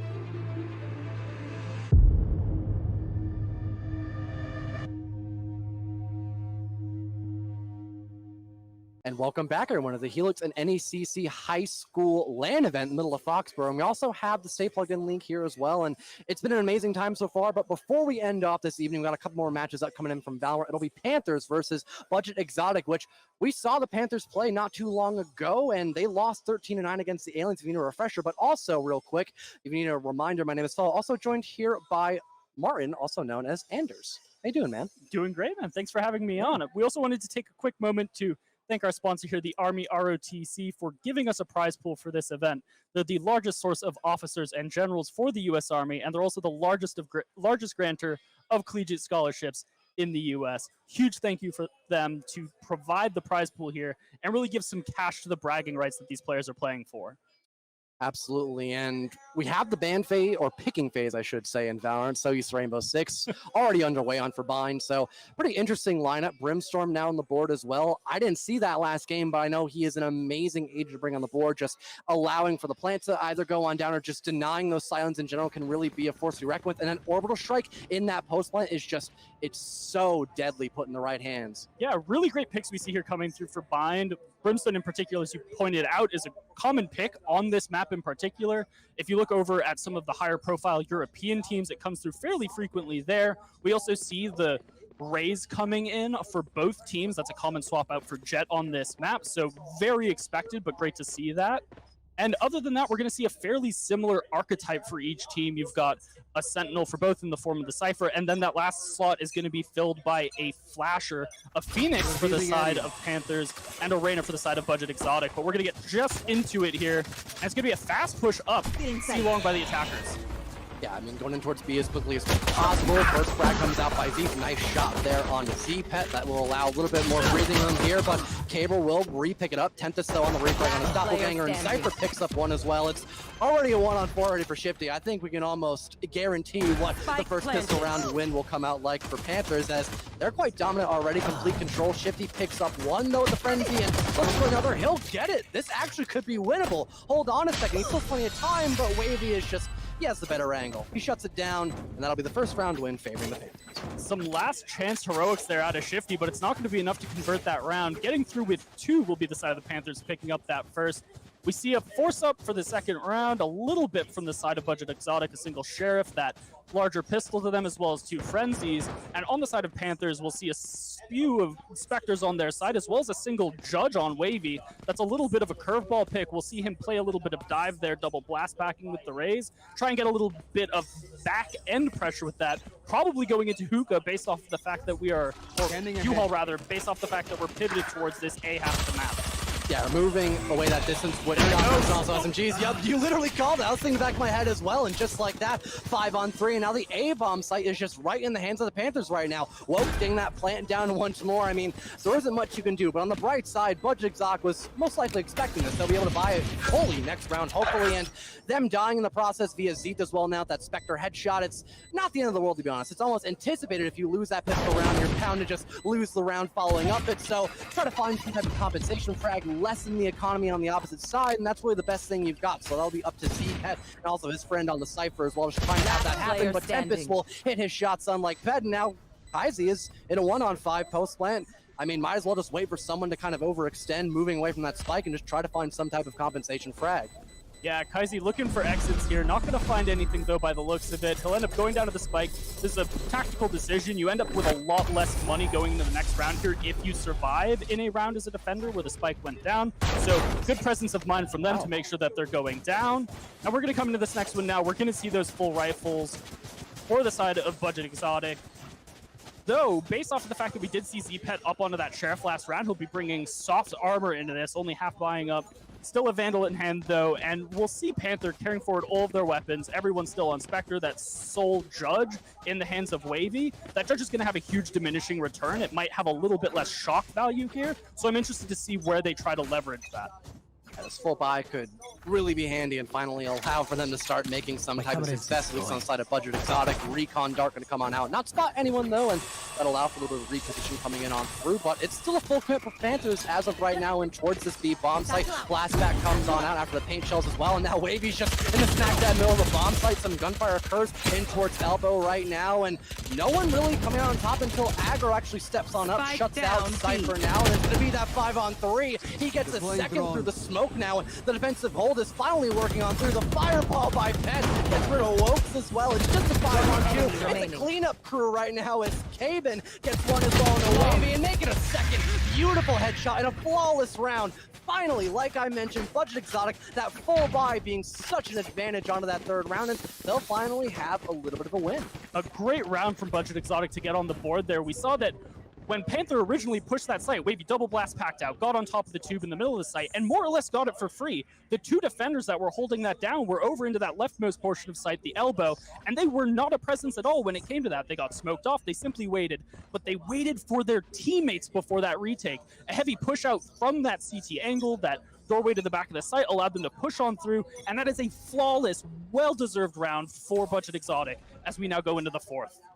A little bit of money to play as well later on, but again, we're seeing that B-sided take. It didn't work out so well for the Panthers first off, but now they also have rivals of their own, so it'll be a little bit easier for sure, but it's still going to take up plenty of their time and also resources. Now Z's shooting out that tripwire. He'll try to push on in. We'll hit that clear, I believe it would be called, and that'll allow for Cypher and Wokes to pick up kills of their own. 5-on-3 now, and the tables have turned the exact polar opposite of last round. We might see a false one, but Aggro finally picks up one on a Wavy, but Tempest picks up one on a Carbon. It really does not matter all that much. Yes, you've worsened the economy slightly, but it's still a round loss at the end of the day. A little bit of a replay of the last round that we saw, but with the polar opposite result, just as you said. We saw that early pressure taken by the attackers. They got site more or less for free, and then we saw that same retake style coming out from Budget Exotic, but it not paying dividends this time. Panther pushes back extremely effectively, primarily off the back of Wokes, who's now going to be onto his orbital strike, and they'll find that in their pocket. They're now sitting on two fairly significant ultimates, that very potent orbital strike on the Brimstone of Wokes, and we also see an Empress in the hands of Zathi. We'll see if he'll use that for early pressure as they push onto this A site. The only thing Aggro has as well is that Neural Theft, and I mean, that's great if you find that pick, but if you're not able to engage as aggressively as you want to, then it's not going to work out. And one ult that's great for the aggression is that Empress that we were talking about. There goes both, steps right on up, and the Orbital Strike comes out as well, but far too early. That's going to really be a massive blunder, and Z's ends up dying as well. There goes both your ultimates now, and the entry actually favors the defensive side of Budget. They could go for that Neural Theft right now, and they're still able to defend this A, execute quite well. Push coming in on through, Carbon rotating in around. They're just kind of playing time. He has Hunter's Fury. He just has to wait for that sound cue. If not, then just the comms coming up from his teammates, and then he can deny it perfectly. One of the best ultimates to use in that position right now, and they're just sitting pretty. They even have information to make sure there's no rotate coming out on that last-ditch attempt. Wavy gets a refrag, though, up top near Heaven. Pet down for the count now, so that 4-on-3, still not the best position now for the Panthers, but they could, of course, still make something happen, of course. Looking to deny that plant, more likely than not, but being down, Wavy finding another as well. That will force out the Hunter's Fury, still trying to clear out sight. But the spike being down, this is going to be an uphill battle for Budget Exotic. Shifty finds another, though. One enemy remaining. Wavy trading back again, though. Oh my Wavy with the 4? Wow, amazing stuff. The ultimate usage at just the right timing. A 4th round win favoring Panthers, and to be honest, I really thought that was not going to be the outcome. They wasted 2 ultimates off the rip just like that, and it really just did nothing for them. Yeah, those 2 early ultimates, I called them out right before the round began. That Empress from Zathi and that Orbital Strike from Wokes got slung right off the rip. The orbital towards U-Haul was for early pressure, and then Zathi was pushing through that with the Empress that added firepower to try and take that space. It didn't find any value, though. Zathi went straight down, and then they were staring down a Hunter's Fury as they were trying to get the plant down. And we're going straight into the action here, fast in this eco round. We see that Budget Exotic is just really slinging themselves at their opponents, and they're just hitting these sheriff shots one after another. Aggro for 2 at this point, and they'll put them in a 4v2 in an eco round. I must have my clock wrong, because apparently High Noon just pistol kills, come out with the Sheriff right, left, and center. 4-on-2 now. This should not have been a round outcome we've anticipated, but of course, the fact that the weapons just aren't looking that good on the defensive side, this could still guarantee some type of frags coming on through. Great usage there of that information by Aggro. Whips on the corner. Amazing shot! How do you get away with that? And now the information is just totally there. Neural Theft comes out. Carrier in the middle of elbow. Cypher in a horrible spot. And Kaizi from behind. A thrifty round indeed, as it will be one for Budget Exotic on a round that was completely budgeted, but still beneficial.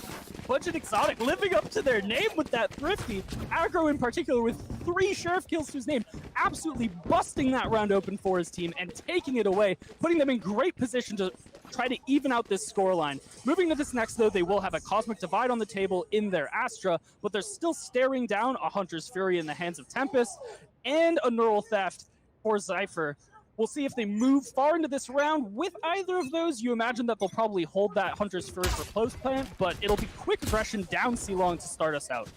I mean, information just synchronized with that Hunter's Fury is always devastating right now, but oh no! We're not going to see that possibly until round number 7 or 8, my mistake, as an amazing 2K comes out. There goes your ultimate. He's looking for another, but Aggro will deny it. 3v4, Aggro having that intel via the Neural Theft. He looks to find another for himself. Zeet, though, gets one on Akaizi before that occurs, but Aggro with that Sheriff will find it eventually on a Wavy as well. Picks up one on 2 Shifty, and now it's a 1 versus 3. Plant coming down now. It's all up to Aggro here with, I'm pretty sure, a Vandal at his side and also a Sheriff in his back pocket in case he needs it. So it's doable most certainly, but he's got none of his abilities, really no information to be had. He's really at his wit's end in this current moment right now, but he could still try to have something happen perhaps. He'll go up above.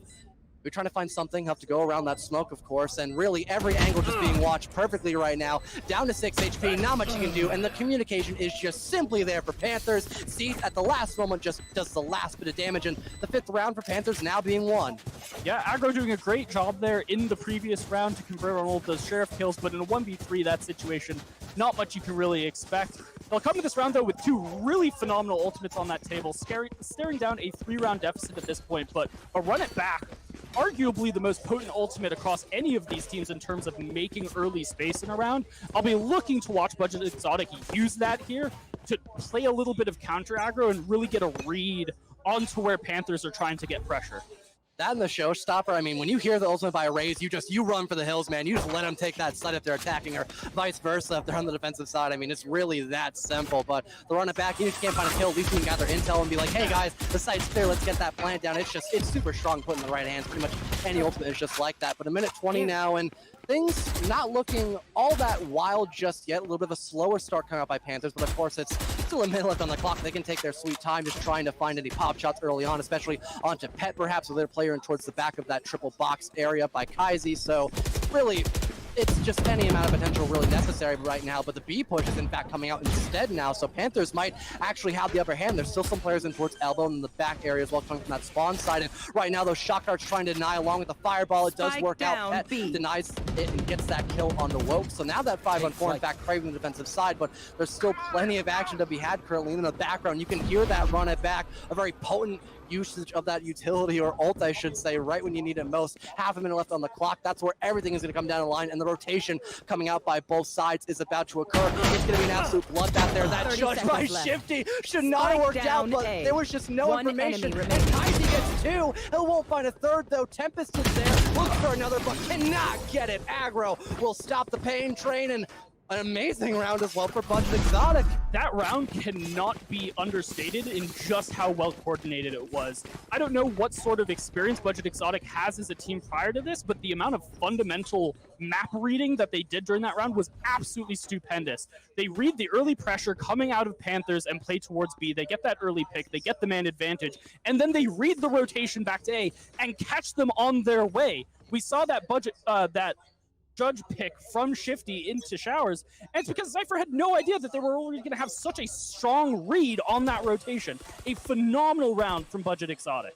I mean, you never expect that judge, especially when it's something you have to actually go up against. It's always there waiting for you to make some type of critical error, but right now, a B take being confirmed as of right now. Some players up and towards Hookah in the back of Garden as well. So at the moment, no rotation, obviously. It's only the very beginning, but some utility being used on up. Z almost finds one toward Hell, but looks away at just the wrong time. Luckily, though, he makes up for it, though. Z's now out, but the showstopper picks up that trade on Reyna. Now in a 3-on-4, and a rotate really cannot be done right now. They've kind of fully committed to this bomb site, but they have to pick up the carrier right now. They're still just kind of pushing in on through, and finally that will occur. The teleport is there for Tempest, so now he can end up rotating with that spike in his back pocket. But as we all know, Budget is amazing at these rotations as well, acknowledging that quite effectively. And they're already there at the top of heaven, man. Pet is just at the perfect place at just the right time, and there isn't much left to do. Cypher gets one in compensation, but Shifty is there with an immediate refrag. I mean, what more can you ask from for Budget?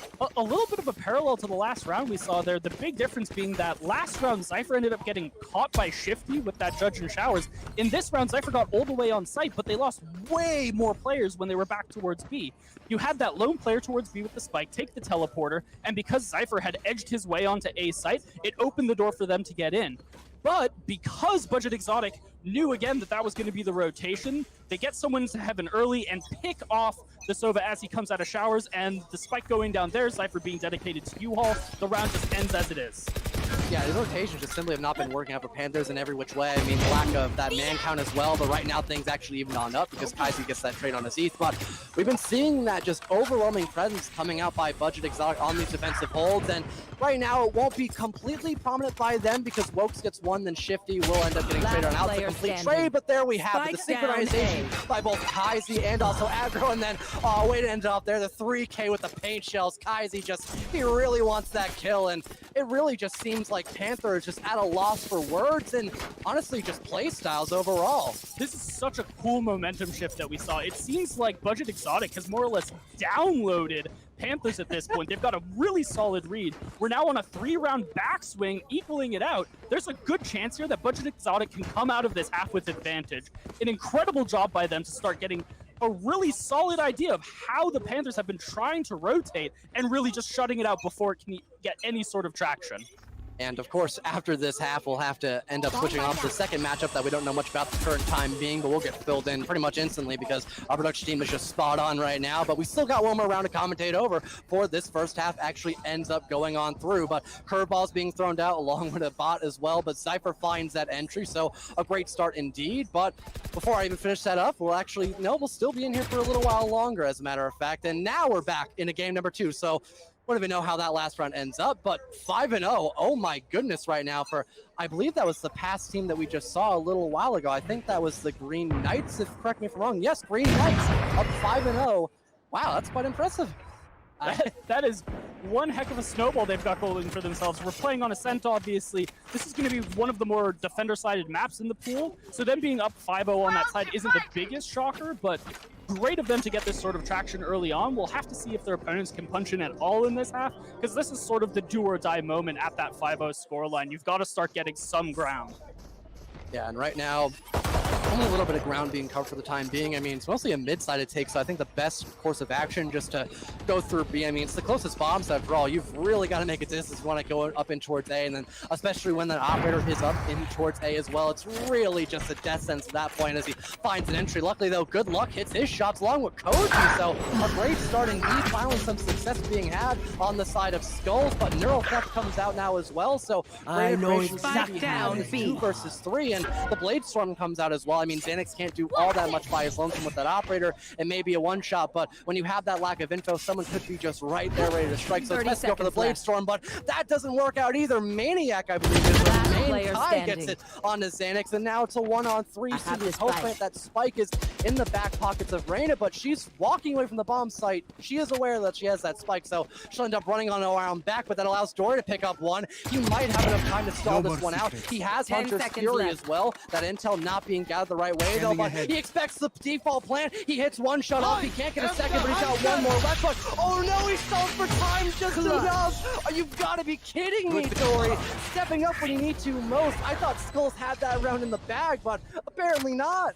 What an insane round to come into this one on. You think right up until that last moment that we're going to see the first round go to that attacker's side, and Dory with the absurd heroics at the end there, using that Hunter's Fury to deny the plant, forcing the planter to stop off for just that single second that buys them enough time to put their 6th on the board. At this point, the attackers are looking at a best-case scenario of going even into the second half. Great job thus far. Yeah, and it's been spectacular for Knights, but Skulls, not so much right now. I mean, they've got that full buy, and they're going in towards that A-sided take, and that last round honestly should have been around for their take, and hopefully they can redeem themselves. They'll find the entry once more, as Good Luck does a great job with that Phantom in hand, and they have the bomb site in their hands, but there are still players up above and towards heaven, and Xanax is definitely a devastating player indeed. He picks up one of that operator, and Eccentric finds one as well. The man advantage back in the favor of the Knights, but the problem is the post plant's still down. They have to push up in towards Skulls' unloving arms, and that just might be another challenge in and of itself right now. Time not on your side either, just trying to make everything happen. They'll win another gunfight though. Senior is there to find a ring frag. Jax picks up one now. That diffuser now being attended by Dory, and the fact that Jax picks up that 2K allows it to go through just fine. Smooth as silk as we get 7 consecutive round wins in a row for the Knights. The Knights are absolutely killing it here, and it's not looking much better for the Skulls at all. You look at the side of the Knights, and what do they have on the table? A, they're already 7 rounds in, but B, we've got to run it back and a Killjoy lockdown available. Those are 2 insane ultimates on this map, and the amount of conversion potential that now exists for Knights to potentially put as many as 9 on the board is immense. It's going to be incredibly difficult for Skulls to fight through here and deny the space that will allow those ultimates to find value. Yeah, ultimates are going to be a key factor in here. I mean, just trying to save all of them up perhaps might be the best plan of attack for, I believe, for these Skulls, because even though they find those entries, they just really can't hold on to that advantageous position, and it does suck to say that, but I mean, you've got to give your all the way through, and not even just at the beginning. You got to have just as strong of a finisher as well in that end game position, so they could try to have something work out perhaps. Minute 20 left, and they're rotating on in towards the B bomb site this time instead, because A just hasn't working out. I don't blame them though. That operator is such a challenge, especially on that bomb site in particular, but so far the defensive squad of Knights is just keeping that pain train going on through as the first frag does come out in their favor, and they're still able to slow down this push quite effectively. Eccentric gets one as well, a 5-on-3 now, 50 seconds less, and oh my god, Jax is still out for blood. A second kill now, and a Scener, and Spike down, sorry, and it's a 5-on-2 now. I mean, there isn't much else to say really here. It could already be over, and 8-0 could be your new scoreline once more, and Jax picks up one as well. Yeah, and this just might be over. Main Kai just, he has so much on his plate right now. It's absolutely brutal at this point. We're almost inevitably going to see that 8th on the board for the Knights, and they didn't use either of those powerful ultimates that I mentioned in the pre-round. This is incredibly dire at this point for the Skulls. They're almost grasping at straws, but they've got some decent ultimates to their names as well here, and that's a really good way to potentially get back into this. An Empress for their Reyna, Seekers for their Skye. I'd love to see those comboed and just try and get some way into a site. Create that space, get your Empress Reyna into a position where they can start finding frags and try to go from there. Just take it one step at a time and use the ultimates you know are available. And like I said earlier, just make sure you have as strong of a start as you do a finish, because a couple of these rounds, we've seen the Skulls have spectacular entries. They have complete coverage of the bomb site, and then they lose it in the end on the retake, because the Knights just had us in the bag, but now the entries aren't even working out, because Jax picks up that frag on a Good Luck, who was doing so well just a couple of moments ago. I mean, now nothing is working out for the Skulls. The Knights just have this one in the bag. They got a firm grip on this victory for the time being. Obviously, that could change later on, but right now we're seeing none of that change so far. A minute 10 now, and we're seeing that A-sided push with a lack of that man advantage. Run it back goes through, but you can't find anything but a little bit of intel. But when you still have that man advantage, it's not really the end of that world, and you're still stalling for plenty of time. Do not get me wrong. Everyone's just sitting in towards A main, waiting for someone to make that first bite. It's a stalemate right now, and when you're on that attacking side, you don't have that luxury. You gotta get in there, make something happen, which is simply not the case right now.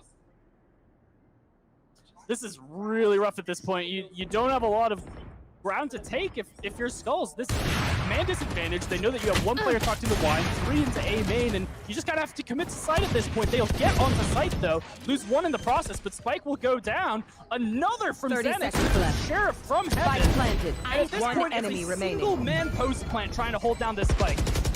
Yeah, I mean, well said and done there. Another flawless victory now in a row this time for the Knights. And while we got some downtime, might as well do a little bit of an ad read as well. Big shout out to Kovacs. And if you do want to possibly snag up some extra scholarship dollars, perhaps you should definitely head on over to Kovacs Station to possibly compete against other students nationwide across the country for a chance to win your share of possibly $7,500. And I know that is honestly a great amount of money, especially going up towards college. You need as much financial aid as you can possibly get. And Kovacs, if you're gifted mechanically or really anything when it comes to gaming, you should absolutely check them on out. Highly advise it.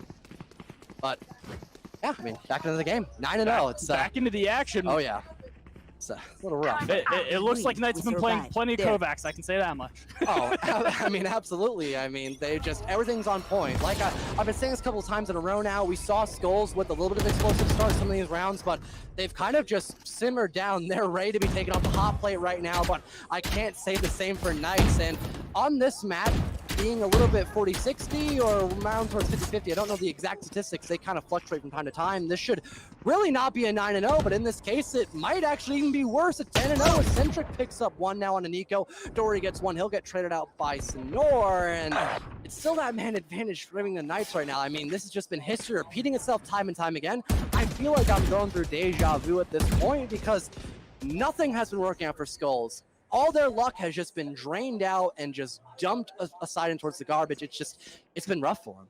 It's been incredibly rough. And I mean, I think a lot of it stems from the way that the Knights have been configuring this defense. You've got Astra using a smoke to create a one-way in A main, which is incredibly hard to push through. And then you've got the Killjoy setting up on B, again, making a very entrenched defense that you just can't find a lot of ground on. It's been a situation where Skulls have been consistently trying to push through one of those main corridors. I think if they were to try to find their way back into this hatch, it would be a matter of pushing up from mid-space and trying to play more of a split attack. I mean, they're all over the place right now. Jack gets one. Koji finds that trade on to Jack, but they're still down that man count and time count as well. That allows Jack to just clean him up and Xanax with that chair. Pops the head clean off like a melon on towards Koji. 10-0 now. I mean, just they're gods amongst men right now, the Knights. They are just crusading against the Skulls right now. It's been devastating. I mean, just look at that. Blue across the board. They're burning blue. And they haven't had to use a whole lot to do it is the craziest part. They've been sitting on this Killjoy ultimate, the lockdown, for now quite a few rounds, and that is not an inconsiderable resource. That is incredibly potent. The fact that they haven't even been pushed into a situation where they've had to use that is a little bit absurd. We do see Skulls, though, coming in here with almost a full suite of ultimates. They've really got themselves a spot right now where if they are going to find something, they have all the tools that they would need to do so. And initiating with that Blade Storm as well, the duelist at her best, I suppose, of Jet. Senor trying to just work his way in towards Tree and then also guard, and he'll kind of play time for a little while. Not the biggest concern. It's a minute 15 left on the clock, but time has really been their issue time in, time through. And history repeating itself, it comes down to those last 20 seconds, give or take. This is perfect. They're playing up mid, exactly like I mentioned. Yeah, they're actually doing the best thing they can right now. They're actually working their way in towards. Empress Ability finds one, but the refrag is there by Eccentric. Luckily, though, Senor does the exact same thing. The stun comes out by Koji. The Hawk is in fact out, and they're still trying to make things happen. They finally have a great man advantage. Neural Theft comes out now as well. I know Main exactly Kai gets where you almost one there. It's a 4-on-2 now, and now a 4-on-1 as Koji shuts out Jax. One this enemy could finally remaining. be the round win that Skulls in fact deserves. It's Xanax all by his lonesome. He has that operator, and he'll end up popping away from that via the Vandal. I think it's a better idea in this position. You really don't know where you're going to get pushed on out from. He's got to remove that dart from his backside. It'll be a true thorn in his sides, in a devastating thorn indeed, because Main Kai around that corner in towards the spawn area will remove him from the equation. Finally, some success by Skulls. Last round in the half. Be still, my beating heart, Skulls. You are after my affections here. I say you should play at mid. The next round, we got a 4-player push up mid, a B split, and it earns them their first. Absolutely perfect. Finally getting that read on what wasn't working for them and pivoting into something that is a direct counter to the way that Knights have been playing thus far. This is going to force Knights to switch things up, and we're going to see a 4-piece counter aggro coming out B main to start. Oh man, this could be a very interesting opening round to say the least. It could be a massacre, or it could just be a lot of dead air perhaps instead, but there's still plenty of time to be had. Of course, only the first couple seconds, and Sonor starts things up. Doesn't expect another one, and dashes away at just the right time, but his doppelganger of Xanax will get that frag on Good Luck, who was originally someone you had to worry about so much on, but he's kind of been slowed down for the time being though, and still plenty of time to recover, of course. They still have that even man count at the moment. A little bit of a blind comes out by that Hawk. Koji has to back up just a tad bit, but finally can begin to progress that curveball, though. Perfect timing by Eccentric. He won't go Koji, it's Nico instead, so it's a bountiful reward nonetheless. And finally, it didn't really matter. Knights managed to reclaim that man advantage now, and they're still looking just as strong as they were the other past 10 rounds. Maybe that one round win by Skulls was just simply an outlier round, but I hope not. Yeah, it was a great adaptation from Skulls, and it might have caught Knights off guard, but this early pressure and these timings from Eccentric are just absurd. Finding a second on the round so far, and a third on the boot on Koji. And then to close it out from that op shot on main Kai towards B main. 11-1, what a half out of the Knights. Yeah, and one more round, we go to match point. Let's say that the Knights end up winning this pistol round, they can full buy and just demolish the opposition. I mean, it could really be over just like that in the blink of an eye. You would hate to see it though, because some of these rounds Skulls should most certainly have had, but just luck of the draw sometimes just doesn't even favor them, I suppose. Yeah, this is really last dance for the Skulls. It's a do or die moment for them. If they drop this to exactly what you said, they're going to be playing against an extreme weapon disadvantage. So I expect them to pull out the wildest pistol they've got available to them. And I'm eager to see what exactly that looks like. I mean, this can show off their true marksmanship for Skulls, and like you and I both have said, they kind of need to win this round, because if not, they have literally no time to recover whatsoever. They just got to keep rolling around with the punches, and then they might end up just falling over due to so much physical damage. And oh no, it did in fact miss, and that actually will not be that costly though. So Sinner does get one, and this actually could be a pistol round win for them. He's looking for a third perhaps, and he tries to find it, but no! Tori has just enough HP to survive! 3-on-3 now! This actually might be a turnaround, a series of unfortunate events now for the Skulls. Just when I thought they had that one secured, and oh no, Tori! He's playing with his food! You've got to be kidding me, but he can't get any luckier. Good luck will be just a black cat in his presence in the post plant now occurring. This retake could be critical for them. One-on-one, Koji gets it! Jack is just there to find it. 12-1. We're going to match point. This could be over in the blink of an eye, Anders. Absolutely brutal there. Such a great start out to the round for the Skulls, with Senior finding those two picks. Just barely makes it past that Aldro, and it doesn't look down. It catches just the knee of the player, and it doesn't get eked out. He picks up two, and then we see this massive brawl in the middle of the map with Dory. This crazy flank where he picks up one, almost picks up two, but it's not enough, and Knights get away with their 12. And this could most certainly be over. I mean, we're seeing Skulls and Latched Attempt just trying to buy what they can. I mean, everything just looks to be in the odds of the Knights right now. One more round and they'll bring up this best of one victory in their favor on Ascend. They're already just looking to show that true aggression. They're throwing up their abilities, trying to gather as much intel as physically possible. And right now, no one's up in heaven. They got to clear one all the way in lower, right near hell, and then a couple players around in guard. Lucky though, that rotation will in fact occur, so they'll have a couple more angles to deal with, but so long as they win those initiating gunfights, it shouldn't be that big of a concern. Smoke's now coming out as well by the opposing jet that will impair their vision for the time being, slow them down as well, but there's still a minute left on the board. Anything could really happen in this 5-on-5. No one has ended up tying just yet. This could be devastating, but oh, finally see that first kill come out. Koji is right outside of Jet's crosshairs. Tori finds that frag, and oh dear, this could be all over. But now, if there is absolutely no time for a refrag on the side of Skulls, then they're just going to lose simply off that man count. They do have time on their side, which, oh, that should have been a kill for Xanax, but it won't in fact occur. Koji just has the better reaction time. 4-on-4 now. The execute occurring in through the B bomb site now. 30 seconds left, plenty of time, but this is still not completely over yet for Skulls because they have that time. They can push out some uncomfortable positions for the time being. No one really defending B entirely though, playing a little more conservatively in this spot right now. I think they're just waiting for the plant to go down first and foremost, then start just applying that pressure, which I don't think is the best move when you have literally no room for error. And yeah, now they don't have time on their side. Eccentric is allowed to find a freebie essentially in this 4-on-3 now. Senior tries to get one, but the coverage is not there. Koji Actually finds one in compensation with that man advantage. It's still lost and check from behind. A 3K to wrap it up, 13-1. What a blowout we had for Knights. Knights absolutely running away with that one. Pretty brutal, to be completely honest. And in that last round, they played it absolutely perfectly, knowing they had the weapon advantage, playing a really information-focused default, playing spread across their half of the map until that last 30 seconds, rotating over and just slamming into the site, knowing that if they got that space, they have the SMGs, they have that weapon advantage, and Jax closes it out just as he did the pistol. And Panthers still in the lead now as we go back to that matchup as well, 12-9, a little bit closer, but it was actually not as close. This game was actually kind of neck and neck, I believe it to be, most certainly, and this round could actually end up guaranteeing that win, just like we saw just a little while ago, to be honest, Anders, but a bit of a stalemate for the time being. That smoke obviously really rendering this execute a little bit useless. Woke gets one, and Kaiser does find one, but Wokes is still out with one right now, and Tempest, the information not there as well. It's almost over, but luckily Kaiser does not get eradicated. He's on 4 HP, but still finds 3. He's got that ultimate as well. The showstopper could stop this round from being a loss indeed, and they could end up recovering from it if that does in fact occur. Carbon as well, right up in the front line, tries to find something, spots nothing in towards Heaven, spots one right outside of U-Haul. Now he's gonna go for the frag up and towards default. He gets it! It's now a 1v1 as Woke gets a third for himself. This time though with the Vandal, it's an even gunfight, but Woke's out for 4. He wants even more than that. A clutch indeed for Wokes, and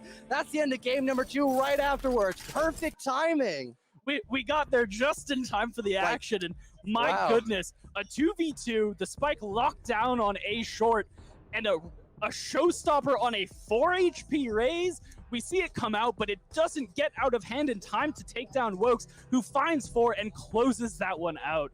What a crazy round to come into. Wow, I mean, 2 polar opposite matches. I mean, the Knights just really showing that they were the better team in that position right there. Skulls only getting themselves 1 round. You could definitely call that one an Enigma round. And then Panthers versus Budget Exotic. They stepped up indeed. And honestly, Panthers, they literally just played a game like that beforehand, but they lost that one. So they must have been pumping that round. They had just fire all throughout their veins. They wanted to redeem themselves, and I think they most certainly have. I mean, that was spectacular. That was one heck of a redemption arc for sure. Oh, absolutely. And I mean, we see this sometimes in events like this, especially LAN events that they call it the LAN buff, where after your first defeat, it really lights a fire under you and pushes you to sort of punch upwards. And that seems to be the case here with Panthers really pulling out what was a mostly close map. But I think with a lot being said, I think we'll go into a short little break. I'm not too sure if we have anything else up after this, and if not, then we'll see you all tomorrow. But before we fully go, there is a nice little ad that I highly recommend you all end up watching if you have the time for it, of course. And all that being said, I've been Philip, joined here by Anders. That was an amazing cast, man. Pleasure meeting you up in here in this land, and that's good for us. Hope you all have a great rest of your evening, and stick along, like I said, for that ad. All right, and welcome back, everyone, to the Helix and NECC High School Esports LAN event in the middle of Foxborough. Also brought to you by Stay Plugged In as well, in case you need a reminder. But also, might as well reintroduce ourselves once more. My name is Phil. I'm also joined here by Anders as well. And we've got a couple more matches before we end off the evening. So I was a little bit mistaken, a little too quick on that draw, but that's completely fine. For the first matchup, we've got Tyrants on the defensive side for Icebox, and then Version 2 on that attacking side as well. And I'm pretty excited to cast Icebox. What do you say for that? I love me some Icebox. I'm excited to see what they bring to the table. Before we get into the action, though, we do want to shout out our sponsor once again in the Army ROTC for providing the sponsored money that goes behind this event. They're the largest source of officers and generals for the U.S. Army, and they're also the largest grantor of college scholarships in the U.S. A massive thanks to them again for providing a little bit of moolah for the players here to fight for, in addition to their bragging rights and scholarships. Of course. I mean, it just gives you another reason to play at your finest, and not just to possibly recruited to your dream college so you can finish out your career as also an esports player, and then whatever major you want to end up going for. I mean, it's just the best of both worlds, and getting paid to do it as well. I mean, what more could you ask for? But I think what we were asking for was a nice, aggressive, and assertive game of Icebox, and we're going to get that, actually, and we might get Viper, which you were talking about a little while earlier, and I know you love her as an agent. I surely do as well, and hopefully we get to see her, because she's being semi-picked right now, but not fully committed just yet. Yeah, I was saying before we got back into these games that I would love to see Viper on both teams here. She's an incredibly potent agent on this map, no pun intended. And we will get it, Viper for both sides. I am so excited for this. It will be absolutely fantastic. Great compositions on both sides. We've got the Viper, the Sage, the Jet, really staples of this map. So we're going to get some wild action here. It looks like what we might end up with is actually mirrored compositions, the sole difference between the two being that duelist character for each. The Raze on the side of Tyrants and the Reyna on the side of version 2.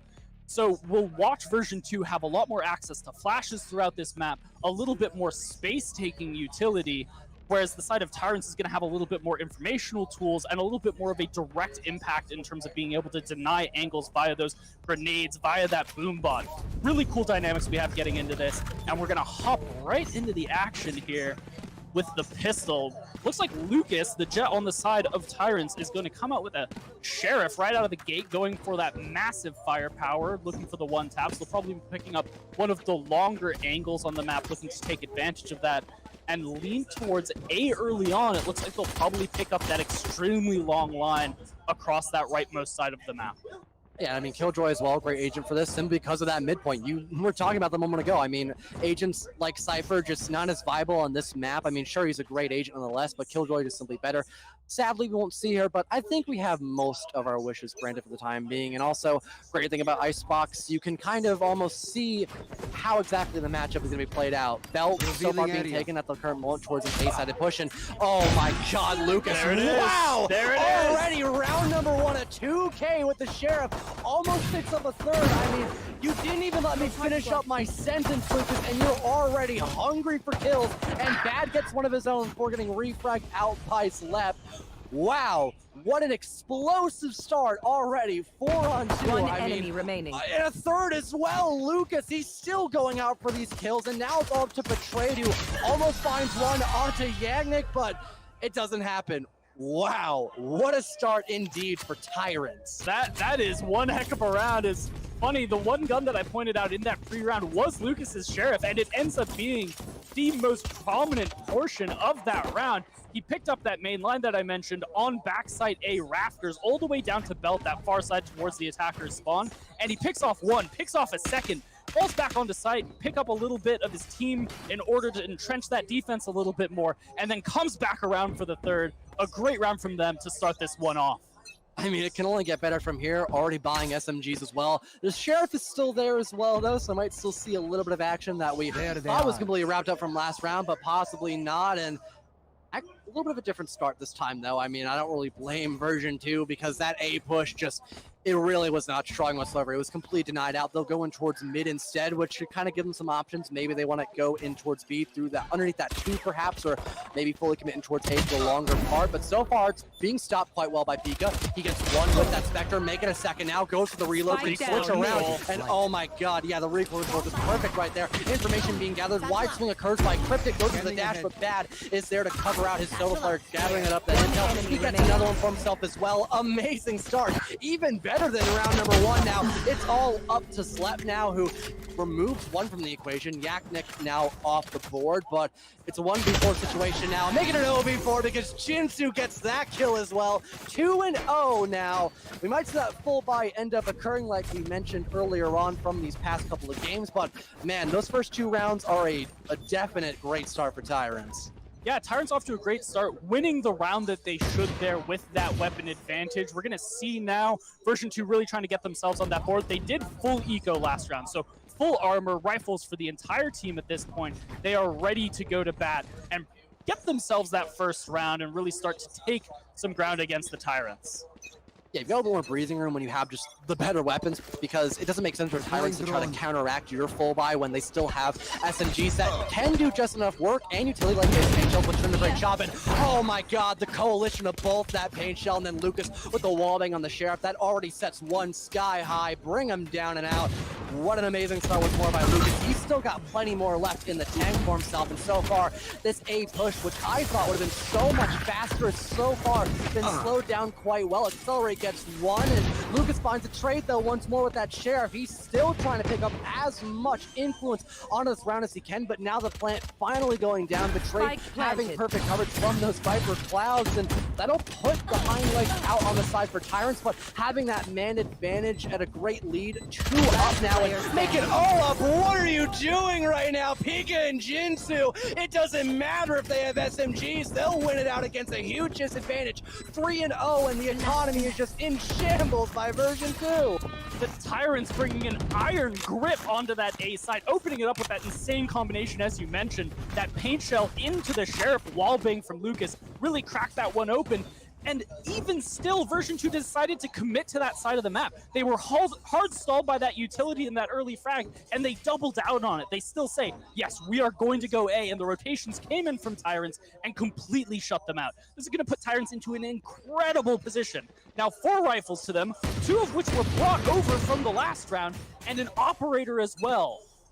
On Jett as well, high mobility, just able to get out of those situations, evade them if need be, and then put yourself in a spot where you can just line up that shot and just take your sweet, savory time. And you won't find that kill off the bat. Instead, it'll be Pico with that Phantom at hand on towards Cryptic, but still an entry nonetheless is something you should never shy away from now. So another attacking start already just being slowed and just not as great as it once was. And oh, Lucas, he's waiting for it. Misses the first shot. He'll get a second opportunity though. Misses that one too on 5 HP. A third and he'll miss it, but luckily Bad is there to wrap it up. And there we have it. 4 times the charm, not the third. Make it a nice 1 shot, 1 kill for Lucas. That operator still in his hands as Slep now in a 1-on-4. I feel like I'm repeating myself at this point because this is already another losing round coming up by Virgin unless he can simply make some magic happen, but I don't think that'll be the case, to be honest. Yeah. A heroic deed if it comes through. He'll find one that's great econ damage, and that's really all he's going to be looking for at this point. Try and take a couple of rifles off, do that little bit of damage. Picking up the Vandal for himself here is a great step forward, but still an uphill battle to say the very least. And he will find Pico that'll close out the round and put the 4th on the board here for the Tyrants. A really crazy round early on there. We saw that operator in the hands of Lucas, going over Boiler, that heaven-esque position in the middle of the map, peeking over, taking a shot, taking a ton of damage, and then still re-peeking at 5 HP, playing with fire at the most extreme sense of the phrase, and it's only Bad coming in as support that allows him to really get away with that, find those 2 frags in the middle of the map, and leave Slep out on their own to try and close. Even if Lucas missed all those shots, you're still taking a gamble. Peeking the operator, it takes literally 1 shot on the upper half of the body and you're dead, and you have to think about, God, why did I peek that operator? That was just not a good idea, but it ended up being the case. Just took a little while longer than anticipated, and he's still got that operator in his hands. He can still frag out of here, so pleases too. And right now he's got to go on that rotate though. He anticipates A, but B will be the case instead. Nano getting that plant down. Things finally looking better. Showstopper comes out though. Oh my God, are you kidding me? Bad out for 3. He could get a 4th right here. He runs out of ammo though, and Slep will shut him down and out. But he's got to find 4 once more, make it the ace, and he can't get it. The defuse coming down. Oh my God, Bad indeed. You are just insane on that round. 5-0 now for Tyrants. Wow. You could say the positioning there just was not bad at all, right? Not bad at all, yeah. That was pretty good. Say, right? Yeah. An insane round from Bad there, all jokes aside. A great counter timing on that showstopper to just absolutely destroy the explosive attack out of the side of version 2. He'll still not be settled with it though. Blast packs across over to the backside of Yellow, picks up another one, can't find Slep, but it's just par for the course at that point, and his team will clean up for him. At this point, with 5 on the board for Tyrants, version 2 is going to be struggling to find some ground. They've really seen no success so far. I mean, they have a full buy now, but if they lose this one, then it's really just adding numbers of the Tyrants just tally for the time being, and then you got to go into an eco or just do whatever you can, and that might be the case because Lucas finds that entry, and oh no, Jinsu gets one as well. Lucas, are you kidding me right now? Your aim is on point. The Sheriff for the operator. It does not matter apparently in a 5-on-2 now. It doesn't matter what site Tyrants defends. They'll be a stronghold, I suppose. Version 2 really having no luck whatsoever. The Blade Storm comes out in a last-ditch attempt, but it might just not be enough. You gotta make up for 3 frags right here, right now, just to equalize. And even then, you'll probably have only 30 to 20 seconds left. You gotta go for a sloppy execute. But oh, that aim was not sloppy whatsoever. Nice shot by Cryptic. But as I was saying, it's still gonna be a rough take no matter what you do, even with that ultimate ability at hand. But Cryptic if he's able to line up those shots explosive the first time around, then it might not be as difficult as anticipated, though. Finally, Viper ult comes on and through. This could allow for a plan to actually properly go down. Jet Blast, though, will go through. That'll slow it down for a little while longer. Cryptic with another beautiful shot now. These ultimates being utilized almost perfectly. Now the spike going down, 2-on-2 post plant. Things are looking a little bit better. They're seeing the light at the end of the tunnel right now, but they still have a little bit longer to track around. Cryptics, though, beautiful shot as well. Make it a 4th shot. The Vandal, pardon, the Phantom, sorry, and the Blade Storm as well. A thrifty round indeed, because that one should not have been won, but the 2 ultimates that mattered most came out at just the right time and just turned the tables a whole 180 degrees. Cryptics and Betrayed, a duo that is not to be trifled with, evidently. Cryptics finding that opening frag to really find their way back to the round, but then Betrayed finding another to put the Viper's Pit online, putting that across the entirety of the site and giving Cryptics really just a playground to find the remaining players from the side of Tyrants and finally getting them on the board. Great round and phenomenal interplay between those players. They needed that one most too, because they would have had literally no rifles to utilize at all. And when you've won 5 round wins in a row, you kind of have just that time to be like, oh no, we lost 1 round. All right, full buy again. So it's the exact same thing over and over and over again. And now you're in even more just horrific position. But luckily, that round was, in fact, won. Hopefully, we see a couple more come out here by version 2. But right now, the attacking side just has really not been their strong point. They'll go in towards A again, but they got to run in towards that Hunter's Fury with the information being gathered. Pika in the back of Spawn picks up 1. Can't get another nor any other information, but that's completely fine. You've gathered that entry, and that can allow for an equalization to occur, but not have a complete deficit. And Bad is there to catch Accelerate completely off guard. Lucas with the operator. He is still awake and alive, and Bad gets a second for himself. Cryptic not having a Blade Storm to save him this time. Bad with a 3rd. It won't matter that they had 1 round, because the second one in a row, they did not have the ultimates for the retake. And Bad is consistently finding that insane pressure for his team. Picking up 3 there, going to 10, 5, and 4 on the half thus far. 6 and 1 for his team. Running away with this one. And version 2 is going to be really hurting now with a force up, a single hero rifle, and a second rather, on the side of Nano as well. And they'll buy back down to Sheriffs for the majority of their team. A really awkward buy here. Really a frantic scurry almost to see and try and find a couple of rounds on the board to find their way through to the next half. I mean, Accelerate, he has his Hunter's Fury and a lot of information as well, and that could be something game-changing perhaps, but when you're already at that deficit because Yaknek just simply hits his shots, it's going to be a little bit more difficult than anticipated, of course. And now a 5-on-3, yeah, this might be another round win for the taking now. And yeah, I didn't even have enough time to fully finish that one out. Yaknek gets a 3rd for himself. Betrayed finally gets him off the board, but similar towards last couple rounds we've seen, it's a 1v4, having an ace now for Betrayed this time, and it won't happen whatsoever. Jinsu just finishes it off, cleans up the plate entirely, saves that dessert towards the end, and now 7-1 is your new scoreline with Tyrant still at a massive lead. Is it just me, or are these rounds getting faster? You've got Tyrants now running away with these. It is so fast. And I feel like a huge part of that is the fact that version 2 is really picking a site and committing to it off of the get-go. They're not doing a lot of mid-round rotations. They're not pivoting if they're stalled at all. And that is playing right into the Tyrants' game plan. It's allowing Lucas to find massive pressure. It's allowing Yaknek to just dance around in his ultimate on site and just play with his food on B side, exactly as you were saying. And Tyrants are going to run away with this unless there's some sort of adjustment out of version 2. Yeah, the only round win we've seen them had is when they just use their 2 best ultimates, and right now they'll be able to use 1 ultimate, that Hunter's Fury, and spots out Pika, I believe, in the V, or actually no, it's Lucas, and he gets it! Wow, perfect adjustment like you said. I thought that dash would have allowed him to get away and towards safety, but apparently not. The Hunter finds his mark no matter what, but luckily the revive is there, so it doesn't matter, thankfully, and Lucas can still have a big part to play with that operator now, as the plant being confirmed by Cryptic brings things now in a slightly more better position now for version, and refrags come out left and right. Slep and Bad pick up headshots of their own, and Pika up above gets it, whips around with that operator in hand this time. Goes for the wide swing, doesn't have much health though that allows Zep to get that 2K for himself. And here comes the showstopper. That picks up one, almost another, but he runs out of ammunition. Cryptic markets off it. He still has a lot to play in this part, but he's low on health. Yaknak could actually end up getting out this pick. He'll try to bait the diffuser, goes up for the wide swing. Perfect timing now, one-on-one. The lineup's coming through though. He has to hop over the box. Limited time as well. He has to stick it, and there it is. Betrayal will guarantee his team their second round win, but it's still a massive hill to climb up against Tyrants in their 5-round advantage. Great to see them get a second on the board, but my goodness, was that close.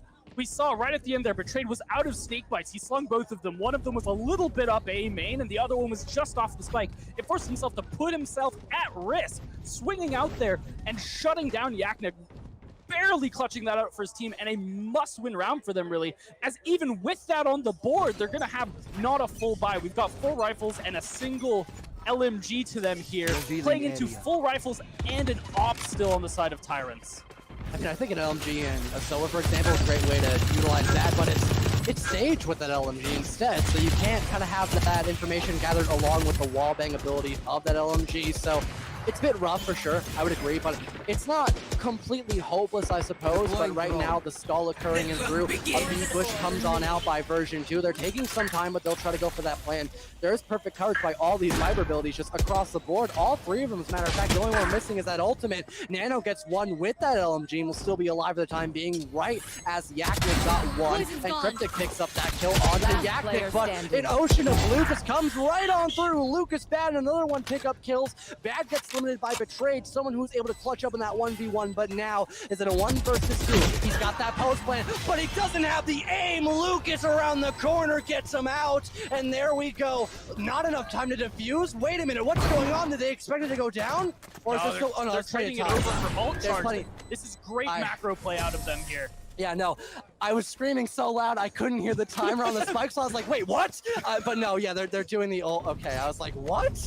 All right, that caught me off guard, I'm not gonna lie. Thank you, Anders. It was a great round from both sides there, a real back and forth right up until the rotation came through from Lucas and Pika, and once they got there, everything went to shambles. Lucas found an op pick, immediately found a second, and the round was just in tatters from there. That'll put the 8th on the board for Tyrants, and they're now going to continue to just have this flawless economy they're allocating. Ult economy, well, as we just saw with that defuse allocation, they're just firing on all cylinders.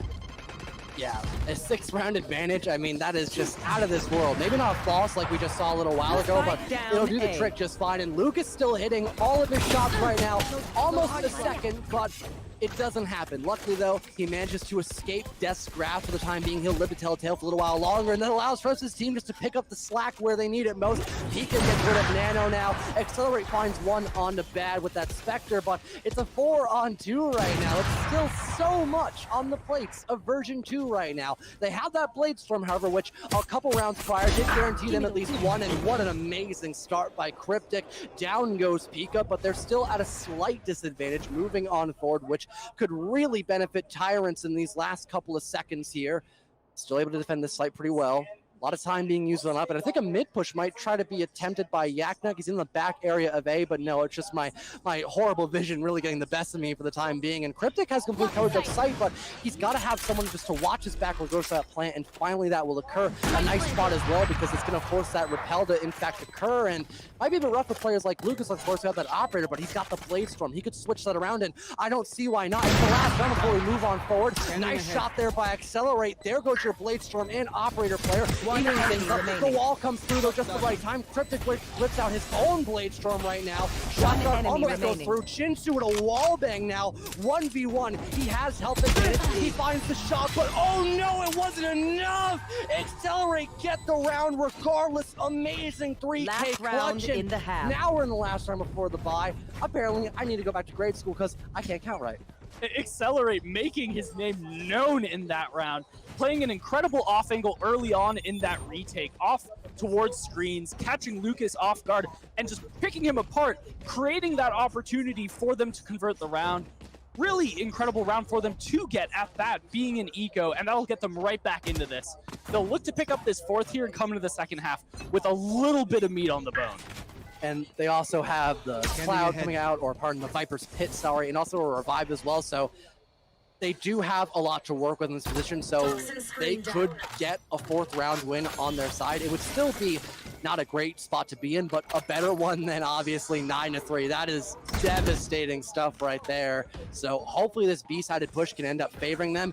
It's a little more half and half. Maybe that can be try to just possibly be a little bit of a delusion, a diversion, I suppose. Right now, it's kind of doing that right now with some players in towards A, but the B push is almost confirmed now as the ultimates come out. Yep, there goes Viper's Pit. It'll be great coverage because now it is such just, it's not the best idea to go on through that. You're so vulnerable in that spot. You can barely see two feet in front of you. You're on 1 HP. Now in that post plant as well. I mean, this is honestly just the time right now for version 2 to shine, but oh no, Bad, are you kidding me right now? He picks up 2. You've got to be going even further than that. Showstopper comes down 2, but he misses it. Punch of Fury followed up by another. One shot from either one of these souls will do the trick. A recon, or pardon, a shock dart, sorry, comes through, but it will not connect onto Accelerate. But that shot will, Pika! Are you kidding me? He gets the clutch in the 1v1. We're going right now to the second half. 9-3. The worst has in fact happened for version 2. What an insane round. So back and forth there. We saw that version 2 gets onto site really early on. They use that Viper's Wall to cut across the B side, go for that corner plant, drop the Viper's Pit. They get what they want. They get that spike down.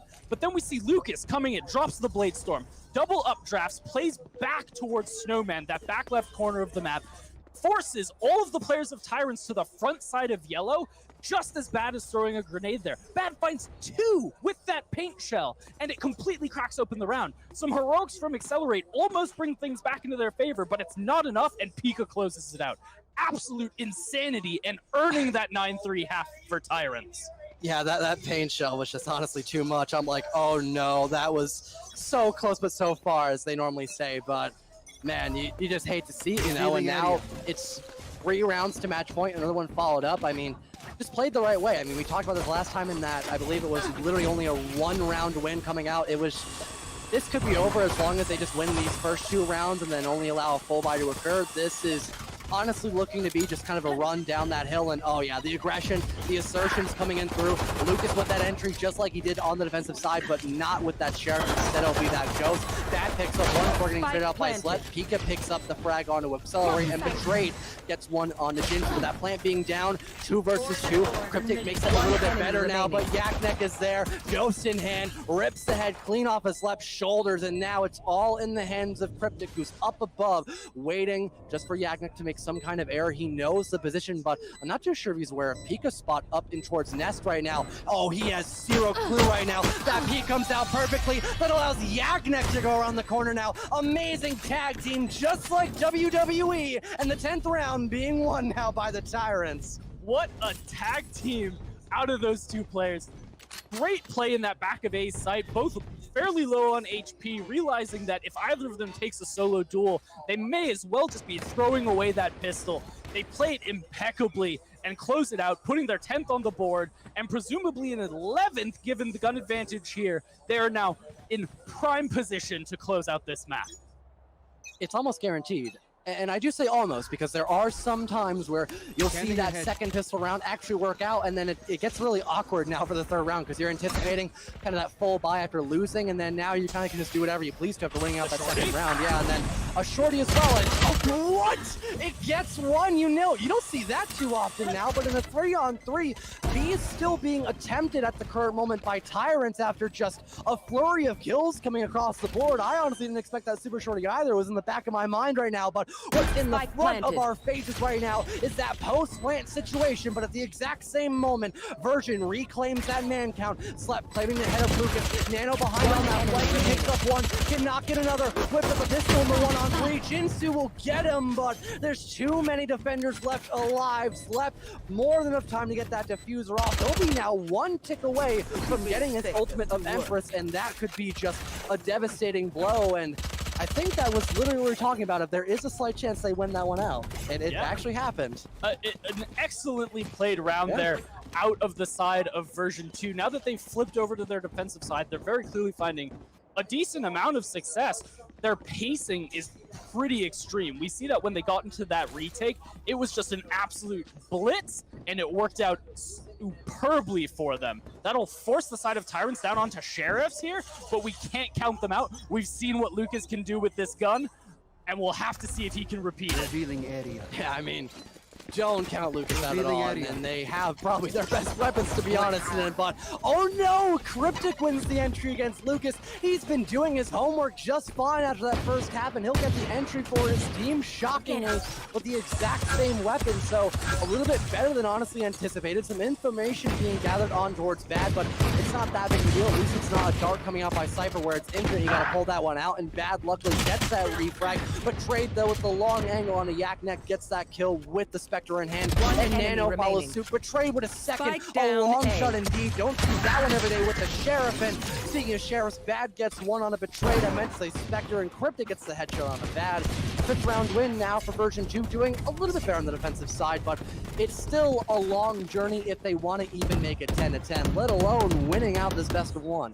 Absolutely. A little bit of a cheeky duel at the start of that map between the two Sheriffs, but then we quickly saw that weapon advantage coming out for version 2, converting fairly quickly there. And they'll only carry forward one of those Spectres here now, moving on to an Operator, a suite of rifles, against a full set of rifles for their opposition. We'll have to see if this Operator can find value early on, and Cryptus is taking an extremely forward angle, but the entire opposing team is already most of the way onto B site.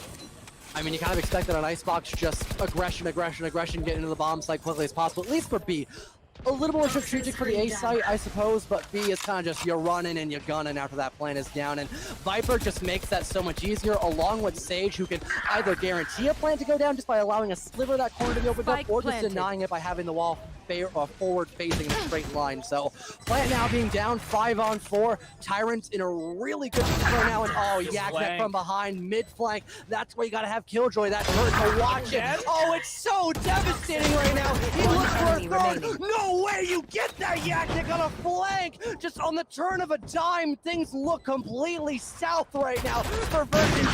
He'll try for a fourth, but Cryptic with the Operator will not allow it, and the best thing to do is just try to go for that save, a tough shot to try to find, and that's why he missed it. But oh my god, that flank literally just signed the fate already off for version 2 on that past round, because there is simply not much they can do. Try to save that Operator. Beautiful shot indeed to do just that. He's got to pick up one more though, and he will not get it. $5,000 down the toilet, and a round win out of your hands. Really rough to lose that Operator there at the last moment. Great from Jinsu to push out and pressure that after his teammate went down, knowing that that Operator has an incredibly long reload time. It's now or never, pushes on through and deprives that 5K credits. Great economic swing there for them. And it's a little bit of a mixed bag now we see coming off the side of version 2. Only 2 rifles to them. 2 broken buys, an SMG and an LMG, and a singular classic. Really a rough setup for them economically, but they will see the jet knives coming out for Cryptics. I mean, yeah. It'll be quick pressure towards A here out of the attackers, and they've got a Resurrect to work with as well, something to absolutely keep mind of. Yeah, I think the best thing here probably just have everyone saved and have an amazing match point round, and it might not matter all that much, and it's kind of want to prove my point. Lucas gets one. Cryptic with that Blade Storm, though, we'll get a refrag on towards Baz. The plant does, in fact, go down, but it's not the only thing you have to worry about, though. There's Accelerate and Slep as well. It's a lot to have to deal with. Jinsu gets that revive off, though. That will bring things into 3-on-2 now, but 2-on-2 is now the new player line as the trade wraps up on the Yak Neck. Showstopper does come through, but misses entirely. A waste of an ult indeed. There's still plenty of ults to be had, though. An Emperor's Mom buys left, but he might not need it. It's a 1v1. He has the information necessary to win this one out, but no! Jinsu gets it! He simply just wins his 1v1s, and match point is where we're going to. Even picking up the Operator, I think that's what you would call insult to injury. Absolutely, and it was really a closer round than it may have seemed, and Zepp played that incredibly well. We saw that Showstopper full-on whiffing, but it wasn't just out of a lack of information. We saw Slep throw one of his flashes, one of the Reynaliers, into that primary portion of A main, and it baited the Showstopper. They say, oh, hell, there's the Lear. The rain is going to be coming this way. She's Empress. We've got to shut that out. Slings the showstopper. Meanwhile, Zep is looping around and finds an additional kill. It's not going to be enough, though, and now it's match point for Tyrants. Yeah, and they're all over the place. The Tyrants already just asserting themselves right now, stacking side. They get one, not another though. Luke is missing a lot of his shots, but Bad he's cleaning house right now. It's a royal flush if you want to call it that. Cryptic now, 1v3, soon to be posted with an operator on his side. It's a great weapon, don't get me wrong, but when you have so many angles to worry about, you might get a little tunnel vision, and that is not what you need in these kind of positions when everything is on the line right now. Take some time. He paces himself well, but there's also Viper lineups to deal with too. Not just the presence in the middle of the bomb site. Everything is just not on his side right now. Cryptic has got to make lemons at eliminated. He might not even have those kind of skill sets to do that. He picks up one on a Pika. Of course, though, select 2v1, a lossable situation. Vulnerability now as well. He comes in through. He's got to stick the plan, and Jinsu is just there to deny it. 13-5 for the last matchup of Valorant. I mean, amazing stuff coming up by Tyrants, really sealing the deal there on Icebox. Yeah, an absolutely incredible map from them overall. A great effort from Cryptics there to try and 1v clutch out that last one, but the clock was not in their favor, and as you mentioned, having to contend with those Viper lineups is just not something that was really an option. A great effort all around, and Bad leading Tyrants with a 26-15 performance. That is one hell of a scoreline. Yeah, I mean, you couldn't really ask much more if you're a Tyrants fan, or at least you've been enjoying them playing so far. Just, they really were on top of things time in and time through. There were a couple round losses, but they had time to recover. It seemed like an uphill battle for version 2 the entire time, where they just weren't able to catch their breath. They had no room for rest whatsoever. It was devastating blow for version 2, but hopefully tomorrow they can bring things back up just a little bit more. But one more thing, of course, we forgot our sponsor for Kovacs. We were so just caught up in all the action that we just forgot to mention them. But of course, we still love them dearly, as they've been able to do a lot for us for this LAN event. So might as well shout them out once more, as they ever so deserve it. If any of you out there want to possibly snag some extra scholarship money, perhaps, you should definitely head over to the Kovacs station to possibly compete against some other students nationwide, literally across the country, for a chance to win a massive share of money of $7,500. And I mentioned this earlier, I'll say it again, any bit of financial aid helps, especially when taking that extra step up into your education and also your esports career as well, because many of these colleges nowadays offer esports. That's why we're able to have such an amazing LAN like this, because there are people that want to see these kids play to their heart's content and do well, even in the collegiate scene, not just the high school and just casual scene as well. Absolutely. Kovacs doing phenomenal things for this ecosystem, whether it be increasing your aim in the traditional sense, just making you an insane player, or contributing these scholarships to open more doors for players. We love to see it. Absolutely. But all that being said, I think we're ended off here. I think I'm not lying this time. I think that was our last match. Not even 2 matches in a row. We got to see that one all the way through, but I think it was a show that was definitely meant to be had indeed. And we'll end up coming back in tomorrow with plenty more Rainbow Six Siege and Valorant, where I'm pretty sure I'm casting the finals of maybe both of those. Maybe not Valorant if my throat is absolutely dead, but I hope not, because this overall was a blast to be had. And again, thank you so much for coming on me again, and we hope you all around or have a great rest of your night and stick around for the second matchup for tomorrow.